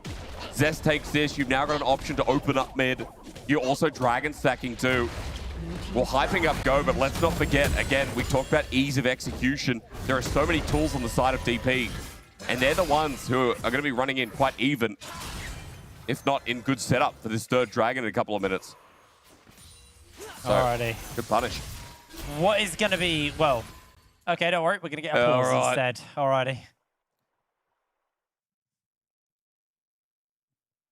Wow. Holy. Oh my word. Do you want to say that? Yeah, I'll say it. I've not heard that one. This might be the newest, this might be the most bizarre pause I've ever This is had. the most dangerous pause I've ever heard. A cooling pad exploded. Holy. For one of the players. Does that mean he's on a laptop then? Because that's, what else would you use it for? I assumed it was one of those hand warmers, but like the cooling version. Cool. I thought when he says cooling pad, I assume like cooling pad that goes under the PC of a laptop. Oh, good like point. a fan. But a cooling. Oh, we're getting it up. By hands. Oh, yeah, so it's a hand one. Yeah. I mean, it's hot. But, well, it's not. It's cold. It's cool. No, I mean, the general temperature in Europe right now is quite hot. It's only like 30 degrees, but yeah. Yeah, but you're on Aussie, so you don't really get a say on I just came this. back from Thailand. It was like 35 degrees. I'm British. Yeah. Anything above 23, Sorry, everything above 23 Man. is scolding. Yeah, that was the most British way to say I'm British. I'm British. Bottle of water. Oh my God, it's like casting with Jamada again. Oh, I miss him. Sorry, I heard the word explosive in my ear. No, we're coming back. All right. I hope the player's okay. The cooling pad exploded. Maybe that's the shock you need to get into gear. Needs to put some ice on it. Oh, yeah. Mice? Oh, Ice! I thought, is that a keyboard joke? Like a gaming joke? I just didn't get it. No, put some ice on it. Oh, I actually just went to a genuine rodent there. No, you'll just get a rodent and put it on your hand. You'll be all right. That's fine. Oh, Ruet's caught out, and he is absolutely one shot. Patch able to jump away to safety. They are going to true shot in, but they don't really have to follow up. This tower probably won't be long for the world with the grubs and the demolish. we have no context on how that happened, but... He got ulted by Aurora and died. Yeah, well, that, okay. But I am seeing probably the most useful Aurora of the series so far, despite the int previously before. And I'll say a misplay. I'll be nice. It was a misplay. It was a good play in different time and context would be insane. Yeah. You know, like some of those plays were like, oh man, imagine if we had follow-up. Like, that would be enough to gauge. Instead, you know, things look hit, right? So, yeah, I think that's kind of the thing. Like, this Aurora is also quite relevant. And so far in this game has had a lot more impact than our top Aurora so far in the series. That's what matters here, especially when the Viego is carrying a lot of the light here. And let's not forget, Jezu as well is in a decent spot. Where Jezu so far in the series has also been Mr. Reliable too. Like, his output of damage, as usual, has probably been the highest in Team Geo. Yes, absolutely. Jezu is, I mean, Jezu is Jezu. You say that, but to be fair, Bukada's done a lot in this series. Yeah. In this game, I think his game one, though, started with him missing a Q on a stable target. Yeah. And then it only went up from there. True. So, like, I had a bad impression of the man. He caught me in the first half, but I'm happy where I landed out. Ooh, Jezu shifting away. So Prime actually might find themselves caught. They are going to be able to jump over the wall, but Ignite goes in. They lost a lot of HP. Bowling Ball does hit onto Bukada. That's the Dragon. The HP on Prime, as you just recall, could be a big deal. They need to force an engagement with the TP for the flank. Oh, Lot's making his way over. Zest is too slow on his teleport. He's going to be there late. Good damage. Lot finding the opening. True shot by lands up to two people. Jezu goes for the cleanse. There's Prime's ultimate. They catch everyone. Two people inside the Aurora ult. Already secure one there for the side of Jezu. Now, can they get more off as Zest is just locked in place? Taken down. Chef can't cook anymore as he's taken out. 3 for 0 in favor of Go, although Ruep's now found the damage onto Jezu. Jezu's down! The slow was huge. Absolutely massive. He's caught out. I think he wanted mid-wave and just caught out before the dragon was sold, turned, and taken. But at the end of the day, another go win in the team fight, and that's what matters here. They stop the dragon stacking as well. And this Viego, once it gets a reset, no longer can Dark Passage fight. The turret's going to go down off the back of it as well. Mid is denied. That's also a snowflake of a turret that's going to drop down soon. And I'm liking Go's chances in this fight. I'm liking Go's chances in this game once again. Yeah. Watch again, because I know she talked about the Aurora. Hit brain, I see the arrow first. It's a cleanse, it's an E, it's a flash away. So Jesu's out of the fight. But the Jaw gets a flash from Chef, zones away the 2 engage tools outside of this Lilia. And then for DP, their front line is down. Their options are down as well. Jesu, he's trying to get this mid minion so he can get the push in on a weak turret, but that's a little bit greedy, a bit of a mistake at the back end of the fight. Otherwise, they would have gotten more, but it's still a big win. 1,500 gold up, but as we approach the 20-minute mark, as I said, like, Go up. They're handling this game. Yeah. Just like the others. I mean, the CC layering onto Zest at the end of that fight was beautiful. Yeah. Because that was Zest's moment to turn the fight. He would have hit 3 people with the Gnar into the wall. His team could have turned that. But purely because they layered their CC so flawlessly, Zest landed after jumping and just stood still until he died. He just didn't get to play the game. It was really, really nice stuff from them. Now, Backland finishing up that Essence Reaver. That with a balk means kind of starting to spike a little bit. Handle some of those mana issues that Backland has been struggling with. As Herald gets summoned here in the mid lane. And Patch is going to go for a drive. It's not going to be a one-shot on the turret. Still enough HP. Patch is just going to get what he can from it, but trying to intercept his Bukata. But for now, pings are going around this top side to see if they can get a pick around this Baron buff. Oh. They went through the ult down, but didn't actually make a connection on it. And yeah, they get a lot of damage onto the tower, but ultimately the tower's still standing, and it's not really in a position where they can hard force and threaten to take it. Wave player's there, and interesting to see Zest is the highest damage this game, because for a 0-2, I mean, you know, he's made really versus range. Yeah, the annoying thing is, it's like stats like this, you're like, oh, good, he's done something, but he's been in a tank matchup all game. Yeah. Where he's going to do damage, but that's a full armor Cassante in his lane because he's going up against triple AD with a Lilia jungle. So, yeah, it's definitely inflated. The lot, by the way, while we talk about inflation, is actually even in CS, which a lot of the time in this Gnar matchup, like, Gnar wins the lane pretty nicely. As we saw, the individual 1v1 was there earlier in the game. But the fact he's caught up in CS, the fact he's so relevant as well, this Cassante continues becoming more and more of a problem for Dark Passage as the game goes on. Yeah. You know, the Ashe damage will be relevant. I think there needs to be an LDR in this game for that purpose. But I think outside of that, like, you're going to see it become maybe more and more less relevant. Let's try English again. It's going to suck going into Cassante, yeah? How's that? There you go. I don't know how Colorcasters do it, but man, massive new respect for them for being able to talk cleanly, clearly, and minimally while we get to yap. I was about to say, do you think we just don't get to talk? We just don't. Well, all we do is talk. But man, Yeah. I can look at the top of the scoreboard. I can be like, Baron's being taken, which actually, by the way, it is. Wait, that ward's down. Oh, hang on. It's a double fate. They're doing it again. Are they actually going to pull this off though? Chef misses the bowling ball, goes a little bit wide between everyone. De Jure, look at them on that flank. They're looking for a perfect angle to lock everybody in place.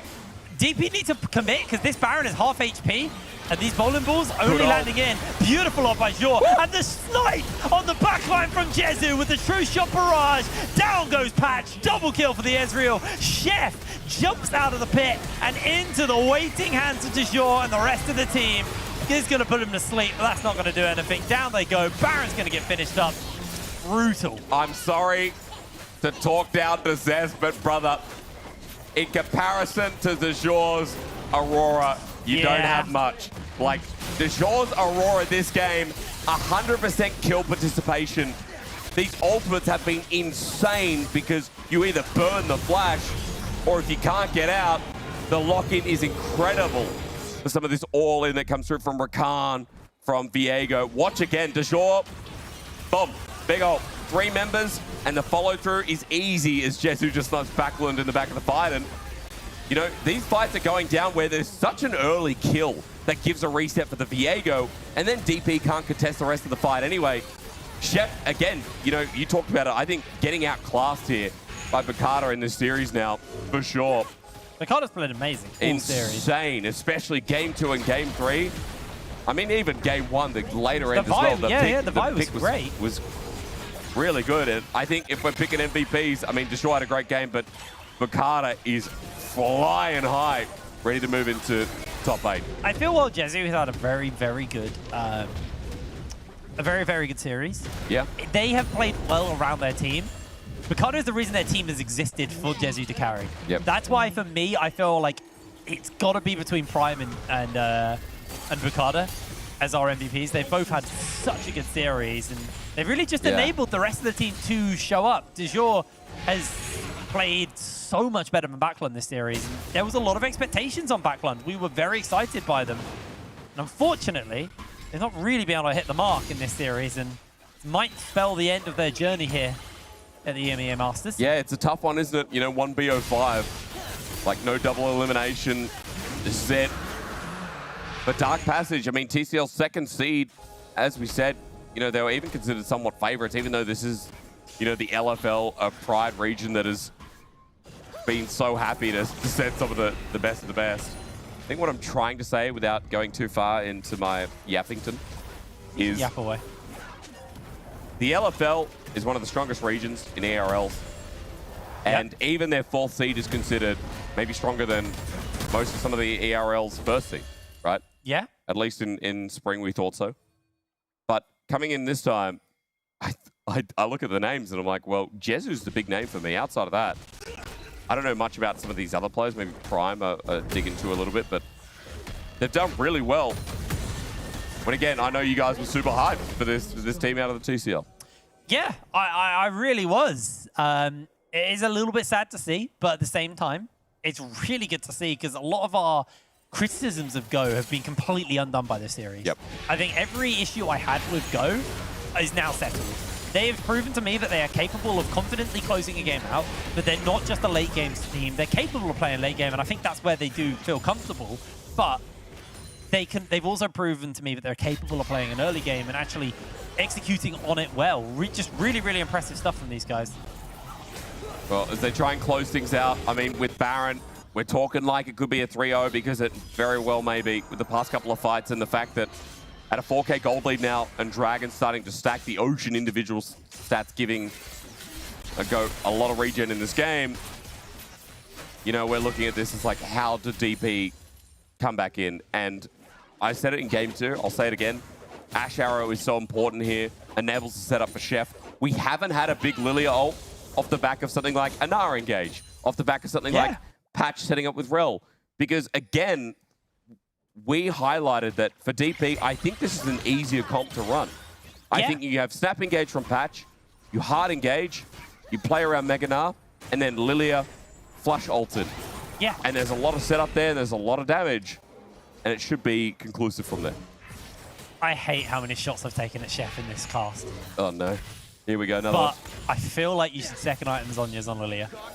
It's so important to be able to get that flash engage ult into the Zhonya's. Especially in this game. Yes, I agree. especially in this game. I feel like buying the... I've forgotten the name of that item. Riftmaker. Riftmaker, thank you. You're right.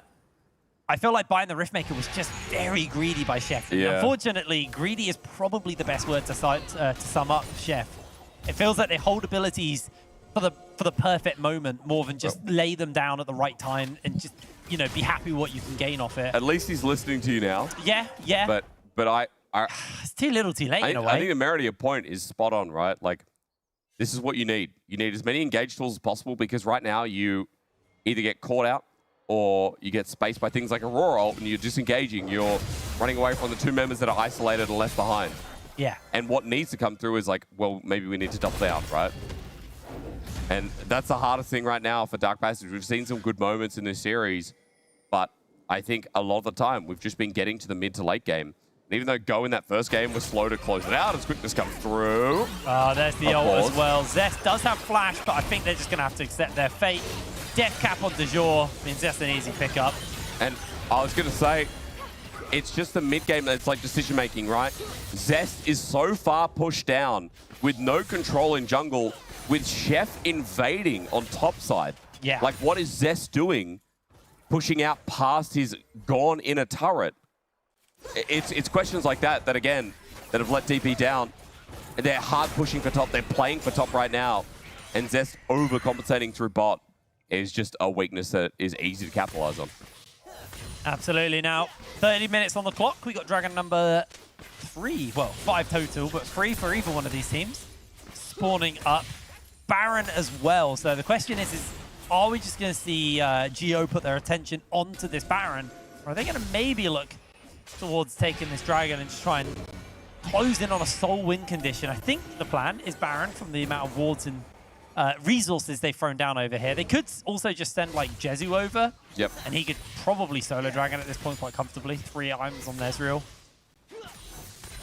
Probably give it to Aurora could do it as well, I feel True. like. I mean, Rabadon's Death Cap just picked up here. Dejor also has a 10-stack Dark Seal. I'm impressed because I came back from holidays and I'm like, okay, Aurora's been out. And I missed a lot of pro games. And I'm catching up and I'm like, some of them looks really good, but some of the live games I've seen from LPL, even LEC, not sure. Anyway, she doesn't look that good. Even some of the games today, I'm like, man, she doesn't look that good. But seeing a game like this, I'm like, wow, I see her use. As I'm ready for another one. Dejor with an angle. And you can see level 16 here from the side. The items are huge. Zest in Mega. Oh, look at there the it is! What an ultimate! 4 people pinned in! Nah lands on the 3, but it's just too little, too late for the side of Dark Passive. Chef is cooked. Down he goes. Double kill. Picked up onto Bukada as well. Just a flawless ult. And that should be game. And now I understand. Now I understand why Aurora looks so damn good. That's a broken spell.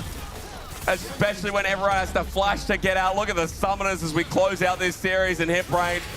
Say no more. I think Dark Passage are going into the sweet, sweet night as Go do better than we thought. A 3-0 against TCL's second seed ain't how I thought I'd wake up. No one thought this was going to be a 3-0 for Dark Passage, let alone Geo. Zest is doing its best to hold on, but down they go. The last 2 fall, and this is a convincing victory for the LFL 4th seed. Go, what a game. And what a series. It was better and better every game we stepped into. Game 1, a little bit slow off the turn of mid-game. But then game 2, it was clean and clinical. Game 3 was a class act with a draft that, again, we believe was harder to execute. Yeah. I think the most exciting thing I saw about this team was like their draft adaptation is there. They've got these pocket picks as well that they can really play through. You know, seeing the Viego come out, it's like, okay, well, we got a carry performance without the Shyvana as well. We know game 1, like, I mean, the Vi comes through as well. Like, there's a lot of options through jungle. Yeah. That Go can show. I mean, what impressed me the most about Bukada was Bukada didn't really show a single, like, top-tier meta champion in this series. Like, Vi is meta because you play it with the Rumble. Is now. And you have that pairing. Rumble or Kennen, right? Yeah, like, yeah. So as long as you have an AP top, you normally pair it with it. But it was really interesting to see Bukada pull out the Shyvana in game number 2, pull out the Viego in this game. These pocket picks not only are kind of there and a threat, but like they really work. Yeah. Geo looked convincing on them. And I mean, Dejor also just really impressed me, like completely out. And that was another consistent performance, right? And there was an outclassing through mid, and I think we didn't talk about it because, like, well, we switched to mid-late game and Jezu naturally took over. This game didn't really need to. No. But, you know, it's nice to see how this team kind of comes together. Lots another great example of like, okay, we'll just play either what's strong and open or you can be a role player too. And then we talked up, not patch, but why's my brain? The support. Prime. God. Prime. Thank God you got the sheet. Prime. I got a piece of paper. Hey, people forget. There's too many names in our brains. Prime had a good series as well. That only got better. Yeah. Really, really good Played Rakan for the last 2 games. Looked phenomenal. I'm super impressed by Geo. Honestly, really, really good series. Now, we're going to pass it over to Des to break this series down. So, Archer, over to you. Thank you so much. Lovely cast, by the way. Congratulations to Jake. And yeah, both of you. Thank you. Like, why are you smiling me like that? That's so devious. Which one? Who's smiling? You're with your finger by your mouth with a little... He's just picking his teeth. He's just picking my teeth. That's reasonable. Because that was yo-yo. Classy. that was a delicious game, we might say, by Geo. That, let's be honest, they controlled the game, and I'm happy with that Aurora. Yeah. Yes. That was an amazing one. So I think the difference there as well is Aurora looks a lot better when she's got a flank angle and gets multiple people with the ult. Because actually, say game one, we were seeing some good stuff from Zest to begin with. But then when it started to come through to the team fights, he wasn't landing those big ticket ultimates, wasn't really getting the flashes that were required. Whereas this one, Dio comes into the mid lane at the end of the game and smacks him with a multi-man ultimate. Chef's kiss. So That was different. gorgeous. And this Viego as well, thinking outside of the box. We talked about this. Okay, communicate with me. I'm looking at those eyes. As much as I loved Shyvana in the previous game, I gotta say Bukata in this game on Viego was something else. Because I gotta echo you, Initialize. You said it in the previous game, I think. You said it, that what do you do if you want to keep your backline safe? You go into the enemy's backline and you destroy them. And that is exactly what Bukata kept doing the whole game. And he was really good at it. And what also helped a lot was the fact that he had so many good resets.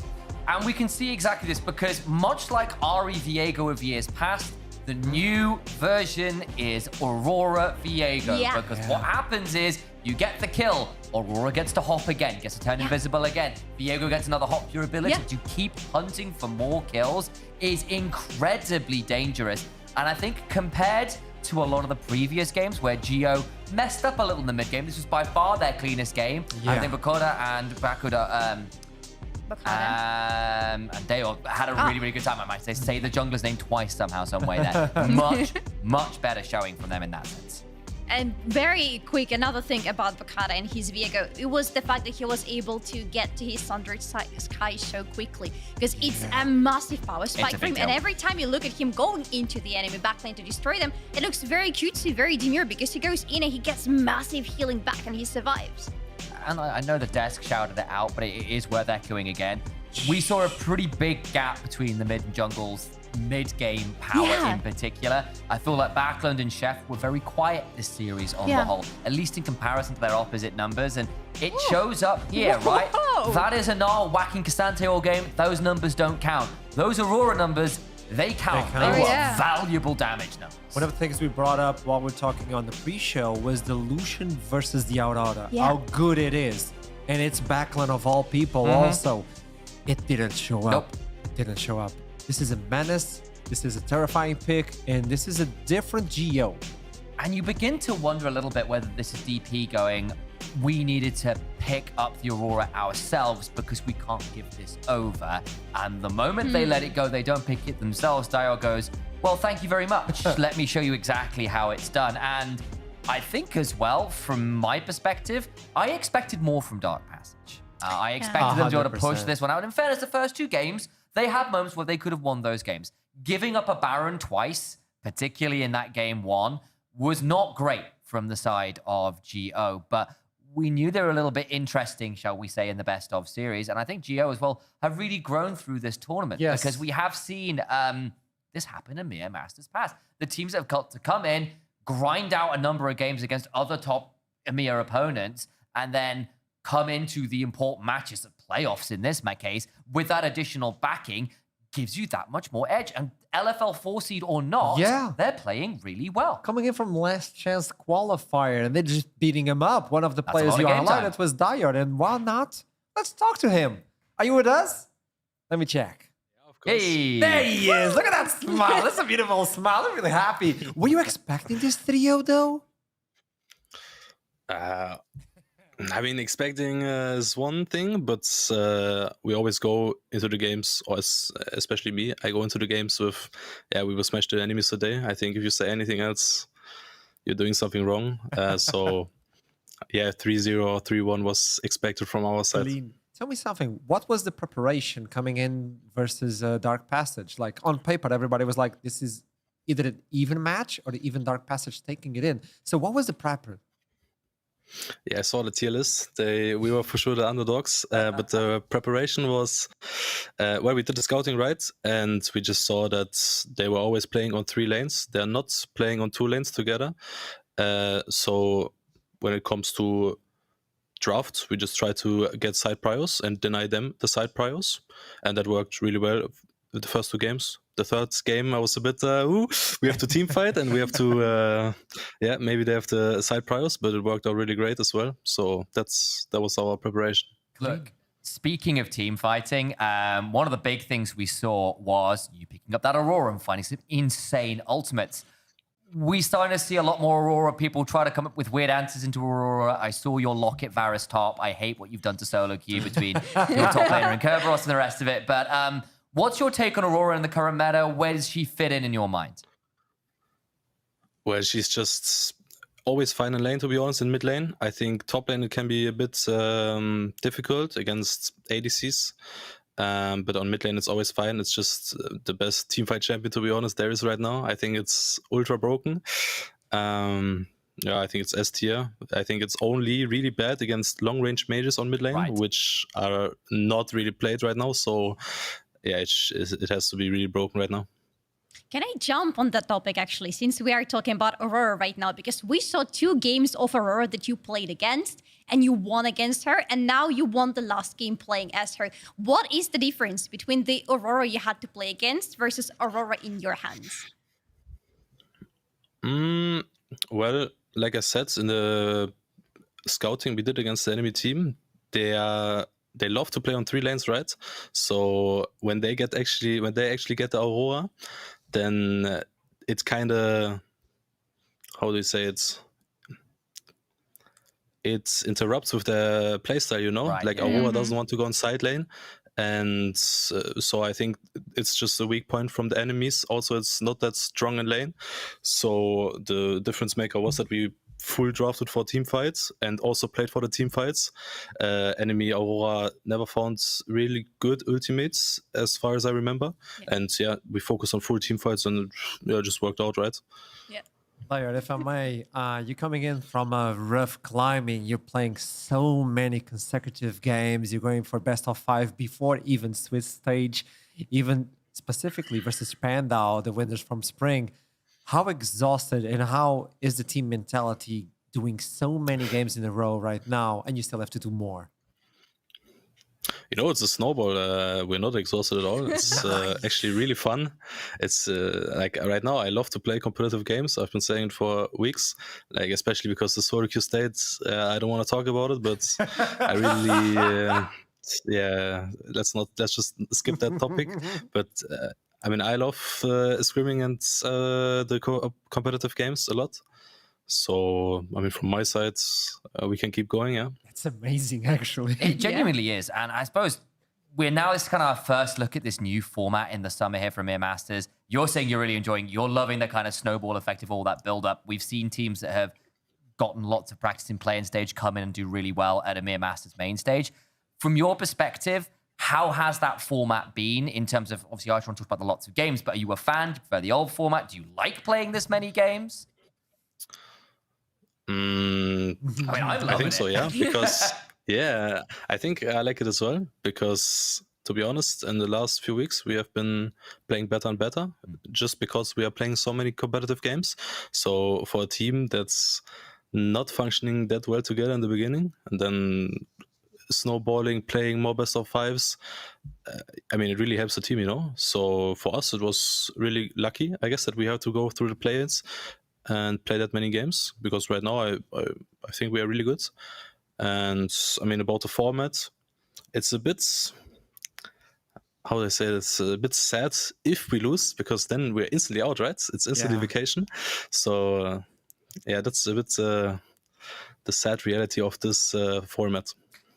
I mean, exactly that. But hey, you got through the playoffs, and now you just got to make it count, mate. That's the way it is. No more second chances here compared to Swiss stage, I guess. If I may, I have 2 questions to wrap it up, so I can leave you to rest as well. I'm going to send you a curveball. So I was talking with a lot of people that watch LFL itself, and they were like, Dyer is like really experienced. He knows a lot. But on LFL, it has been really complicated for him on the mid line. and you also got the 4th seed and all that. How is it now showing yourself to the entire Europe after playing versus LFL? And do you feel like this is a good opportunity to say, hey, I'm still there you are. Come on, respect me?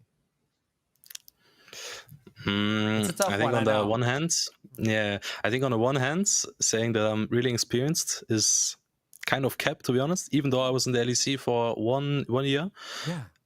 I was on the bench for half a year. But besides that, I did not play competitive. So saying I'm an experienced player after 1.5 years of playing competitive, I think is wrong, and that's what I realized as well coming into this split.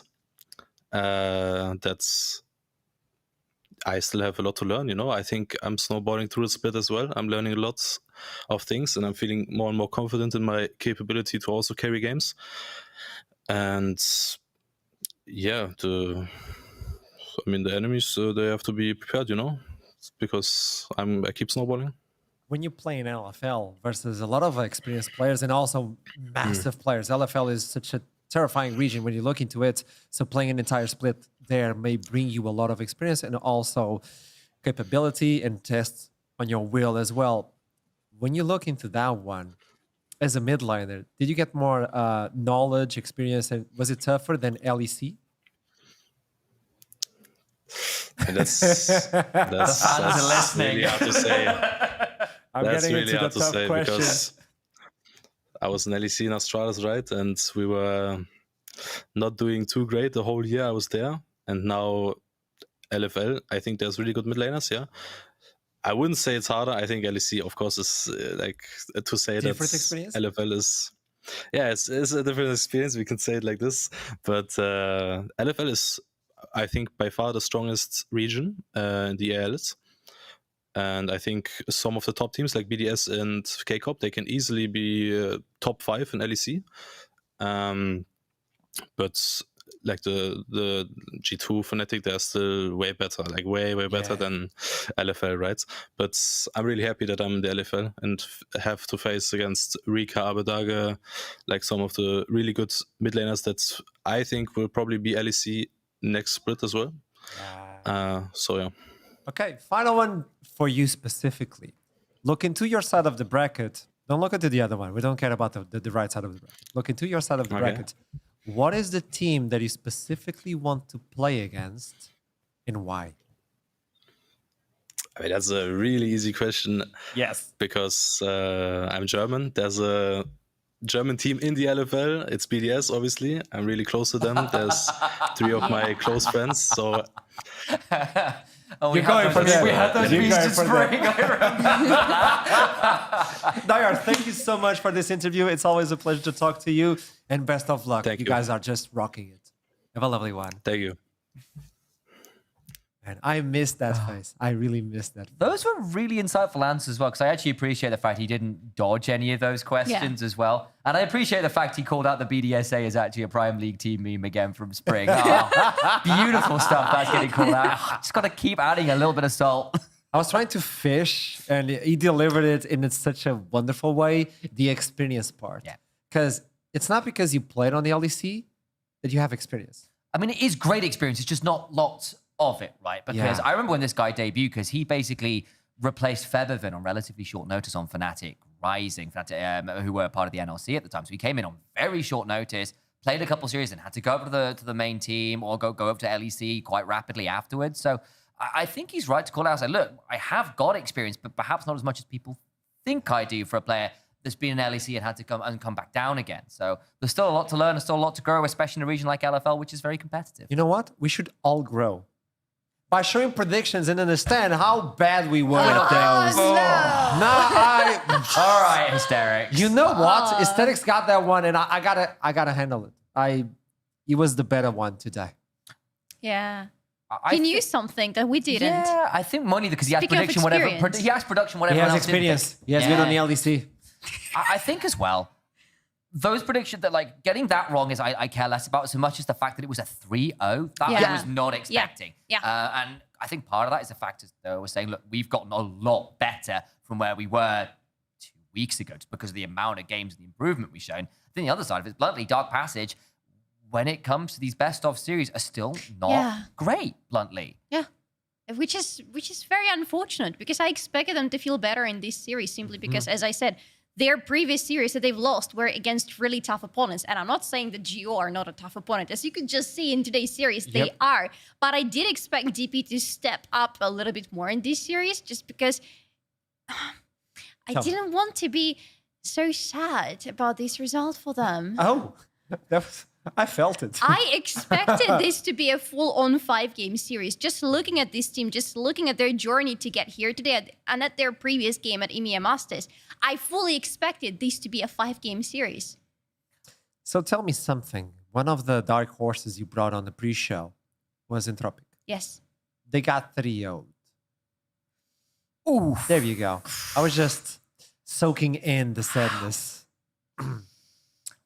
Actually, all games today were 3-0. So I heard. Have we got those results? Can we look at those results? Because I'd love to see what. Well, Mara's looking to the bracket. I think we have that right for you. Production's got it. There we go. Go with a 3-0. BKR with 3-0 versus Entropic, as we talked about it. Heretics versus Unicorns of Love. By the way, second game was a really tough one. Unicorns of Love were 8,000 gold ahead. And they pulled a Fnatic. And yeah, they lost it in the end. Unfortunate arcane shift on Ezreal? Is that what it is? I don't know. KC Blue, 1 versus Shock, and the 3-0 as well. Okay, at least that one I'm happy about. What? I'm not part of this. I like it called Blue, I'm sorry. I'm not afraid to admit that. You're an LFL. Just a tiny bit. Yes. A petit peu. A petit peu. A petit peu. From today, we're also looking into tomorrow. Desire versus Matchco. I think that's going to be a killer. Yes. a terrifying one. Because I thought both of them would climb on the playoffs. Sadly, they got paired against each other at the beginning. It is what it is. Let's go. Oh, nice. Vitality TV versus Barca on the other side. BDSA versus SK That's Prime. going to be good. And GK, my boys to win it all. I think they have it in the bag versus... Oh, ECL last season. Hey, so tomorrow we have Italy versus Italy. Yeah. And then we have Prime League versus Prime League. Yeah. Oh. Hang on. That was fast. Especially as the LFL #1 seed, the fact that Dio's brought that meme back, Solari just sticks it in a bit You more. know what I'm waiting sorry. now? At the end of the show, you're receiving a tweet with actually. Yeah, all I'm saying is our production team are all French production team as well, so they're probably going to go like shake their heads at you as well. Ridiculous. But memes aside, actually, BDSA, for all I think a lot of us have a lot of love for GK, and I've got hope for them to be something of an upset through that. BDSA, on paper, should be running right the way to those finals just with how well they've been playing. Paris, their support, is, for my money, the best player at the tournament. I think he is such a monster in support. And for EU as well, that's been looking for that next kind of big support, I think he might be it. But they are a phenomenal team. But there's a lot of phenomenal teams here. And I think that what we have seen pretty much every EMEA Masters for the last 2 years is a lot of those expected favorites have run into very stiff competition from across the board of ERLs. Makes sense. So from today, last words from both of you as we end up the show with something special. I want not a 3-0 tomorrow. Yes. Give me a close series. None of this 3-0 business. None of these teams struggling in best ofs. I expect competitive violence. Yes. Competitive. You agree with that? I fully agree, 100%. I want more competition. I want a bloodbath. There you go. I was waiting for that specific word to wrap up the show from us in Paris. We bid you farewell for today, but we'll be back tomorrow at the same time. You saw the schedule, so we're waiting for you because without you, it's not the same. I love you very much. Yeah, I'm talking about you specifically that has like a Vogel on its name. So yeah, think about that as we toss it for tomorrow. And until then, keep climbing. I'll see you soon. Have a lovely one.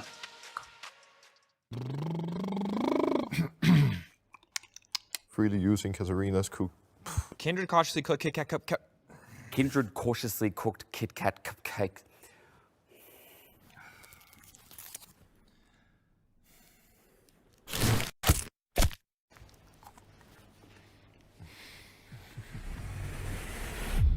Even the biggest champ needs a break. Kindred cautiously cooked Kit Kat cupcakes. Carefreely using Katarina's cute cookie cutters. Ooh! I'm on it. I'm ready. Let's go.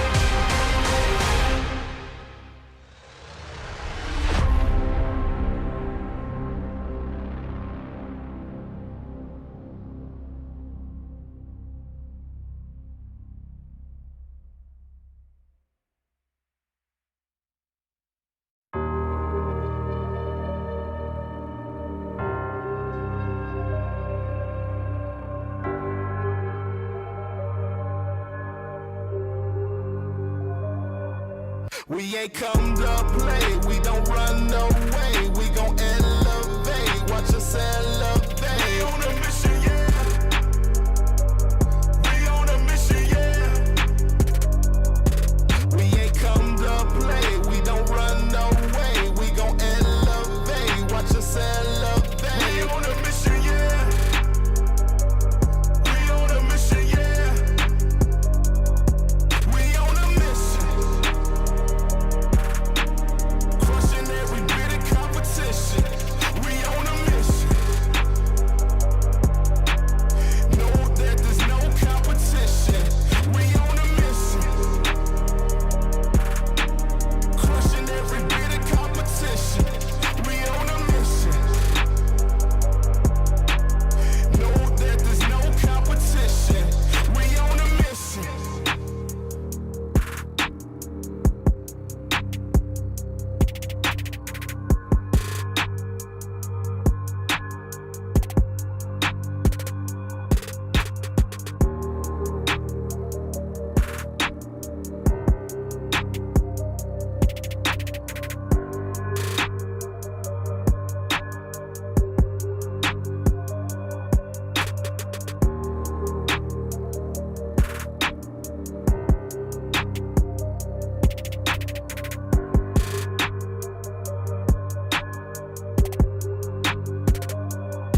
We ain't come to play, we don't run away. We gon' elevate, watch us elevate. We on a mission, yeah. We on a mission, yeah. We ain't come to play, we don't run away. We gon' elevate, watch us elevate. We on a mission, yeah. We on a mission, yeah. We on a mission. Crushing every bit of competition. We on a mission. Know that there's no competition. We on a mission. Crushing every bit of competition. We on a mission. Know that there's no competition. We on a mission.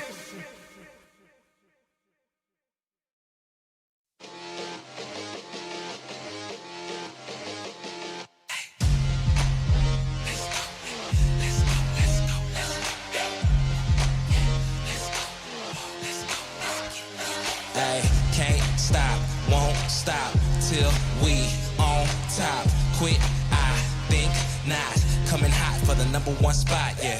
No key, got the game on lock, ayy. Big threes when I take my shot, ayy. On the rise and we ain't gon' drop. On the grind, it's our time, just watch. If you want it, you can get it. Life gets hard, but don't you let it get you down. Go get the crown because our time is now. Hey, we gotta get it. Gotta get up, gotta go, we gotta get it. Hey, they won't forget us. Made it happen and we all became legends. We gotta get it, gotta get it, gotta get it. We gotta get it, gotta get it, gotta get it. We gotta get it, gotta get it, gotta get it. We gotta get it. We can't be contained when we leave the game. My name will remain. We don't need the fame. You can keep this chain. We broke free, so things won't be the same. Nah, on the mission, gotta get it. Let's work. You were raised on the net. I'm raising my net worth, but it ain't about the money. Nah, it ain't about the cause. All that matters is the world knows who we are. Stars. If you want it, you can get it. Life gets hard, but don't you let it get you down. Go get the crown because our time is now. Hey, we gotta get it. Gotta get up, gotta go, we gotta get it. Hey, they won't forget us. Made it happen and we all became legends. We